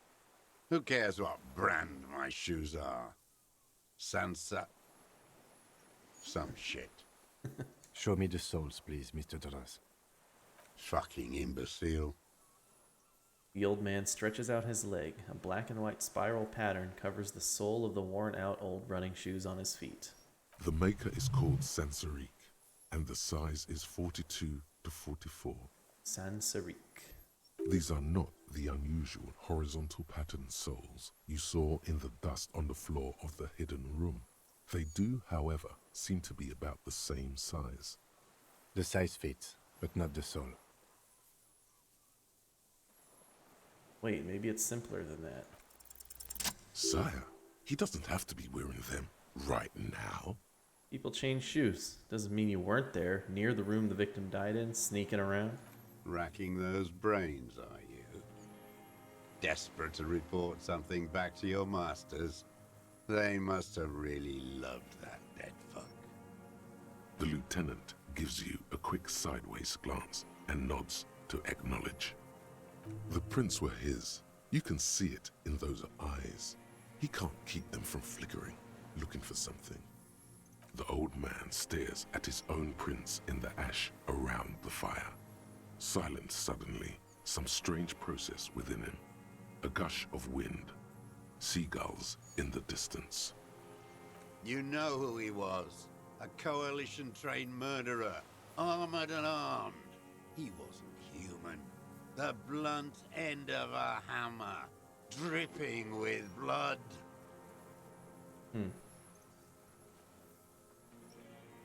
He was a soldier too. He was a man. Beating us to the ground, moaning with joy. You hounds get so thorough when a company-trained killer dies. I haven't seen you on this coast for 40 years. You know, maybe I should have killed one sooner. Got your attention. Now you stop beating druggies and prostitutes in your basement. Now you come to investigate. Not when they die by the hundreds. This is it. Shot him. Shot him. Say shot him, not killed him. So you shot him. Oh, the inhumanity. One paramilitary less in Revachol. You can almost see him squeeze a tear out of his eye. His fists begin to tremble from the anger. The lieutenant raises his right arm to hush you. Hush. He does not need to be pushed anymore. The ball is rolling. While the lieutenant listens, holding his breath. I'm gonna hold your own breath. I had them in my sights. Both of them. Him and the whore. I was breathing with them, in phase. And I pulled the trigger and flew on the air until I landed in his mouth. I didn't think I had a shot like that in me anymore. I did. I saw him kneel there with his mouth full of death, and that stupid look on his face. And his dick still in her. Then what? Nothing. I went to sleep. Next morning there were Maybells everywhere. The world was white, or what's left of it anyway. My last spring here. I knew the fascists would come to avenge their own. And so they did. Mr. Dross, are you aware you're confessing to murder? Yes. And you were looking at them, the victim and a young woman, having sex, through the scope of your rifle that night, before you shot him? The old man nods. Why? Because that's what they were doing. The motive. This is where the motive is going to come from. You can coax it out of him. The lieutenant's preparing the ground. I don't understand. Do you, detective? I don't understand this part. Why were you looking at them that night? I'm always looking.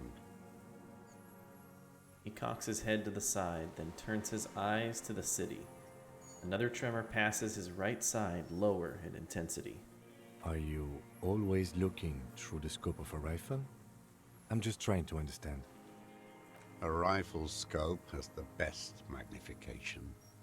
And if you don't like it? You pull the trigger? Yes. Think of it as a form of critique. You got him going. Connect every little piece now. Wrap this up like a gift.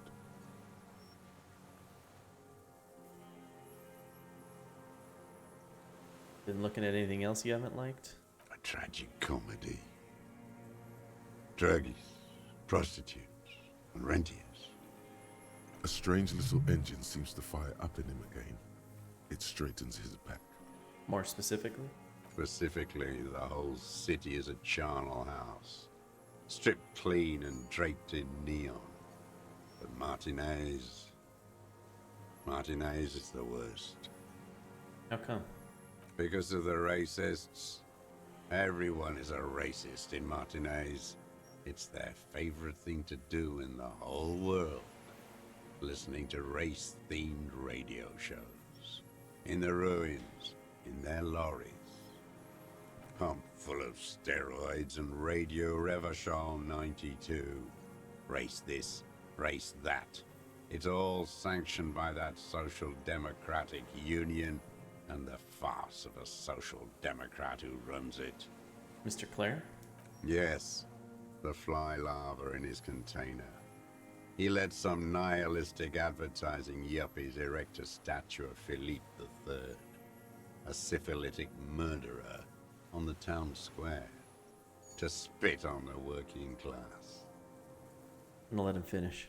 Not since the serfs of ancient Pericarnassus has history produced a more inert social class than the Martinez proletariat. The rest of Revachol at least pretends to rebuild. These people still live in ruins. Intense, like animals, like those boom-boom morons on the ice. A pity they didn't drown in that tent of theirs. Is that all? The worst of them is the blood-drenched Sucrion on her yacht, licking her lips. The old whore's gone now. Her gun-toting porcelain men are dead. So, actually, no. The worst is that old cock parading around in his uniform, throwing balls all day. It's not enough that the racists and liberals are dancing on our graves. The old loyalist ghouls still parade the ruins too.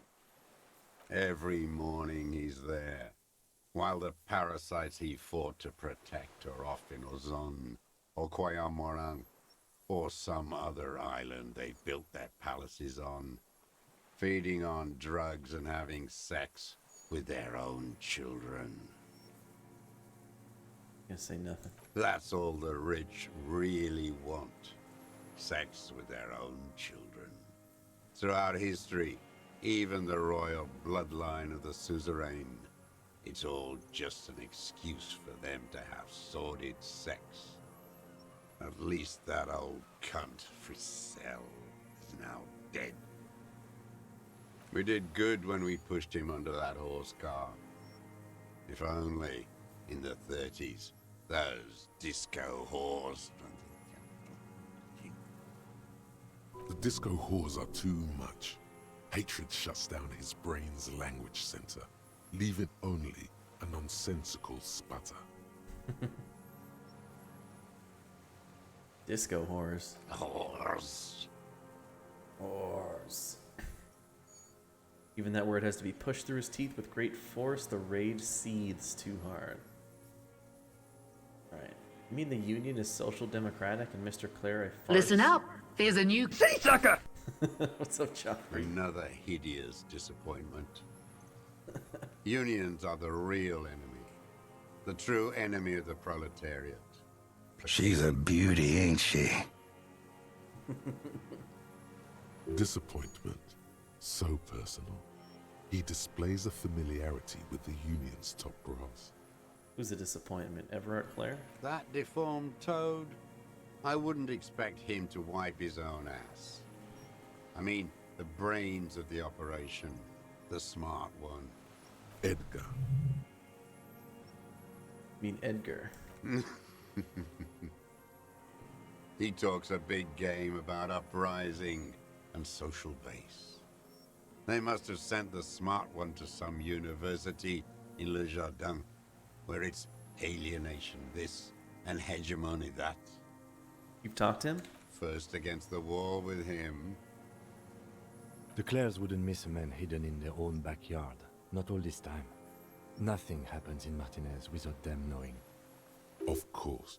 Maybe the Clears asked him to. Have you approached them? I haven't approached anyone. I've hid. It was Edgar who came to me. How did he know you were here? He didn't just stumble in like an oaf. He figured it out. Some kids told him about a monster on the island. I told you, he has brains. Stepped right off the boat and walked down where you came. I even kept the door open for him. Thought he was a man of the left, wouldn't rat me out. I was right about one of those things. What'd you talk about? Edgar did the talking. Paid his respects like I were a fossil in a uniform. Offered platitudes about the struggle. Flaunted his pink degree Even quoted Marzov.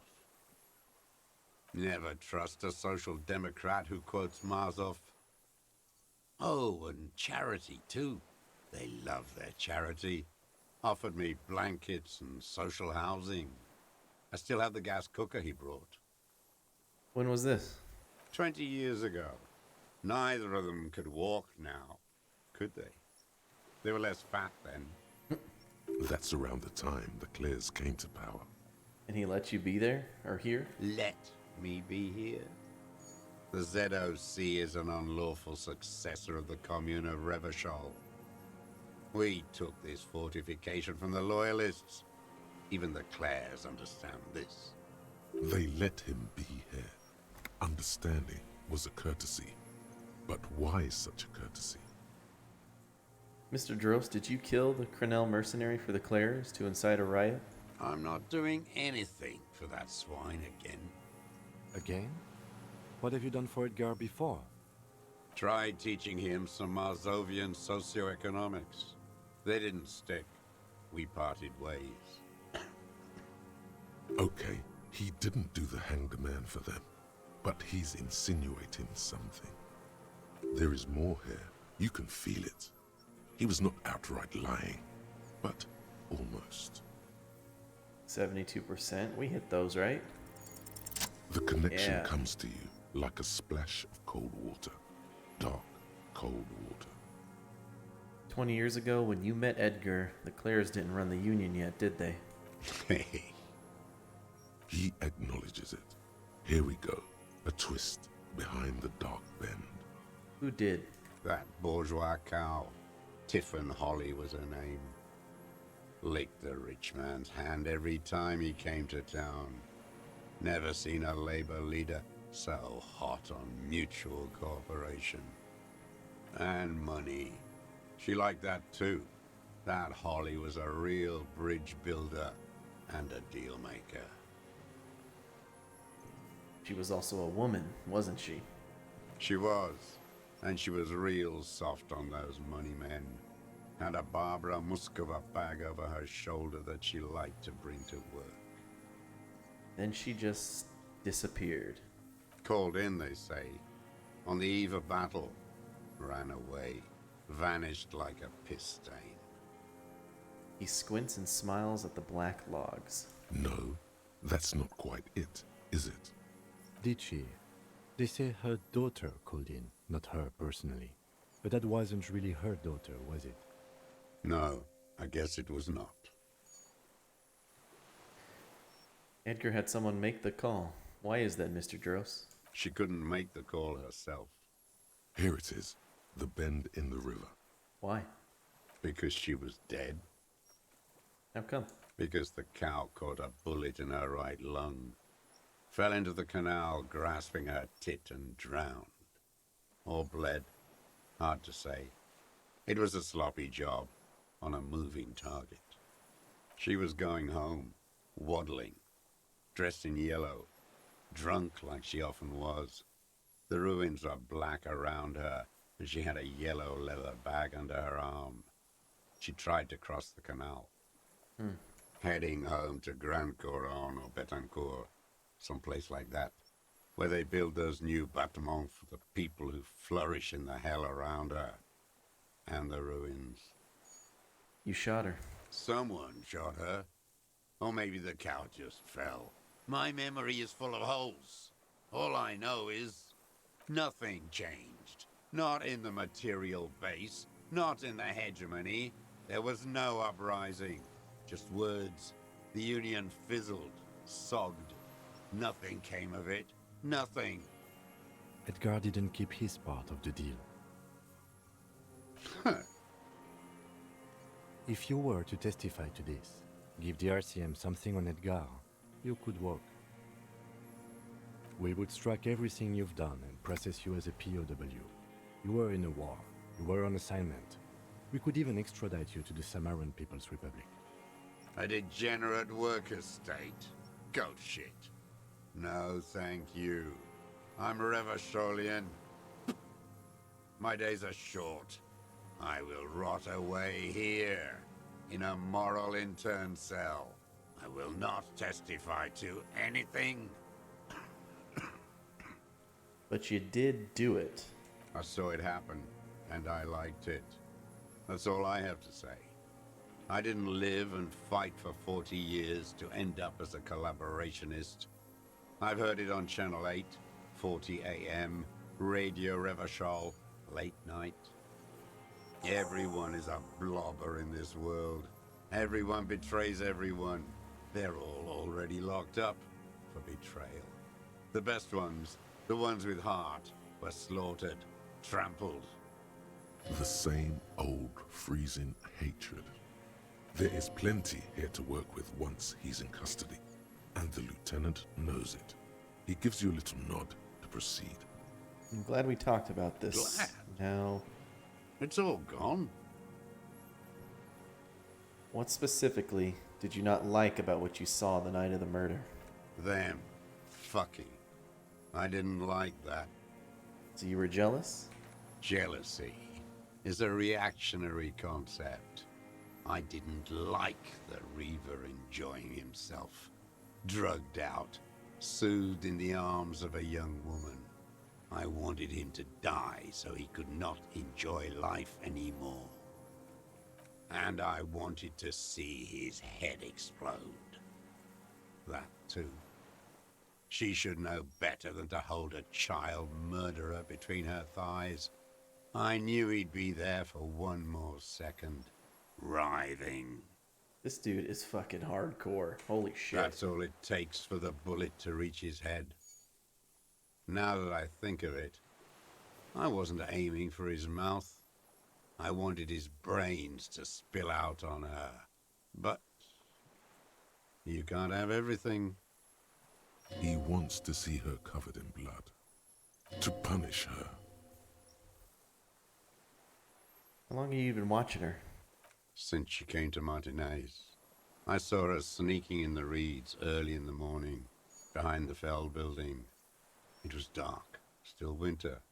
She didn't have her skimpy outfit on then, just a spot in the night, moving. Past the Fell building on the coast? What was she doing there? Hiding something in the water.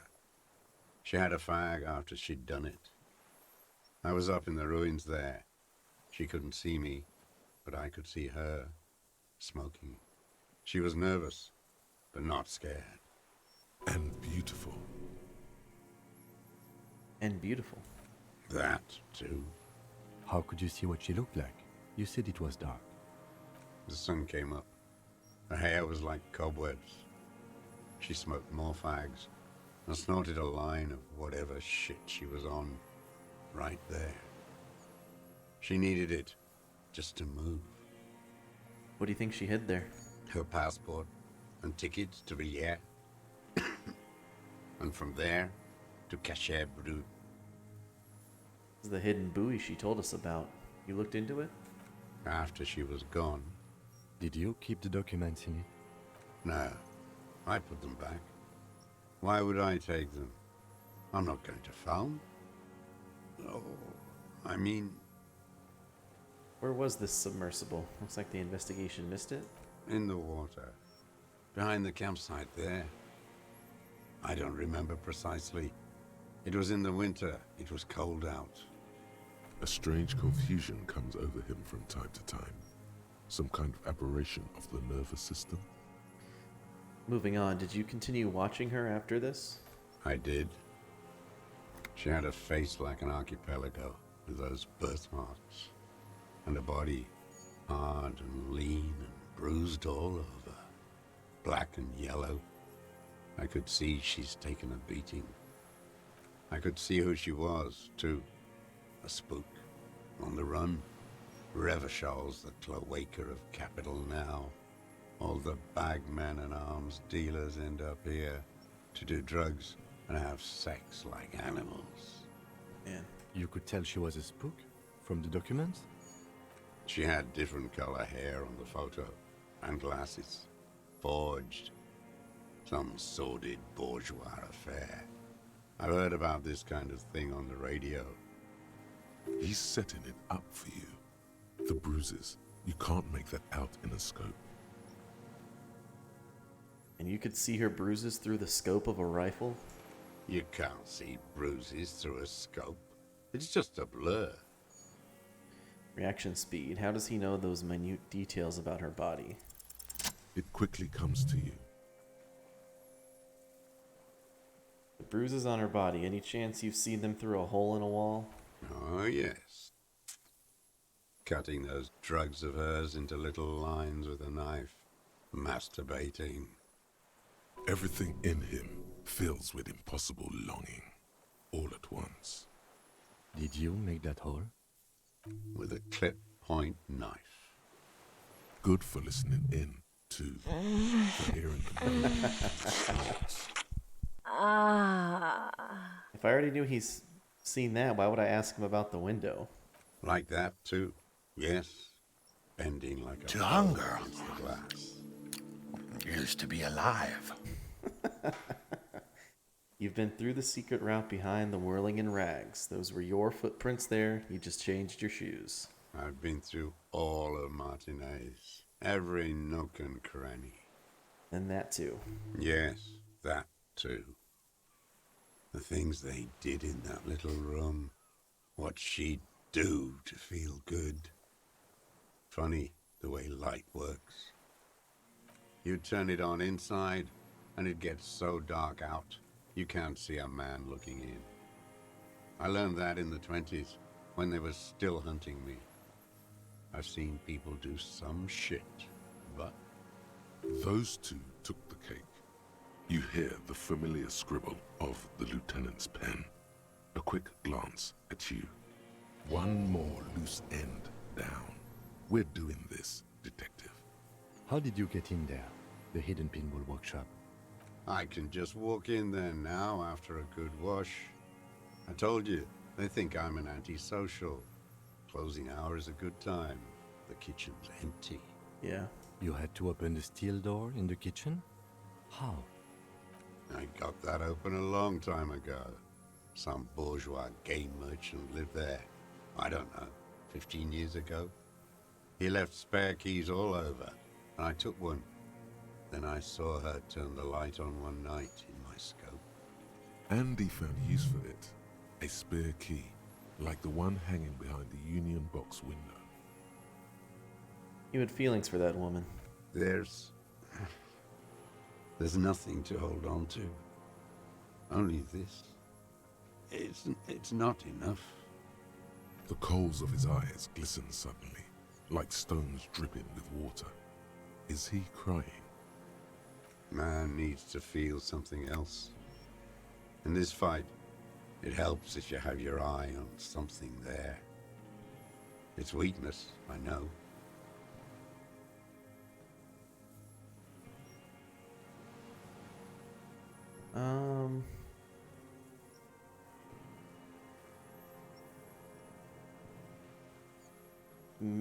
I don't know.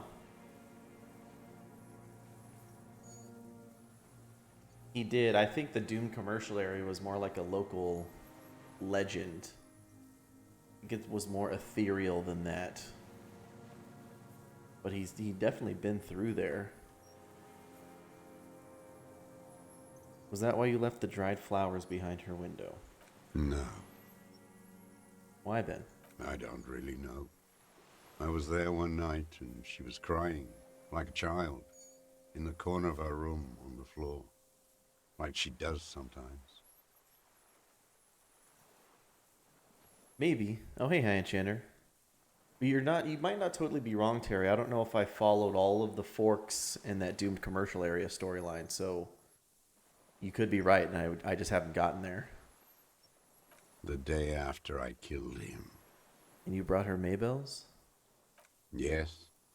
I don't know why I do the things I do anymore. Neither does he. He lowers his head, like a sunflower on a withered stalk. In the silence, the lieutenant draws a line in his notes, then nods at you once more. One more down. In conclusion, it wasn't about him. It was about her. Actually, you wanted to punish her. She practically breastfed that man. You wouldn't believe the things she let him do to her. You stare at them too. In your mind, her innocence day still turns to leaf, airport bag in hand, silks flowing in her wake. The dream. See you tomorrow, Harry. Her voice rings in the evening air. No. Burning. Not like that. I don't think like that. No one gives a shit what you think. You and your cronies kill 10 working-class men a day. I've heard the statistics on Channel 8. But in conclusion, it wasn't about him, it was about her. Her. The lieutenant nods at you in acknowledgement. That's it. Motive. We have it. Where is she, that Clasier? I haven't seen her there for days. Oh, I'm sorry, High Enchanter. Really sorry to hear that, my friend.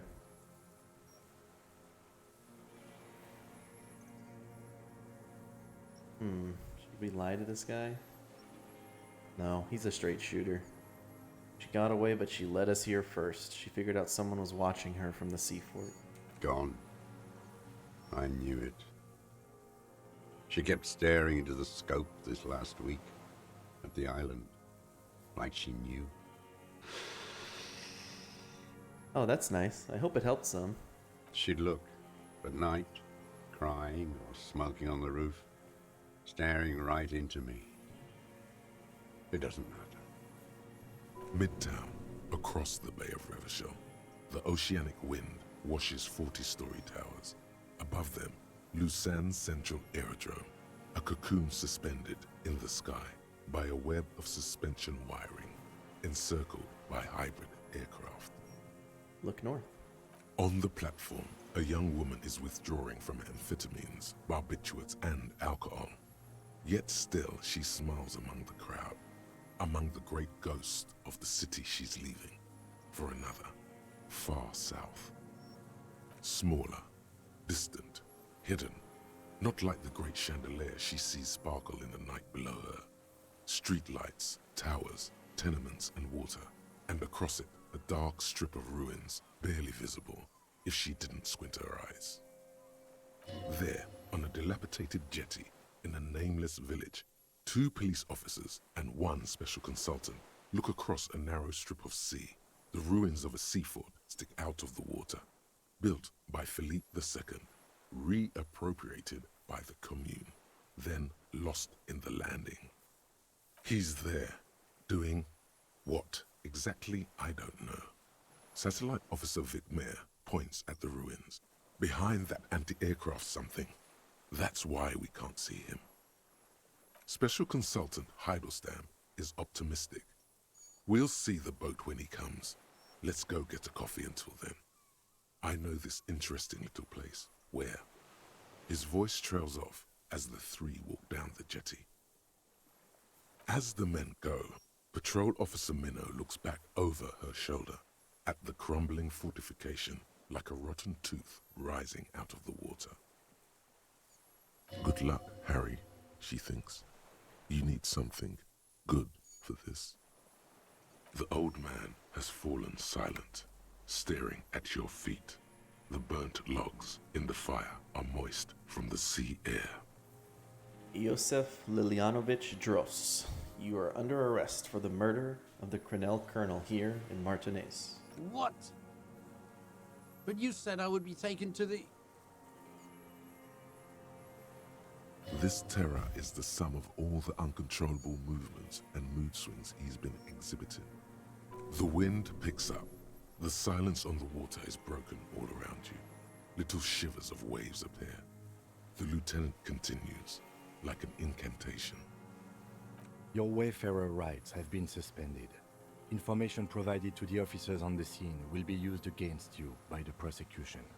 You will be given legal counsel within 1 week and must face court in 44 days. Do you understand? Do you understand? But... Do you understand, sir? No, I don't want to. I have to stay here. Oh no. Here it comes. He's sweating. Beads are forming on his forehead. Oh, man, I didn't search him, though. We took his one gun away, but there's no telling what sort of survival tools he has on himself. Pupils are dilated too. Eyes getting blacker and blacker. Your confirmation is not required, sir. Now on to the boat. Oh, shit. I really want to pass this check. I got a couple... Oh, I got 5 skill points. Listen up. There's a new sea sucker. Oh no. I can't put any more into perception.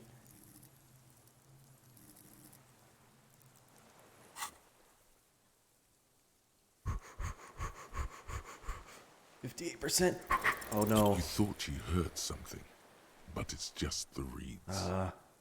Maybe we could all fit in there. All fit in the little boat? Actually, no. Does it have room for 3? Not really. We could escort him to the pier, then either one of us can take him inland while the other stays here, but... But then, who watches him while you're coming back here? Who watches him there while I come back for you? No way, I would watch him. I'd send Kim for the boat. You come back for me? How about I go and send a boat back for you? What is this farce? This is a fucking farce. I can't. Lillian, you could ask her maybe. Maybe I can just ask that net picker to watch him? This What? is no harmless old man. This fucking world. This world. What is this? No, listen. Listen now.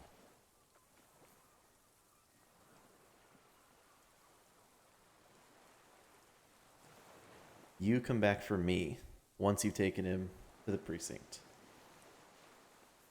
Oh, wait, hold on. Yeah, I don't want to leave Kim alone with this guy. No, it would take a whole day on this island. You go and transport the prisoner. I'll be here. I can escort him to the pier with you. Oh, Kim.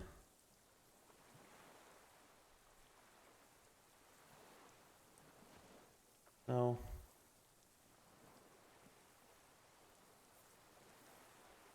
You have to transport the prisoner. I'll be here. Yeah, the people trying to endlessly be polite. I'm trying to think. I would rather put myself in harm's way than Kim. What's more dangerous? Is it to stay on the island or transport him across the bay? Has to be more dangerous with the prisoner, right?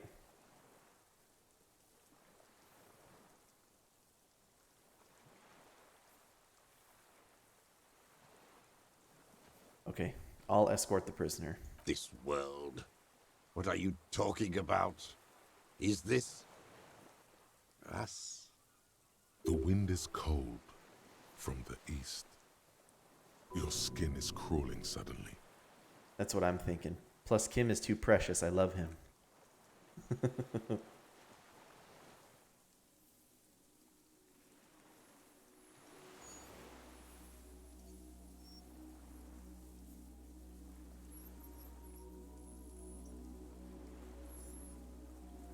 Hello?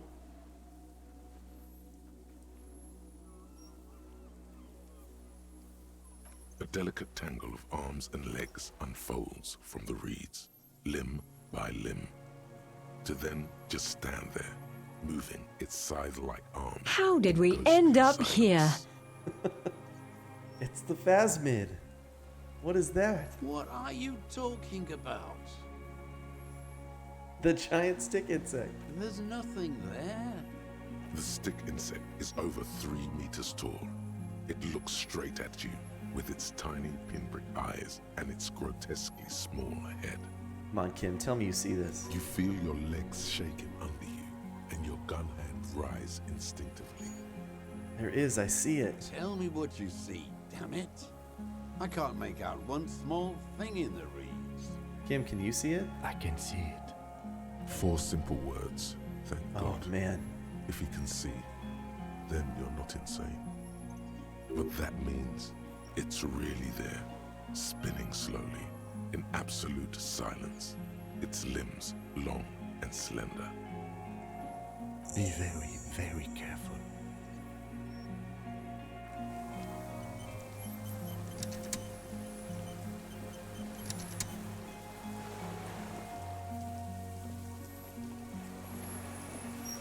The creature stands on long stilt-like legs, antennae hanging from its head like a woman's hair, white and curled at the tips. It is no more than 5 steps away from you. Reed-like tufts stick out of its joints. As the insect moves its forearms, it produces a faint hiss, like a reel-to-reel machine spinning after the tape breaks. So I laid the pheromone on thick, the miracle, your corpse will be marked, and Lena's childhood experience, 97%. I know we failed these earlier, but come on. Okay. Slowly, with your breath held, you take 2 small steps toward the phasmid. The creature lets out a series of ultrasonic clicks that swarm around your head like swallows. Like laughter, a sort of happiness. Sweat drips from your brow, soak in your chest. You reek of it, your chemicals. Hissing and clicking, it extends its mandible-like antennae to greet you. You're right below it now, looking up at the colossal chitin of its white limbs. The head of the creature is crowned by reeds, and its eyes are like small droplets of water. Let's raise our hands slowly. The insect stops its stridulation, seeming to observe you. Below its crown of reeds, little pinprick eyes detect motion, glittering. The world stands still around you. Suddenly, there is silence. Let's raise our other hand, I think. As you do, the invertebrate comes to life, its limbs moving independent of each other, as if each has a mind of its own. They are white, like stalks of porcelain, knitting above you.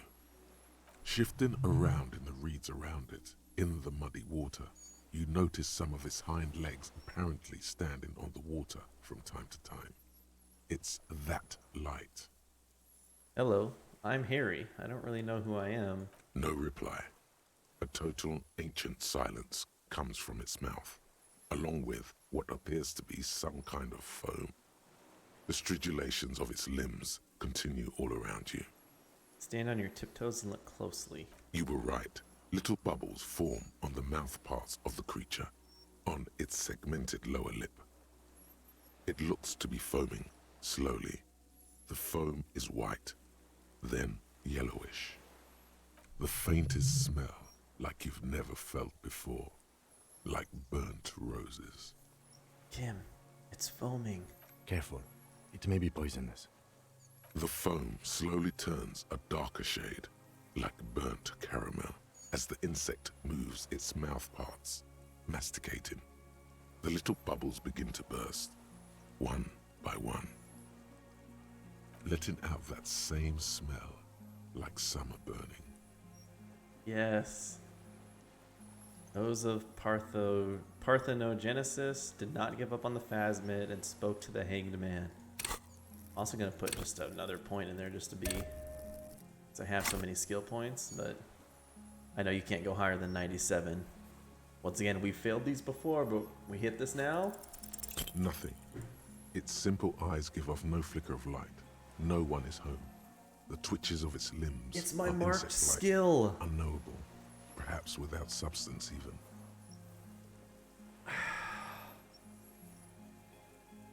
First time, huh? Oh my god, dude.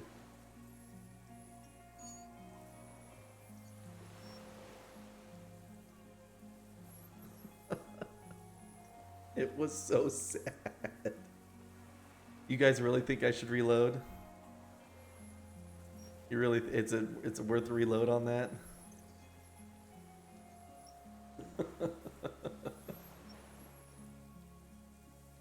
My luck with this game is weird. I'll trust you guys. Let's reload on that and check real quick.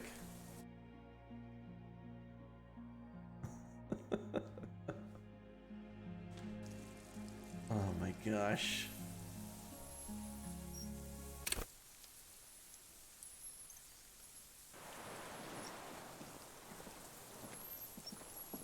Alright, let me see if I can The creature's go through the reed-like conversation tufts stick out of its joints. like I did before. As the insect moves its forearms slowly, like hissing and clicking. Raise The your insect hand. suddenly, as Other you hand. do, shifting around, I'm no Harry. reply.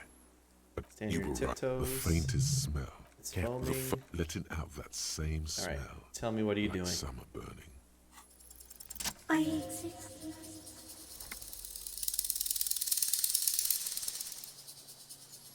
I exist too. Tell me what it's like for you.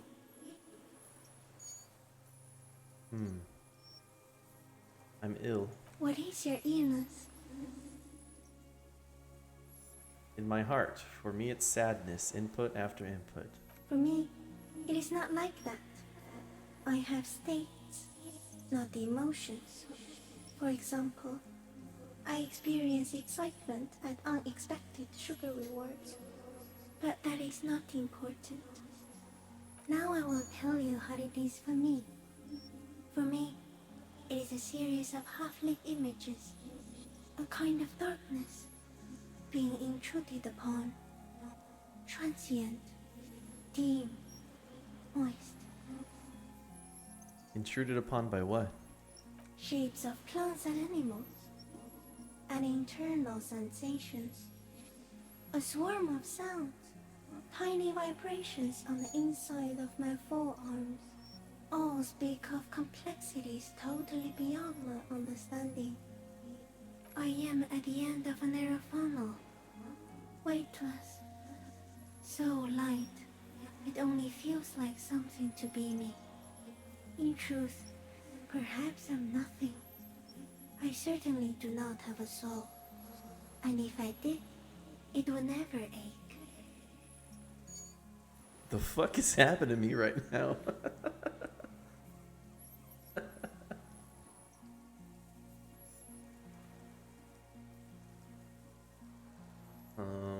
I don't know. I'm glad to be me, an incredibly sensitive instrument. Few of us can begin to imagine the horror of you, with all of creation reflected in your forebrain. It must be like the highest of hells, a kaleidoscope of fire and writhing glass. Eternal damnation. Even when you're sleeping, and when you wake, you carry it around on your neck, with eyes open that cannot help but swallow more behind the mirror.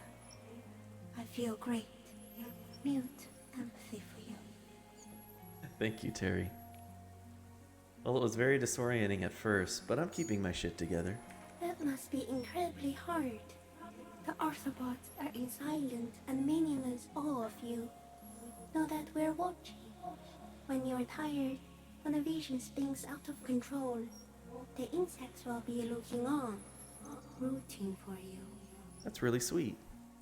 And when you fall, we will come to raise you up. Bud from you, banner-like, blossom from you and carry you apart in a sky funeral, in honor of your passing. But not me, because I'm just a leaf eater. Detective, arriving on the scene. I'm a detective. So am I. I was born to detect sucrose rewards and semiochemicals. What were you born to detect? I was born to detect you. Yes. No one detected me for such a long, long time. For thousands of years. I dithered, out of sight. Trapped myself in greenery.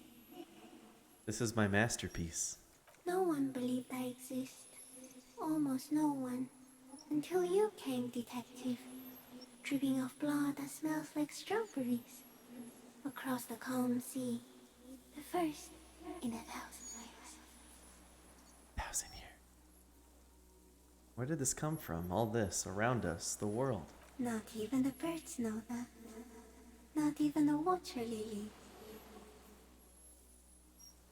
We need to know. Well, how about then all we can do is beat our fists against it day after day with no answer? You can also eat it. If it's a leaf, You can put it in your mouth. Yum yum. Or read. Wait, so you look like a reed and you eat reeds? Yes, they don't mind. Have you accidentally eaten another reed phasmid? Yes, I once cloned myself and ate the little ones. It was winter, and I woke up at the wrong time. It was an accident. Is this a dream? What is happening? No, you're awake. I am real. Light is forming me. This is real. What exactly are you? I am an unknown species of the order Phantasmadia, endemic to the Insulandian Insula. For the last 350 years, I have hidden in plain sight, masquerading as the reeds, molding, cloning myself, unfolding at night to play with trash bins and boys. No, no one believed I exist. Almost no one. Until you came, detective, dripping off blood that smells like strawberries. Across the calm sea, the first in 1,000 years. Yes, that's not what is written. It says, I went unnoticed by the first settlers and the land surveyors of the suzerain, also by the soldiers of the revolution and the officials of the occupation. Even the Seminese islanders who came here first but did not stay have not seen me. I have stayed hidden through 4 forms of government and 2 scientific revolutions until I was accidentally discovered by a detective of the citizen militia in Revelshore, district of Martinez, March 51. Are you the miracle? No. You are the miracle. How? The moral of our encounter is, I am a relatively medium life form, while you are extreme, all-engulfing madness. A volatile simian nervous system, ominously new to the planet. The Pale too came with you. No one remembers it before you. The Nidarians do not. The radially symmetrics do not. There is an almost unanimous agreement between the birds and the plants that you are going to destroy us all. What is the Pale? It is a nervous shadow cast into the world by you, eating away at reality. A great, unnatural territory. Its advent coincides with the arrival of the human mind. I don't have that kind of power. You're a violent and irrepressible miracle. The vacuum of cosmos and the stars burning in it are afraid of you. Give me enough time, you will wipe us all out and replace us with nothing. Just by accident. How? We suspect it will be something like the oxygen holocaust that wiped out anaerobic life 2.6 billion years ago, when organisms first started breathing. Only much worse. Worse how? Everything your eyes touch goes back there, behind the nose mirror. What if you blink? Are we still here? Please don't blink. What if you misplace us all one day, or just forget? I will be extra careful not to blink, stick insect. Don't worry. Please be. Or one day, one of you will close your eyes and sigh, and open them to see that none of this ever existed. Kim, am I having a violent epileptic seizure? It doesn't look like that, no. What does it look like? You're just staring at it. I think I'm having a vision about the final fate of mankind. Okay. Is it somehow related to the case? Sort of. I think we should take the picture, and then you should back away from the unstudied species. I have to say goodbye now. I have no more thoughts. That was all. No, there is one more. Of all the creatures I've met, you are the kindest. Thank you. I also have one more thing to say to you before you go. That woman. Turn from the ruin.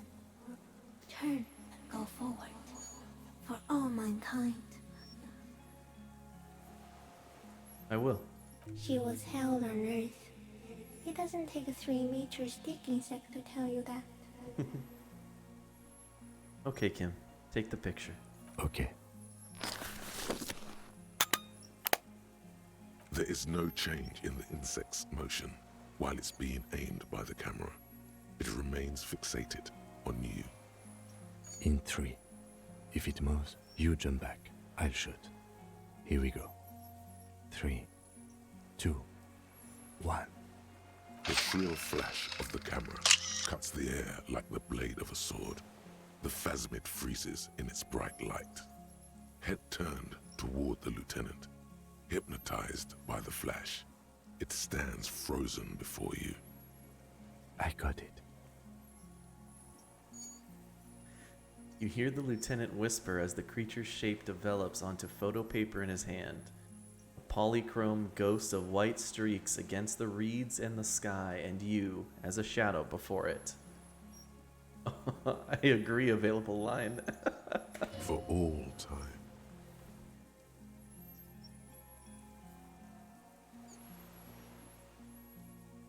I'm gonna carefully pet its scythe-like forearm. The limb before you is incredibly light, like eggshell. Like egghead. It's much lighter than a reed. You feel a soft push could tip the creature over. Its hollow exoskeleton collapsing. Warning.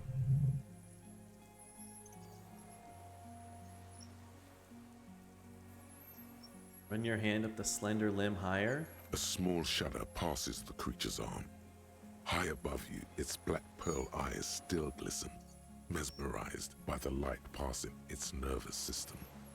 There is some kind of countdown happening as it slowly processes the overwhelming brightness of the signal.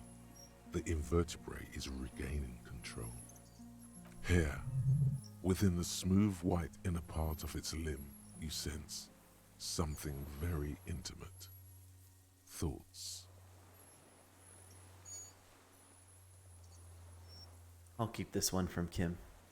Another shudder passes through the forearm under your palm. Feels like blood pumping through a brain. It's coming to. You withdraw your hand slowly. Slowly reach out and touch the creature's whisker. The antennae hang from a great height. With your hand shaking, you barely touch the tip of the left whisker.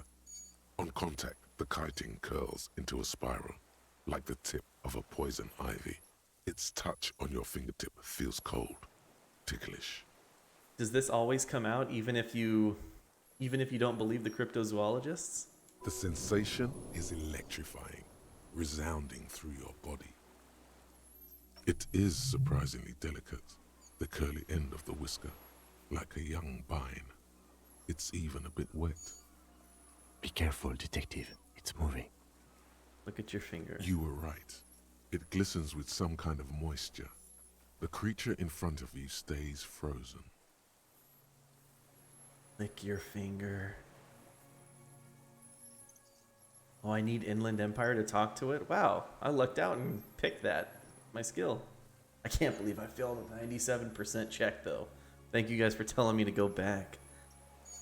It tastes like sugar, very faint. The anthropod towers above you, tufts of reeds pointing from limb and head alike. Odorless, mostly comprised of water. We got it. Another shudder pulses through the creature's limbs. It jolts back to life, like a record continuing where it left off, in a swaying, praying motion. Even the small black pearls of its eyes do not stray from you. All right, let's disengage. As you're turning away, the phasmid mirrors your movements, stepping on the water, the long limbs carrying its feather weight without breaking its surface.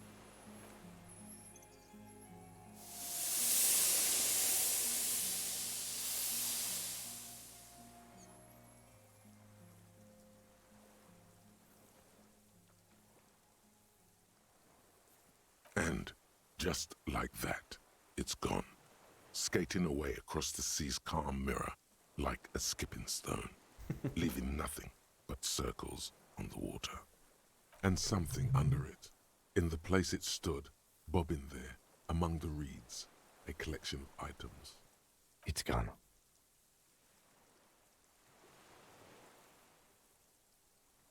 What's that in the reeds? Looks like a nest of some sort.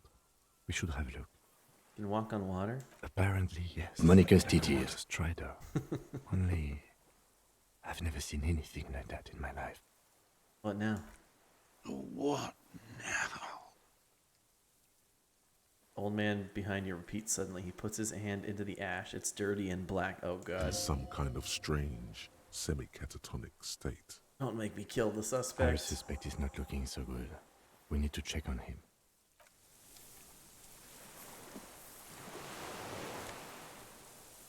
Fairweather T500 helmet and the rifle scope. What?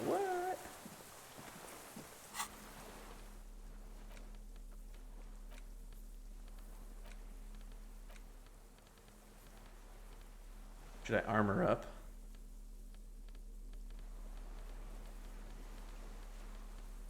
Where did I put the helmet?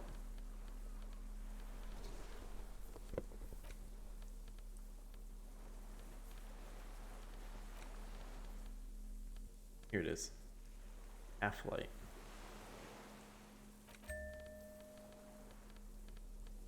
Well, actually, I won't be able to do that because I didn't take the boots off the body. I have the gloves, I have the cuirass, and I have the helmet, but I didn't take the boots off the body, unfortunately.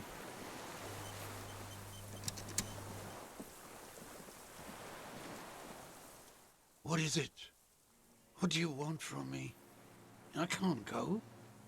Something is very wrong with him now. Sir, how could you not see the phasmid? See? Mr. Doras? The man does not respond. He keeps staring, black eyes glazed over and bulging from their sockets. His gap-toothed mouth shaking, like an addict of some terrible substance. Touch his shoulder gently. The plastic cape feels coarse. A light shiver passes the man. Other than that, no reaction. He feels small and frail. He's going into some kind of psychomotor immobility. The good news is, this solves our transportation problem, doesn't it, Mr. Doras? The trembling mouth appears to sigh. Between this and the broken tire he's used for a boat, I think it's safe to leave him here, while we go and get help. It will need to be medical first, I'm afraid. We found some strange things in the phasmid's nest, Mr. Dross. He stares into the reeds. Your words don't stir anything in him. Perhaps you should... Show him the scope. I lost... You lost it, Mr. Dross? He turns his eyes to the reeds again, as he's done so many times. Beige and white stripes. He lost the scope. Then it somehow made its way over there. With the help of a magpie phasmid. This sight is a T9, Mr. Dross. Was it attached to the rifle when you made the shot? Silence. Not even a sigh. You've gotten all you will out of this poor being. What about the helmet? Nothing. Just dull staring. Not even rage left, wherever he is. If Kuno kicked it into the sea, as he said he did, the ebb would put it back here. This makes sense. Mr. Dross could have picked it up. Or the phasmid even. If it did, this is incredible. I'm gonna let you in the rest now, Mr. Dross. The plastic cape flaps around his face in a gust of wind. His back is slouched and his mouth open. The blacks of his eyes are receding. His pupils are returning to normal. The strength has all gone out of him. Just frail old bones in a sack of tracksuit trousers and a windbreaker. What's happened to this man? Old age and shock. Yeah, I agree The with that. appearance of the phasmid in conjunction with the stress of the arrest. He spent his entire life here. For him to leave would be... Hang tight. We should think about getting back to the mainland. To get help. He'll be safe here. If we don't take too long. And I don't... Somebody should definitely stay with him, but it doesn't look like we have that option.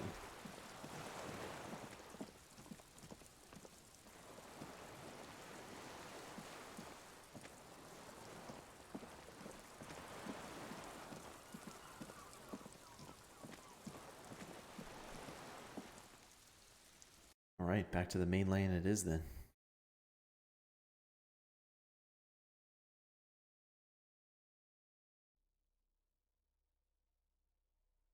Bum, bum, bum, bum, bum, bum, bum.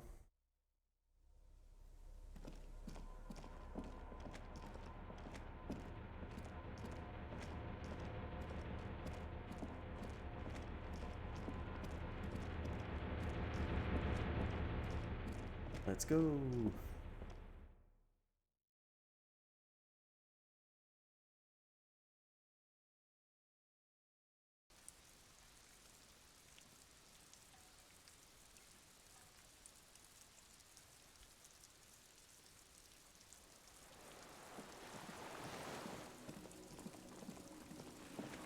Back down here. Back to our boat. The skiff is swaying on the waves by the dock. Let's return to the mainland. Let's. We are done here. The skiff rocks gently under your weight as you get in. The ride back is uneventful and quiet. But for the sound of conversation on the water, there is someone inland waiting for you. 2 men and a woman stand on the concrete square of a nameless village, looking at a small yellow boat as it draws closer. The sea is calm. You reach the jetty and climb out of the skiff.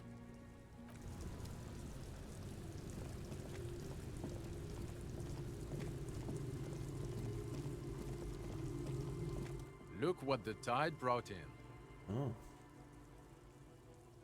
You look like a fucking clown, Harry. Not like a funny police officer, but like a real-life, full-time, pie-in-the-face, unicycle-riding circus employee.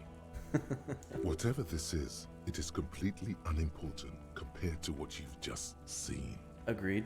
This is the man with sunglasses from the Whirling in Rags. But where are his sunglasses? No one else seems bothered by my style. Bothered by it? Harry, you're a goddamn cop. They're afraid of you. Yes, I am a goddamn cop. Actually, are you? Are you still a cop? There's so much disco going on, it's hard to tell. Vic, calm down. Who are you people? Hello, I'm Trent Heilerstein. I believe we've met on several occasions. I'm your goddamn partner, Jean-Vic Comar, and this is your special task force. Or what's left of it. Special Consultant Trent Heidelstein, Patrol Officer Judith Minot. Judith Minot. Hi. We've come to scrape what's left of you off the pavement. Lieutenant Kim Kisuragi, Prison 57. We've just come from the island, where our investigation led us. We might need your help with something later. As if he recalled that he's in fact a decorated police lieutenant and not a naughty boy. But this is clearly a departmental matter, so I'm going to leave you to discuss it among yourselves. Alright, thank you, Lieutenant. It's good to meet you, Lieutenant Kitsuhagi. Lieutenant. Letting the lieutenant know he shouldn't feel embarrassed over the shitstorm that's about to befall you. What's this about? Ari, we want to help you. Trent, I believe this is where you come in? I don't quite know what I'm doing here. I was asked to participate as an expert. I think I need to manage your expectations a little. I'm at best an enthusiast in cognitive science. Okay. My background is in something else entirely. I engage in neurology on a merely theoretical level. In fact, I should probably get going. No, Trent, it's too late. You're part of this shit now. What have you got to say for yourself, shit kid? What does he have to say for himself? He left you to catch the bullets.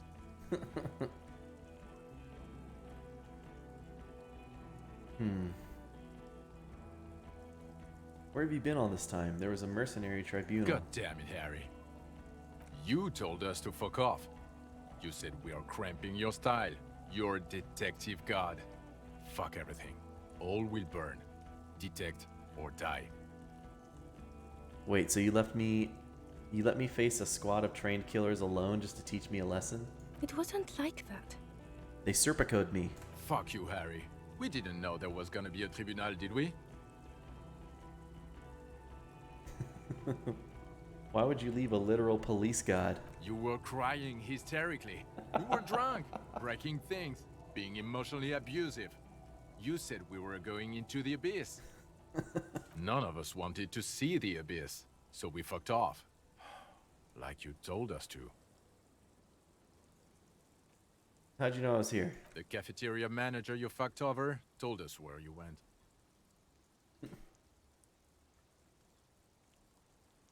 I understand. Okay, Gart told you. And people on the street helped us too, with your whereabouts. You're a legend among the drunks, Harry. A legendary local drunk.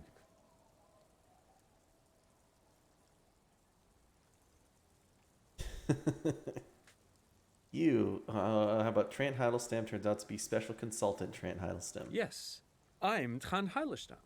I never said I wasn't Trant Heidelstein. What's up with the kid then? Mikhail? Mikhail's my son.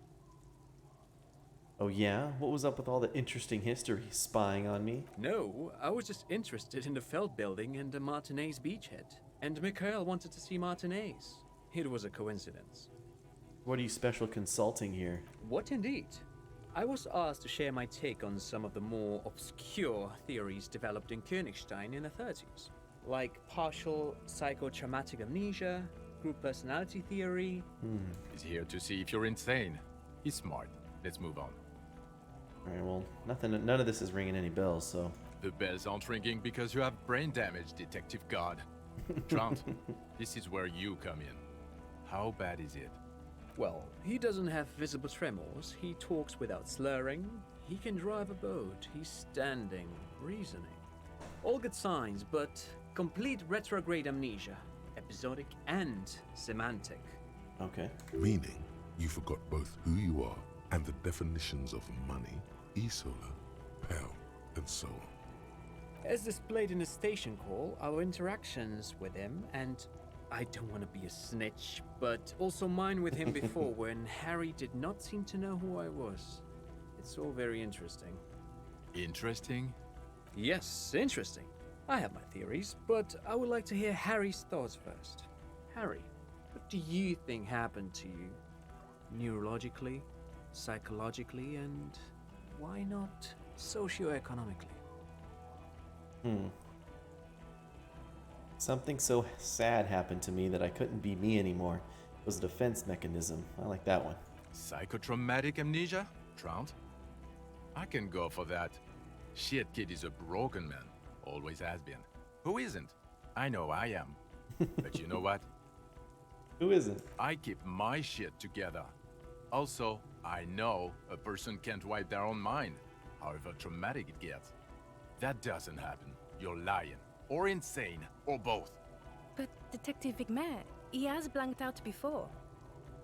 I have? Yes, a couple of times. After some of the more serious benders. One was after the two drunks case, the other when we looked into that mural. Okay. The two cases in your ledger, the unsolvable case and the New World mural, those were recent. Those cases were hard on you. Interesting. So at first he dipped his toes into it, prepared. That's where he would have gotten the idea, yes. Practice. And then he used alcohol to get there, so to speak. What do you mean? Well, here's my theory. What if this is an absolutely normal reaction to the world we're living in? What if this is not a significant anomaly at all? Something to be explained, approached as a defect? Look at the sensory input here. Look at the ruins, the neon. Listen to the radio, the multitudes, the people. Live here for 40 years. As a police detective, he's like a magnetic reader on the world tape, to borrow a known metaphor. Harry's been pushed flat against it. Total input. Hardwired to the free market. He just needed for it to end. Okay, Trant, thank you. That's absolutely meaningless. I'm glad we brought you. Will he or will he not be able to work in the major crimes unit? Is he a crétin now? I want to know that. Thank you, that's absolutely meaningless. I'm glad we brought you. He's not a cretin, and he is able to do work. If not in his previous leadership role, then as a line detective. Well, what now? Now, nothing.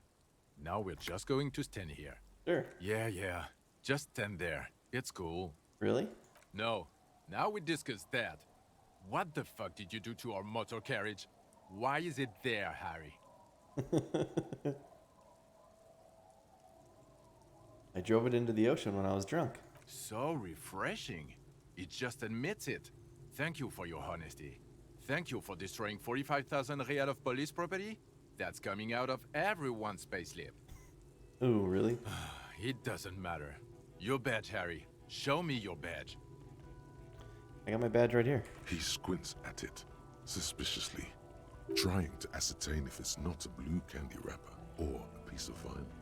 Okay. And your gun? My gun's right here. Phew, he has it. I thought it was in the ocean. You're drunk like a bum, Harry. Put that thing away before you kill someone. I'm not drunk. I haven't started drinking again. So you forgot to drink? I don't buy it. Why do you smell like a corpse then? He's wounded. It's been a long week and he's handled an actual corpse.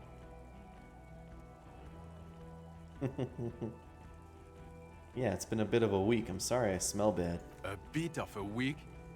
You're drunk, and you let the suspect escape, a certain glacier, because you were too drunk to assess a flight risk. We've read the report, Sari. Lieutenant Kitsuragis. We know. Let's see. Yes, I let her go as an act of mercy. Oh, well. If you let her go, I'm not even gonna get into the other suspect who escaped. Another act of mercy? Or the fact that you're Evrard Claire's little peony now, doing I don't know what for him. That's small-time stuff. That's nothing. That's a humorous anecdote. Compared to the 8 people who were gunned down, the streets are literally red with blood, Harry. It was fucking mass murder. He did everything he could. True. We did everything we could. The company hired and vetted mercenaries. Lieutenant Dubois got between them and the locals. Talked about the oxygen. Here comes the cavalry. He did so at considerable risk to his own life. He was shot, not once, but twice. We stopped an execution, not a negotiation. The loss of life was minimal compared to what it could have been.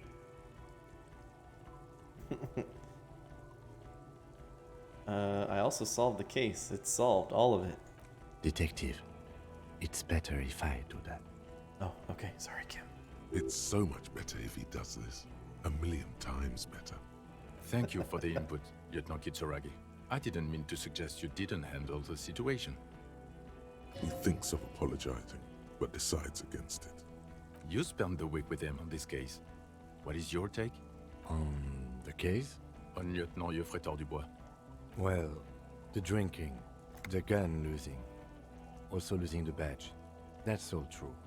Although he has not been drinking on the job this week. Hey, I want that'd probably change if I had been drinking. See? 1 week. Then there's the superstardom. He likes to, from time to time, allude to being a superstar law official. At first I thought it was a joke, but now I'm not so sure. He says disco about 20 times a day. Yeah, I didn't use any alcohol or drugs at all. The only thing I used was, to heal my health and morale, but I don't think that counts. It's just strange, especially in light of his political views. Detective Dubois is, as you may know, a true blue moralist. Oh. A man of the center, not prone to political outbursts, which is commendable, but also at odds with his behavior. Other still, he is also an ultra-liberal hustler who is always on the grind.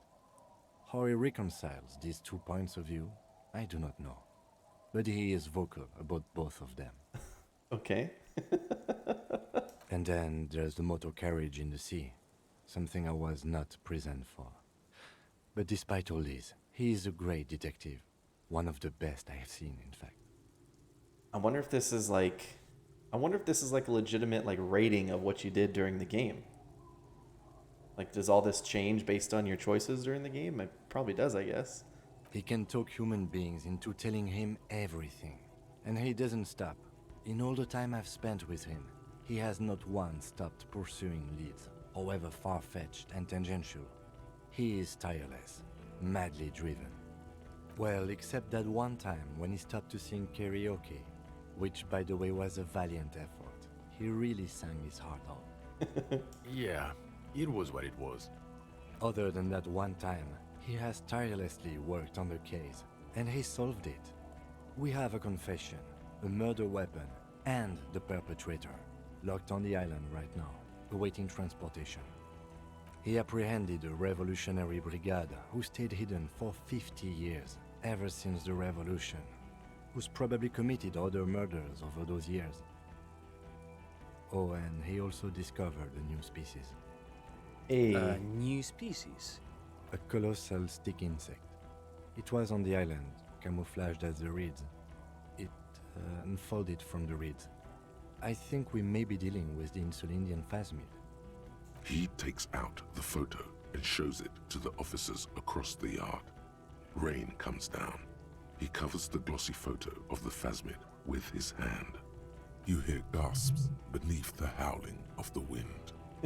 As you can see, it's about 3 meters tall. In fact, we think it may be the largest land invertebrate ever discovered. I mean, I feel like I have to say number 2, right? Or do I say nothing? Do I just... Pretty okay, detective? No, I have to say boom shakalaka, motherfucker. Fucking hell is that? Is this somehow connected to the case? The killer did not seem to be aware of the phasmid's presence. Exhibiting a strange, atypical dementia, he fell into a stupor after its appearance. He became near catatonic. Yeah, the phasmid may have contributed to his mental state in some way over the years. So it is connected. I must say, this is absolutely extraordinary. I don't even have words for it. Yes, it really does make it hard to fight out the drunk. This is a very, very sad man who has just seen something that's made him forget his sadness. Ooh. Now you make your case. Now is the time. Now or never. I also started a nightclub in the church. Or... Killer is a strong motive. Previous head of the Debarters Union was assassinated. Fixed the strike. Found a missing person. I also looked into the mystery of the doomed commercial area. I think... Well, I think I should keep it related to the case. Or do we keep it fun about starting a nightclub? Kind of like 4 too. Let's try that one. This is a conversation for when we are no longer out in the open. In Martinez, where Evrard and Edgar Clare have ears everywhere. And eyes, too. Your return from the island must not have gone unnoticed. Understood, of course. But a case against Everard would be big. I would prefer not to partake in anything union-related, for political neutrality. This has to be good stuff for him to backpedal out of it at first mention. Oh, we get to keep going more. And we have a strong motive for the killer. Lilianovich. A revolutionary matronym. The custom started in Grad, where they have patronyms. Krasovich, Lasovich, etc. The revolutionaries saw this as a chauvinist atavism, so they used matronyms, derived from the mother's name instead. Okay. This man's mother was Lilian. His Lilian's son, Lilianovich. The custom was overturned after the revolution failed, but not before it made it to Revachol. So, it is what a soldier of the ICM would be called. Thank you, Trout. Thank you for that piece of cultural theory. You said you have a motive? Of course, excuse me, I just thought it was noteworthy. He wasn't quite sure about the straggler before he heard this detail. It must have convinced him. Yeah, he killed the mercenary in an act of jealousy. Jealousy? I thought this Lilianovich was an old man. To have been hiding for 50 years, 70 something? A strange psychosexual fascination, the result of spending all this time in solitude on the islands of this bay. And trauma too. He himself gave a political reason. In his mind, he had killed an enemy combatant. Also, we have ballistics from the gun, matching the bullet found in the dead mercenary's head, and 2 officers on the scene that Mr. Dross confessed to. It's a clean win. It's way more than that.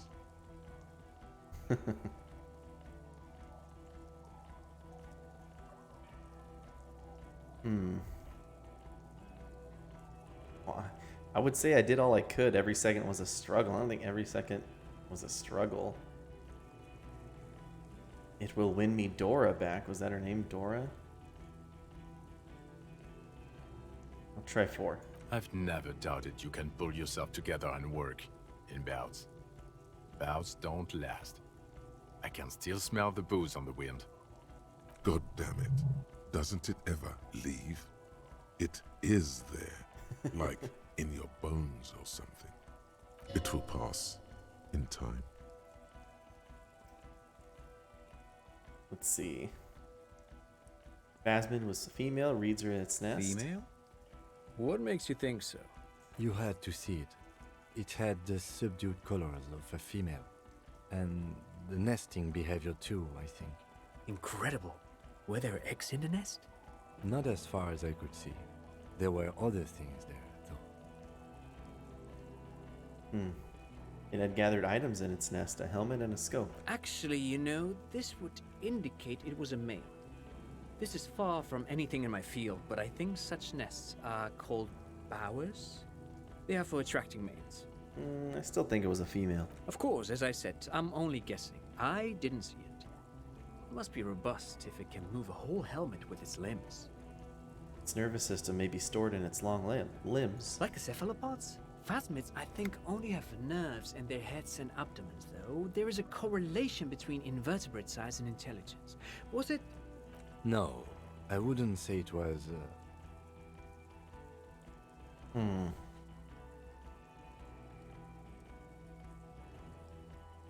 It was a sensing entity. There was something there. At that size, this creature would have a lot of surface area to put neurons into. It's basic geometry. I think it reproduces by is it parthenogenesis?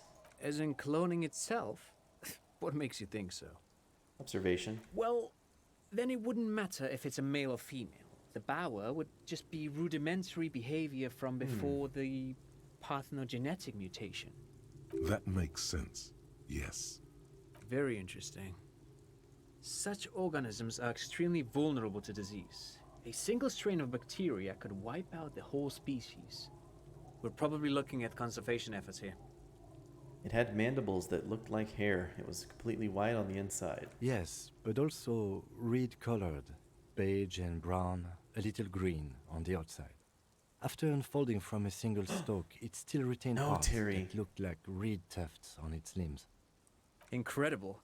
The PR value of this is exceptional. Carp discovers new species. Maybe even discovers the Insulindian phasmid. No, that's too much.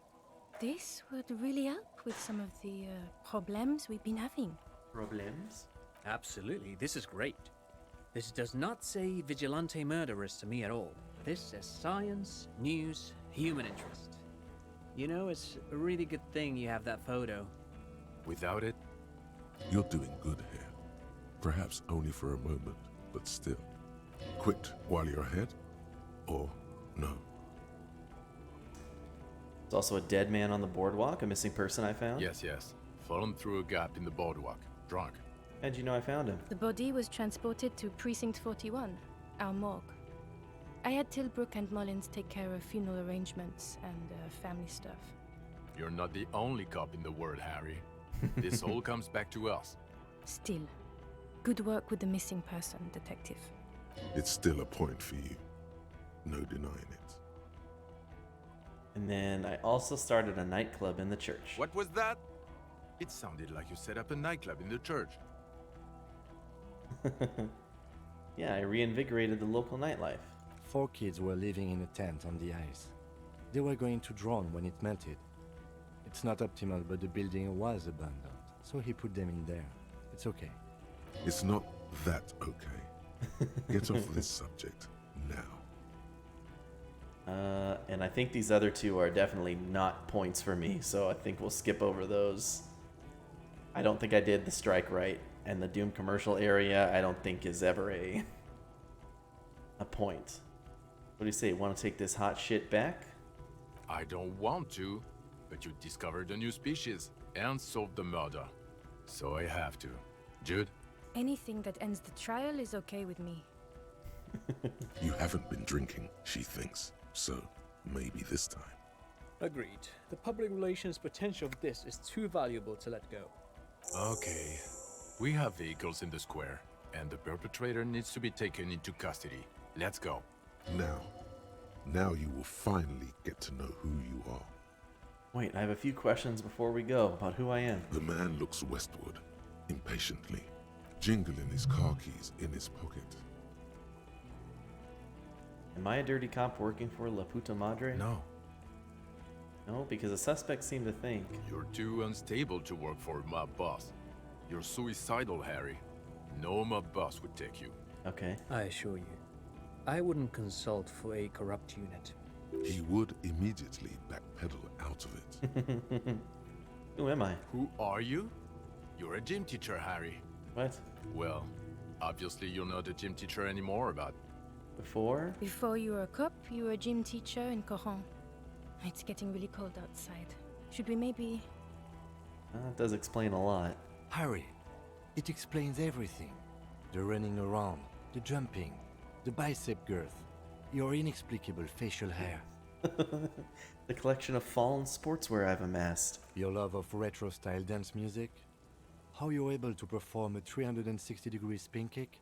The raw, robust stamina output. Yeah, dude. Also, this guy. Just everything about this guy.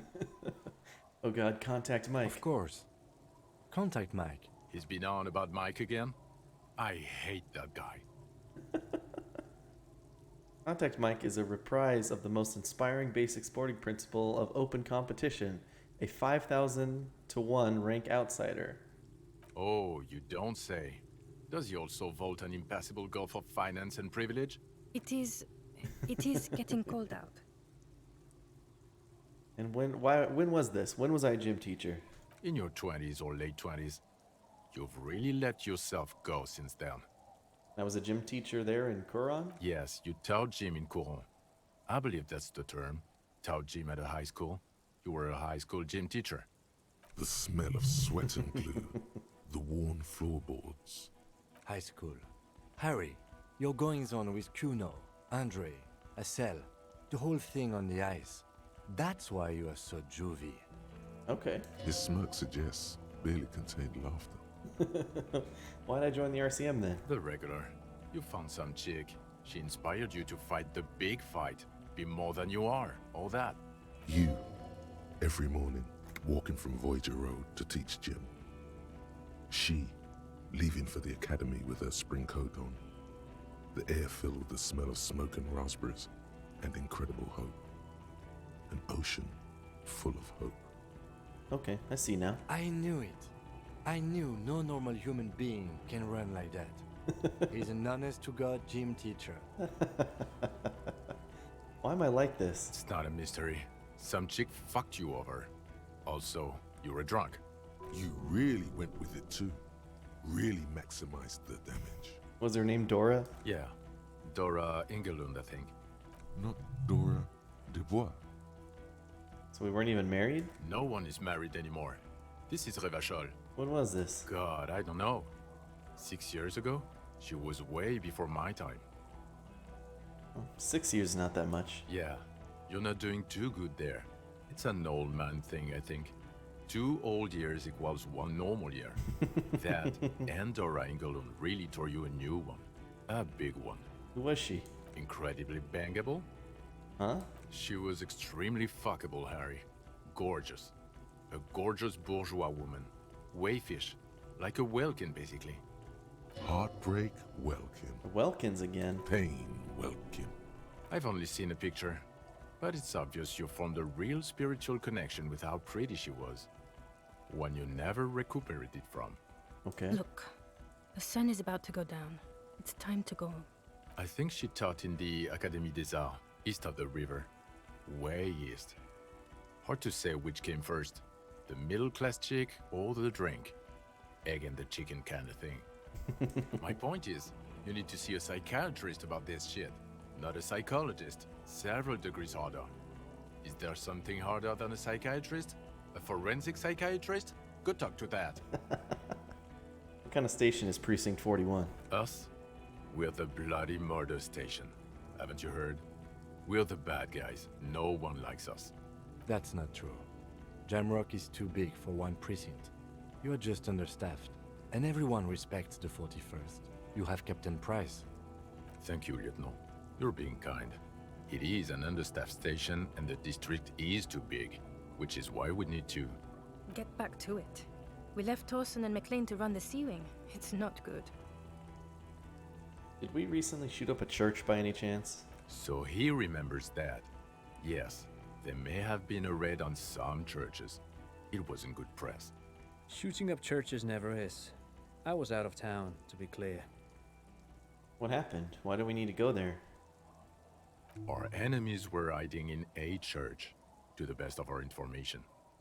That's it. I'm not talking about this anymore. Your security clearance is shit tier right now.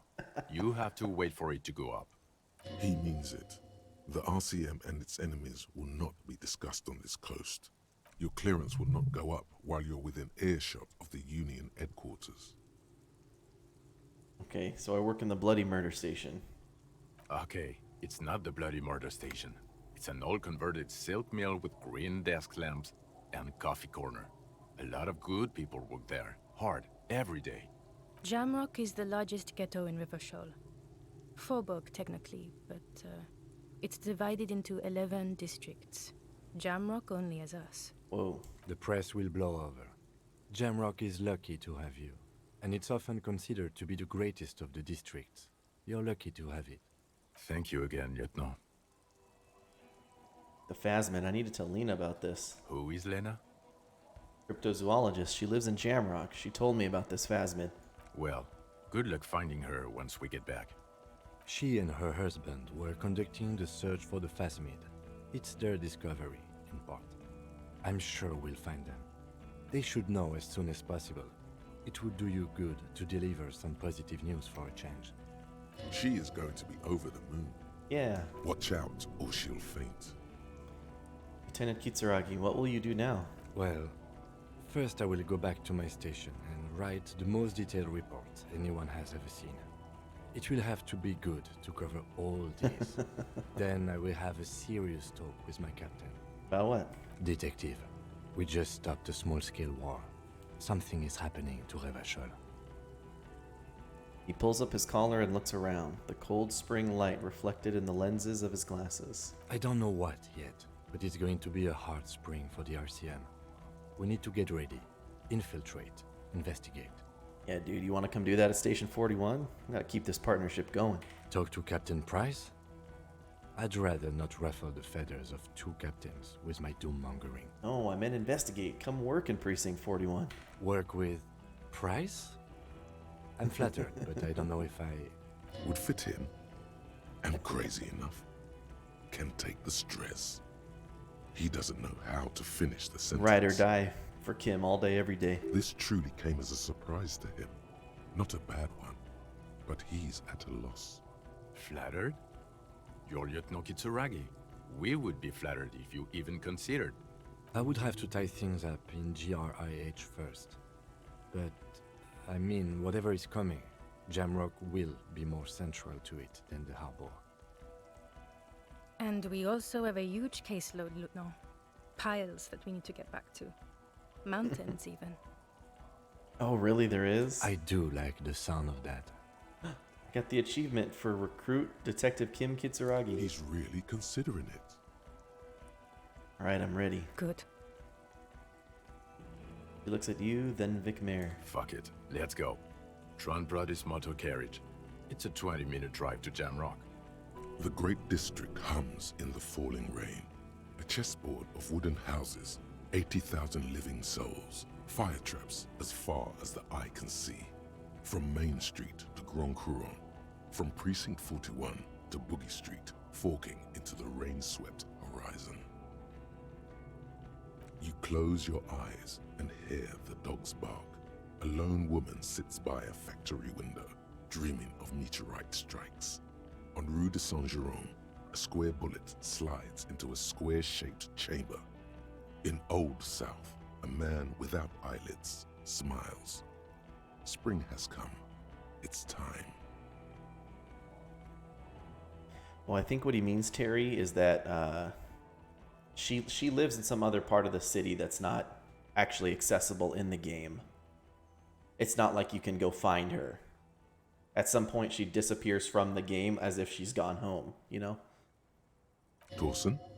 Yes. McLean? Yes. Heidelstein? No. Vicmere? Yes. Dubois? Of course. Really? Nix Gottlieb looks up from the list. I hear he's unstable. You say that like it's a bad thing. Captain Ptolemy Price gestures with a ballpoint pen. It's dim in the office, and the curtains are drawn. Harry's our man. He'll pull through. When he does, he'll side with the RCM. Understood. Gottlieb returns to the list. Minot? Of course. Wonderful. Then can we please just go back to Jamrock now?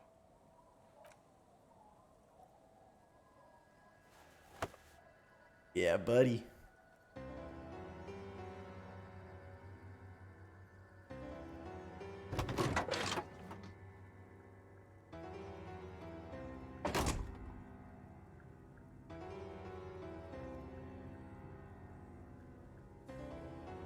No, thank you so much for it. Especially the narration. That was good. Or recommending after the narration was implemented. But for sure, Fuzzy, you take care. Thank you so much for riding most of this out with me. You have a good one, and thank you again for the recommendation. I appreciate it.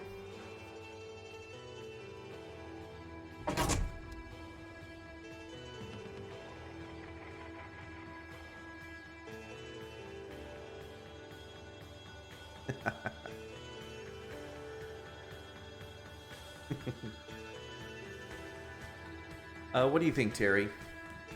I didn't expect this last part of Disco to take so long, but I'm happy with it. I'm super happy with it.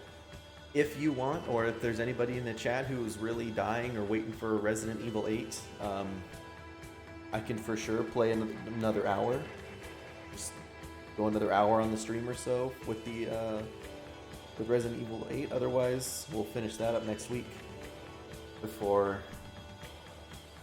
Mass Effect.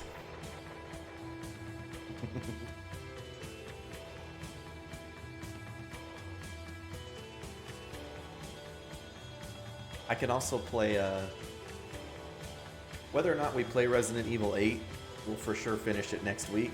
I can also play Apex Legends for a little bit, it's no big deal.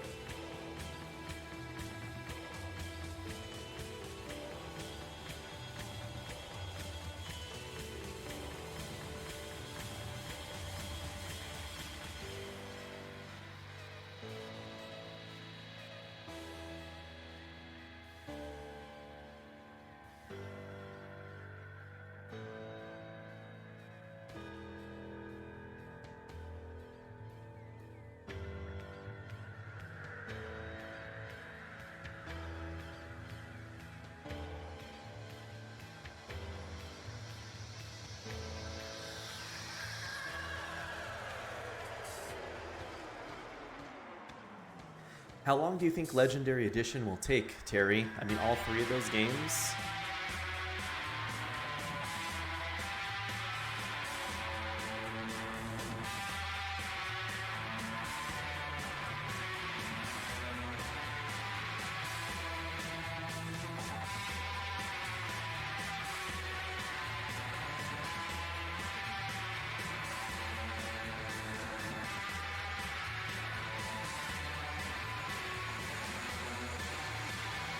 Kong Egghead. Julian Champenois in Kitsuragi.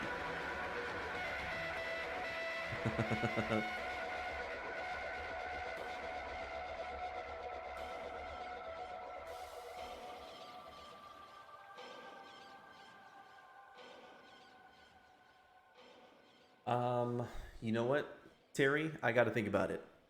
So, I was going to post it on Discord, but my work schedule is changing a little bit next week, and so the stream schedule is going to change a little bit as well. But it's an easier conversation to have on Discord, yes. It's still going to be sort of within this time frame.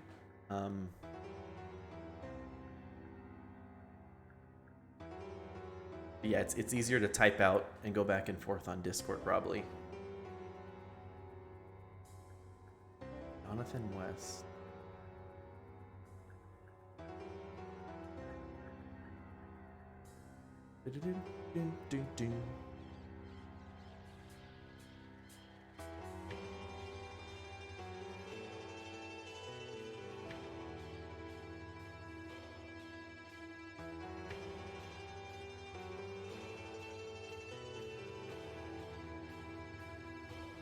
John Vigman.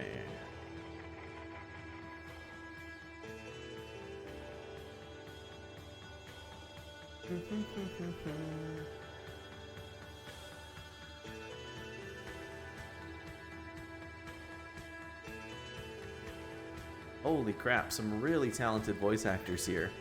I didn't realize that some of these people played all those different characters. I didn't even recognize the voices between...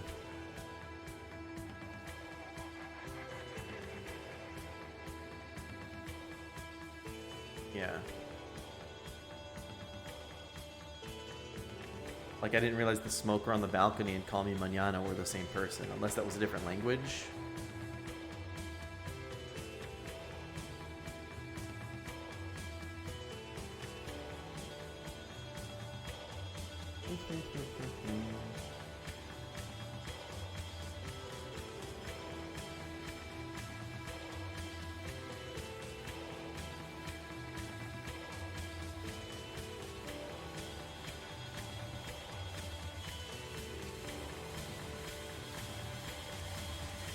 Right, it is a huge game.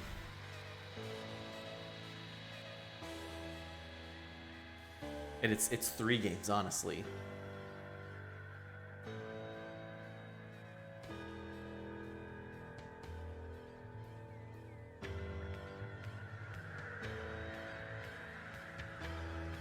Okay.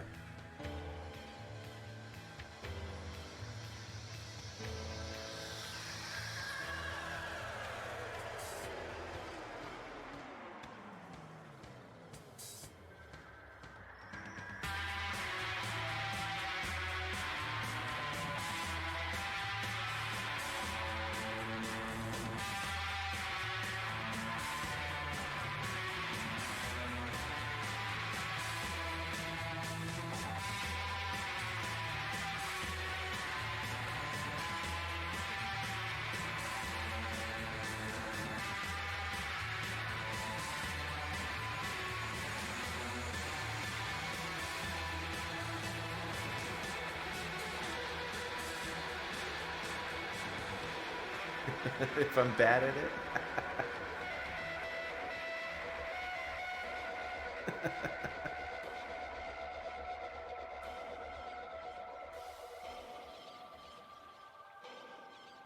No, I think it'll be good. Maybe I'll just look up a speed run and copy it. Crouch into some wall in the first level, break the game, trigger the end cutscene, and say I beat it in, 13 minutes or something.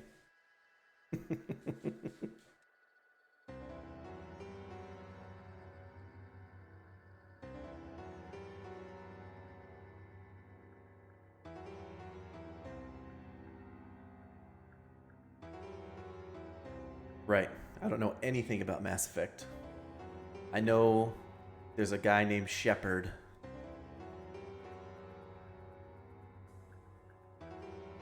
And there's an alien guy. Oh, it could be a girl named Shepard. Okay. Maybe. We'll see which gender has the orangest options.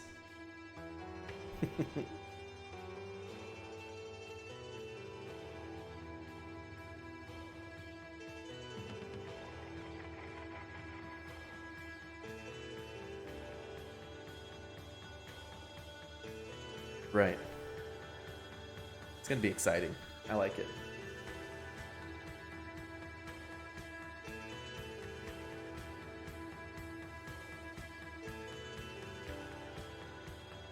New humans, so babies, stress relief. Ziggy.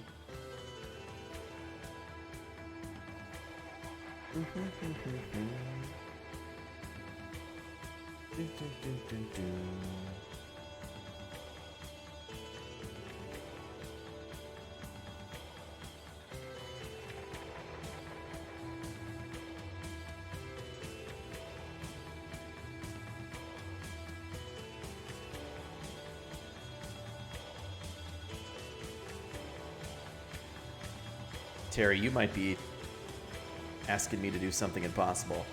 Multiplying your love of Final Fantasy VII.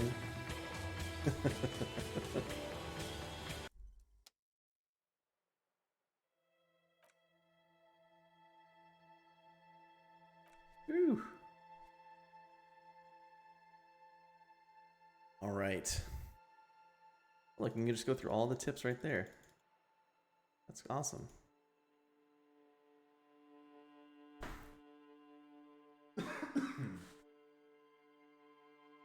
Okay, everybody.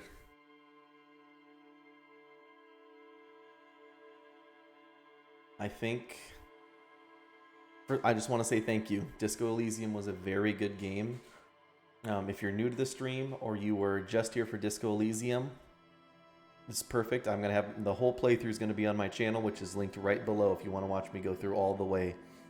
I'll also be posting a review of Disco Elysium probably by tomorrow.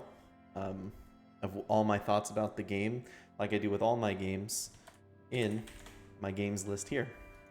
If you forget that link, you can join the Discord server, and I encourage you to follow and see what else I'm playing. Like me and Terry have been talking about, I'm going to be starting up the Mass Effect Legendary Edition, going through the whole thing starting next Friday when it comes out.